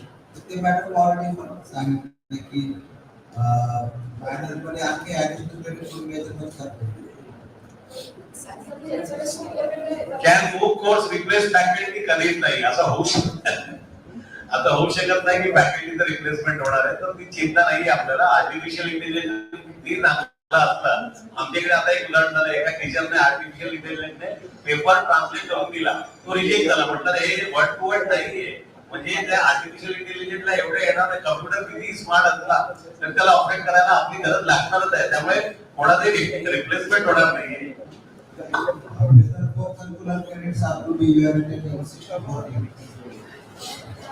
ते येईल, त्याची गाईडलाईन्स येतील. तो करीत, जसं मी म्हणाले की 1 आणि 4 वर काम झालेलं आहे, त्याच्यामुळे आम्ही कॉन्फिडेंटली सांगू शकतो 2 आणि 3 आणि बाकीचे जेव्हा आम्ही बास्केट घेऊन येऊ, त्याचा प्रत्येक कोर्सचं त्याचं इव्हॅल्युएशनचं पॅटर्न त्या कोर्सच्या खाली दिलेला असणार आहे. What if we are interested in developing curriculum, आम्ही तर तुम्हाला अपील केलंय करिक्युलम डेव्हलप करा. त्याची प्रोसेस पण मी तुम्हाला सांगितलेली आहे. एक आहे we should have courses on woman empowerment. का नाही बनवत? एक टीम बनवा 4-5 जणांची, बनवा वुमन एम्पॉवरमेंटची रिलेटेड. जर का ऑलरेडी आपल्याकडे वुमन सेल आहे, त्यांच्याकडे असं काही करिक्युलम डेव्हलप झालेला असेल तर आपण त्यांना देऊ आणि सांगू की आहे. त्यांच्याकडे असं काही कोर्स डेव्हलप झालेला नसेल तर तुमचा कन्सिडर होईल. एक करिक्युलम बनवा, नुसतं नॉमेनक्लेचर नकोय आपल्याला. नाव आणि त्याच्या आतमध्ये काय शिकवलं जाईल असं जर का तुम्ही सिलेबस दिला तर नक्कीच आपण ते कन्सिडर करूया. What if few students are good in various activities, sports, cultural, for leave any, how many credits he she can achieve? 2 credits. CC 6th vertical जो आहे तो एकच काहीतरी घ्यायचा आहे, त्याचे 2 क्रेडिट मिळतील. त्याच्या व्यतिरिक्त तो अजून स्पोर्ट्स मध्ये जाणार असेल तर त्याचे मेजर मायनरचे कट करून तेच 2 मग पूर्ण तो 22 क्रेडिट तेच करेल ना सर? असं नाही होणार. पुढचे प्रश्न एकच आपण वाचतो कारण सगळ्यांचे उत्तर एकच आहे. What are subjects in major, minor, electives must be? And so please university design framework and be displayed on website so that we can follow and we are doing nothing. Please give guidelines regarding subject, syllabus, textbooks, reference books. Please guide regarding exam. Already जसं सांगितलं की major, minor आणि elective काय असेल ते POS पाहते. POS for major आणि vertical core त्यातून विद्यार्थ्यांना सिलेक्ट करायचे. इलेक्टिव्ह तुम्ही सजेस्ट करू शकता. एक्झामचे गाईडलाईन्स येतील आणि वेबसाईटवर ऑब्विसली सगळं डिस्प्ले होणार आहे, इन्क्लुडिंग जे आपलं जे क्वेश्चन येतात त्याचे FAQ फॉर्म मध्ये आहे. हे तुम्ही रेडीमेड जे कोर्सेस येतील, whether it is major, minor, CC, IKS, प्रत्येक कोर्स त्याचे कंटेंट्स, त्याचे रेफरन्स बुक्स, त्याच्या इव्हॅल्युएशन पॅटर्न, तो 60-40 कसा करणार आहे, 40 मध्ये काय घ्यावं, 60 मध्ये काय पेपर पॅटर्न असणार आहे, हे कोर्स वाईज जेव्हा बास्केट येईल तेव्हा त्याच्याबरोबर येईल. हे पण मी ऑलरेडी उत्तर दिलंय. PG साठी मेजर मायनर नसेल तर काय प्रोव्हिजन आहे, तर त्यांनी मेजर मायनर मध्येच करावं, कारण त्याला जर मेजर आणि मायनरचे तेवढे क्रेडिट्स नसतील, त्याला त्याची बेसिकच नॉलेज नसेल तर तो डायरेक्ट PG च्या एखाद्या विषयामध्ये कसं करू शकतो. सलग 3 वर्ष कॉलेज करणाऱ्या विद्यार्थ्यांना UG त्याला सर्टिफिकेट आणि डिप्लोमा मिळेल का? तुम्हीच सांगा. म्हणजे एवढे जेवढे लेक्चर्स आता काल आणि आज झालेले आहेत, सलग 3 वर्ष जो विद्यार्थी करतोय डिग्री, त्याला UG सर्टिफिकेट आणि डिप्लोमा मिळेल का? नाही ना, कारण तो मध्ये जर एंट्री एक्झिट असेल तर ही प्रोव्हिजन आहे. Question is, does minor should be complementary to major of the student? So you see that minor can be or may not be. Only thing is that it should be consistent. आपण degree देणार आहोत की major English आणि minor in that. तर minor तो प्रत्येक सेमिस्टरला change करत राहिला तर तसं नाही चालणार. So it has to be consistent. You can do it from different types. हे परत it can be within or outside, but there should be consistently. Within तर आहे ते तुम्हाला माहिती होतं, outside सुद्धा असू शकतं. आपण प्रोव्हिजन करतोय पुढे उत्तर. आणि फक्त मला ज्याच्यावर एम्फसाइज करायचं होतं ते काय आहे की ते कन्सिस्टन्सी असेल असं आपण शक्यतो मुलांना सांगायचंय, तरच त्याला ते प्रोव्हिजन मिळणार आहे की तो त्याच्यात PG करू शकतो. तर त्याच्याकडे PG करायला 2 ऑप्शन असणार आहेत. मेजर तर बाय डिफॉल्ट करूच शकतो, पण मायनर मध्ये पण जर करायचं असेल तर त्याला कोणत्यापट्टी त्या मुलाच्या आणि कपाळी सांगावं लागेल, तुला हे करायचं असेल तर आपण करू शकतो. त्याच्याच मध्ये दुसरं घेतलं तर करणार आहे. कन्सिस्टन्सी हा शब्द मायनरच्या बाबतीत एक लक्षात ठेवा. For the first year, there should be 2 subjects, instead of major and minor. Actually, जरी 2 subjects दिले अपेक्षित आहे की 2 major. But you see that minor can be converted to major anytime. It is automatic we are providing 2 subjects. एक प्रश्न आहे की if a student is not interested in a subject, then what will be happen to faculty? Should the faculty enforce the subject of the student to save their skin? तर आता आपल्याकडे आपल्या हातात काहीतरी आता विद्यार्थी डिसाईड करणार आहे की त्यांना कोणते विषय शिकायचे आहेत. त्यामुळे आता आपल्याला आपले सब्जेक्ट जे आहेत ते थोडे अट्रॅक्टिव्ह आणि थोडे इंटरेस्टिंग करावे लागणार आहे. कारण आपण ते डिसाईड करणार आहोत की विद्यार्थी आपल्या विषयात ऍडमिशन घेणार आहोत. तर विद्यार्थी डिसाईड करणार की ते आपल्या विषयात ऍडमिशन घेणार आहेत की नाही घेणार आहेत. त्याच्यामुळे आपल्याला जे आपले मेजर मायनर सब्जेक्ट आहेत, ओपन इलेक्टिव्ह आहेत, ते थोडे आपल्याला we have to be on our toes and we have to make our subject more interesting so that we can attract more and more students. मी तर उलट सांगतो याच्या की विद्यार्थ्यांनी सांगितलं पाहिजे की या कॉलेजला हे सर हे विषय शिकवतात म्हणून मी तिकडे जाऊन ऍडमिशन घेणार आहे. आता असं झालं पाहिजे. त्यामुळे आता आपल्याला आपला जो विषय आहे तो थोडा अट्रॅक्टिव्ह बनवावा लागणार आहे.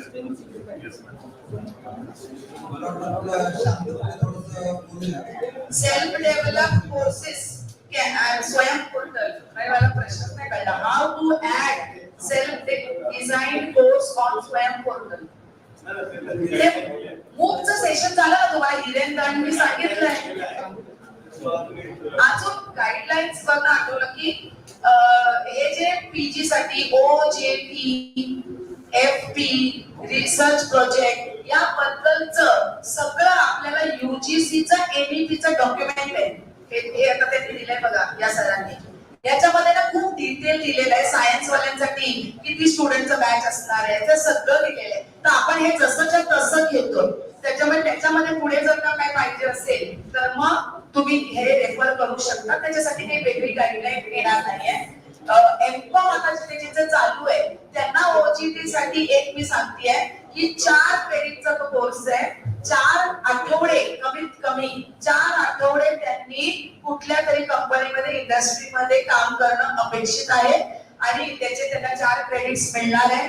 त्यांनी तिकडे काम करून आल्यानंतर त्यांनी एक प्रोजेक्ट बनवायचा आहे, थोडक्यात माहिती की त्यांनी काय काम केलं, कशा अनुषंगाने केलं, काय एक्सपिरियन्स मिळालं, आणि तिकडे जिथे त्यांनी काम केलेलं आहे त्यांनी पण ते सर्टिफाय केलं पाहिजे की यांनी काम केलेलं आहे, आणि प्लस आपला जो टीचर ज्याला ओजीटी दिलेला आहे त्यांनी पण ते सर्टिफाय करायचं, आणि मग त्याला ते 4 क्रेडिट्स मिळणार आहे.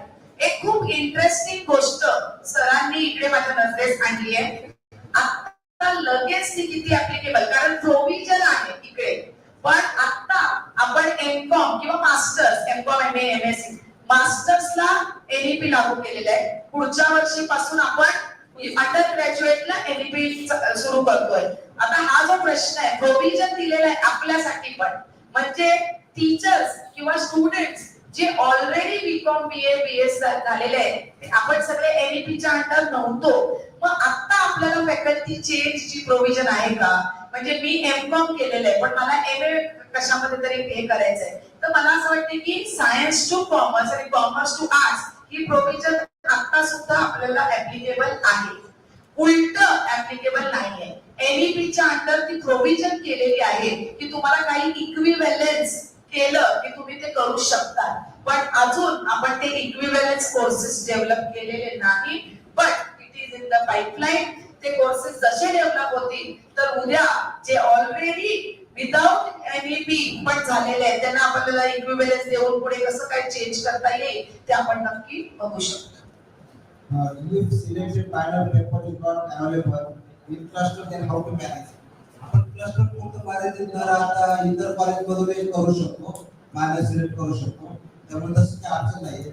आणि युजीसी मध्ये 40% ऑनलाईन पण आपण टीचिंग करू शकतो, त्यामुळे तशा पद्धतीने विद्यार्थी कोर्स कंप्लीट करू शकतो. So don't restrict us to clusters only. So collaboration and cooperation, that is the key for the NEP.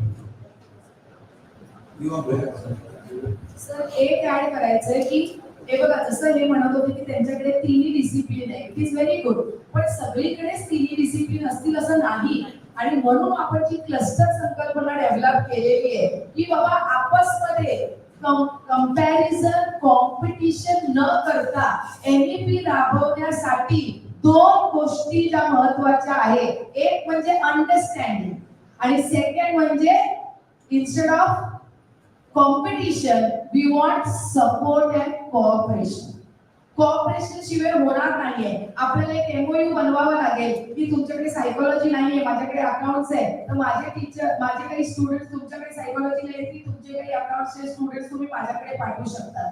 म्हणजे त्यांना फिजिकली काही यायची गरज आहे का? Time table memorandum of understanding त्याच्यासाठीच आहे की तुम्ही सॅटर्डे संडे करा, फ्रायडेला ऑनलाईन घ्या. म्हणजे हे जे टाइम टेबल वगैरेचा प्रॉब्लेम येणार आहे तो पण आपल्याला बसून व्यवस्थित कॉलेज लेवलवर. नाउ डोंट एक्सपेक्ट की युनिव्हर्सिटी आम्हाला काहीतरी वेगळे गाईडलाईन्स टाइम टेबलचे पाठवतील का?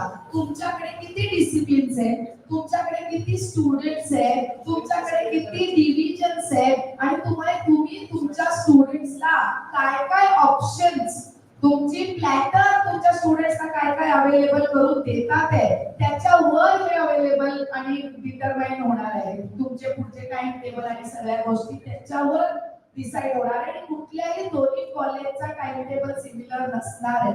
एकाच वर्गात बसलेले 120 विद्यार्थी त्यांचे मेजर कदाचित सेम असतील, पण त्या प्रत्येकाचे मायनर ओपन इलेक्टिव्ह वेगळे असू शकतात, त्यांच्या प्रत्येकाची मार्कशीट वेगळी असू शकते, क्रेडिट्स ऑटोमॅटिकली क्रेडिट होणार आहे. त्याच्यामुळे डिजिटल उद्या मार्कशीट बनवण्याचं पण प्रोव्हिजन आपण करतो.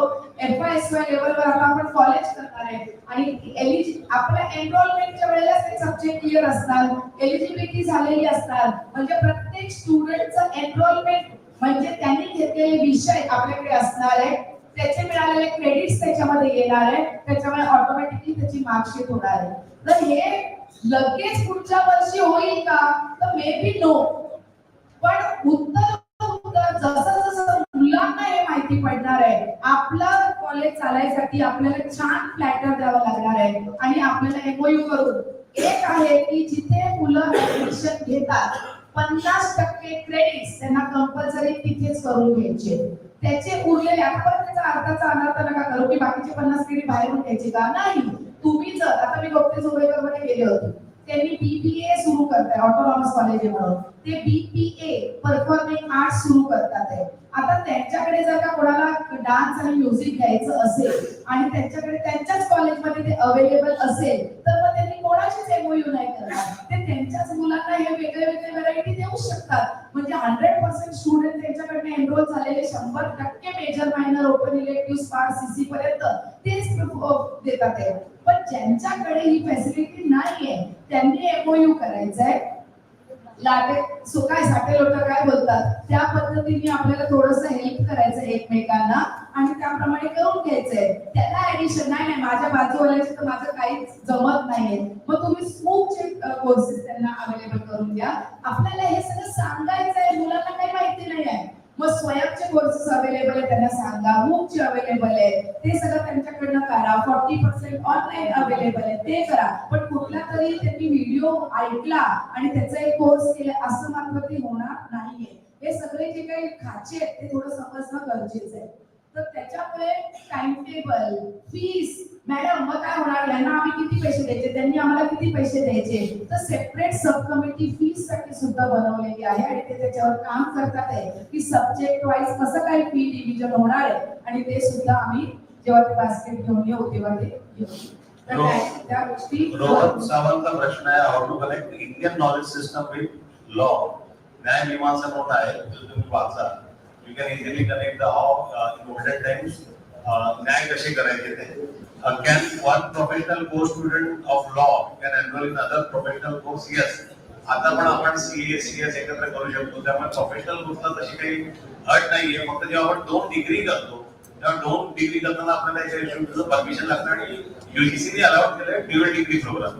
तर तुम्ही 2 डिग्री एका टायमाला करू शकता, ते अलाउड आहे. We are working on educational aspect, but not about employability. Because students will select only major and minor. Actually, हे सगळं प्रेझेंटेशन करून एक लक्षात आलं असेल की आपण ऑलरेडी स्किल कोर्सेस इनकॉर्पोरेट केले. तर नुसतं गव्हर्नमेंट सर्व्हिस किंवा प्रायव्हेट सेक्टरमध्ये सर्व्हिसेस स्किल ॲक्वायर केल्यानंतर स्वतःचंही काही सुरू करता येईल. So instead of seeking for a job, he can be an entrepreneur and he can give offer a job to others. So NEP also has that particular aspect. आपण नुसतं job स्वतःला एकत्र आपण बिझनेस सुरू केला तर त्यामध्ये पण आपण इतरांना आपण जॉब देऊ शकतो. तर एम्प्लॉयबिलिटी डेफिनेटली आहे, त्यामुळे काही प्रॉब्लेम. ओके, आता मला वाटतं भरपूर वेळ झालेला आहे आणि सगळ्यांना मोकळं आहे. माझ्या आता 2 आहे ते आपण कंप्लीट करूया. In case students subjects having 2 year grantable. आता ग्रांट बद्दल आम्ही युनिव्हर्सिटी रिप्रेझेंटेटिव्ह असल्यामुळे जेडी तुम्हाला ते उत्तर जास्त प्रॉपर देऊ शकतील आणि या सगळ्या ग्रांटच्या आणि वर्कलोडच्या कमिटीमध्ये आपण जॉईंट डायरेक्टर ऑफिसला सुद्धा इन्व्हॉल्व केलेलं आहे. त्याच्यामध्ये काम चालू आहे आणि हा जर पर्टिक्युलरली प्रश्न विचारला तर FYSY ग्रँटेबल आहे, TY ला काय, हा प्रश्न यायला आपल्याला 2 वर्ष आहे. तोपर्यंत कदाचित जेडीकडनं आपल्याला काहीतरी पॉझिटिव्ह कदाचित रिस्पॉन्स मिळू शकेल. आणि शेवटचा प्रश्न CA, CS, CMA करणाऱ्या विद्यार्थ्यांना अकाउंट्स, इकॉनॉमिक्स सब्जेक्ट एक्झाम्शन मिळेल का? पण आता त्यांनी पण जर का क्रेडिट सिस्टम केलेली असेल तर क्रेडिट ट्रान्सफरेबल आहेत आणि रिडीमेबल आहेत. त्यांनी केली तर मग आपल्याला उद्या मिळू शकेल. आता ऑलरेडी ज्यांनी फाउंडेशन इंटर केलेलं आहे त्यांच्या सब्जेक्टला आता मिळणार नाही, कारण आपण पण आता NEP मध्ये नाही पण पुढे करू शकतो. सर आता एक गोष्ट आम्हाला सांगतात ते मी तुम्हाला सांगते की प्रत्येकाची इंडिव्हिज्युअल आम्ही त्यांना रिक्वेस्ट करतोय की आमचे इंडिव्हिज्युअल फोन नंबर देऊ नका. तुम्ही सगळ्यांचा ग्रुप आहे, तुमच्याकडे यांचा नंबर आहे, त्यांचा ईमेल ऍड्रेस द्या किंवा व्हॉट्सअपचा तुमच्या ग्रुपवर आहे त्याच्यावर सगळे प्रश्न द्या. ते सगळ्या प्रश्नाची एक प्रिंट आउट किंवा तो ईमेल ते आम्हाला विद्यापीठाला पाठवतो म्हणजे ते बेटर होईल. आणि एकाने उत्तर दिलं एकाने नाही दिलं असं नको व्हायला. We will get all your questions in a consolidated form under one group. We are very happy that एवढं सकाळपासून आतापर्यंत तुम्ही एकदम पीसफुली बसलात आणि 2 वाजता प्रश्नाची भूक आहे आणि पोटाची भूक लागलेली नाहीये. We have come here for that purpose only. We would like to have more questions, but तुम्हाला जेवायचं आहे, ऑर्गनायझर्स पण सांगतात त्याच्यामुळे अजून बरेच प्रश्न असतील, असायलाच पाहिजे. ते सगळं लिहा आणि होस्ट कॉलेजला पाठवा. We'll be more than happy to attend. Thank you very much. Thank you so much.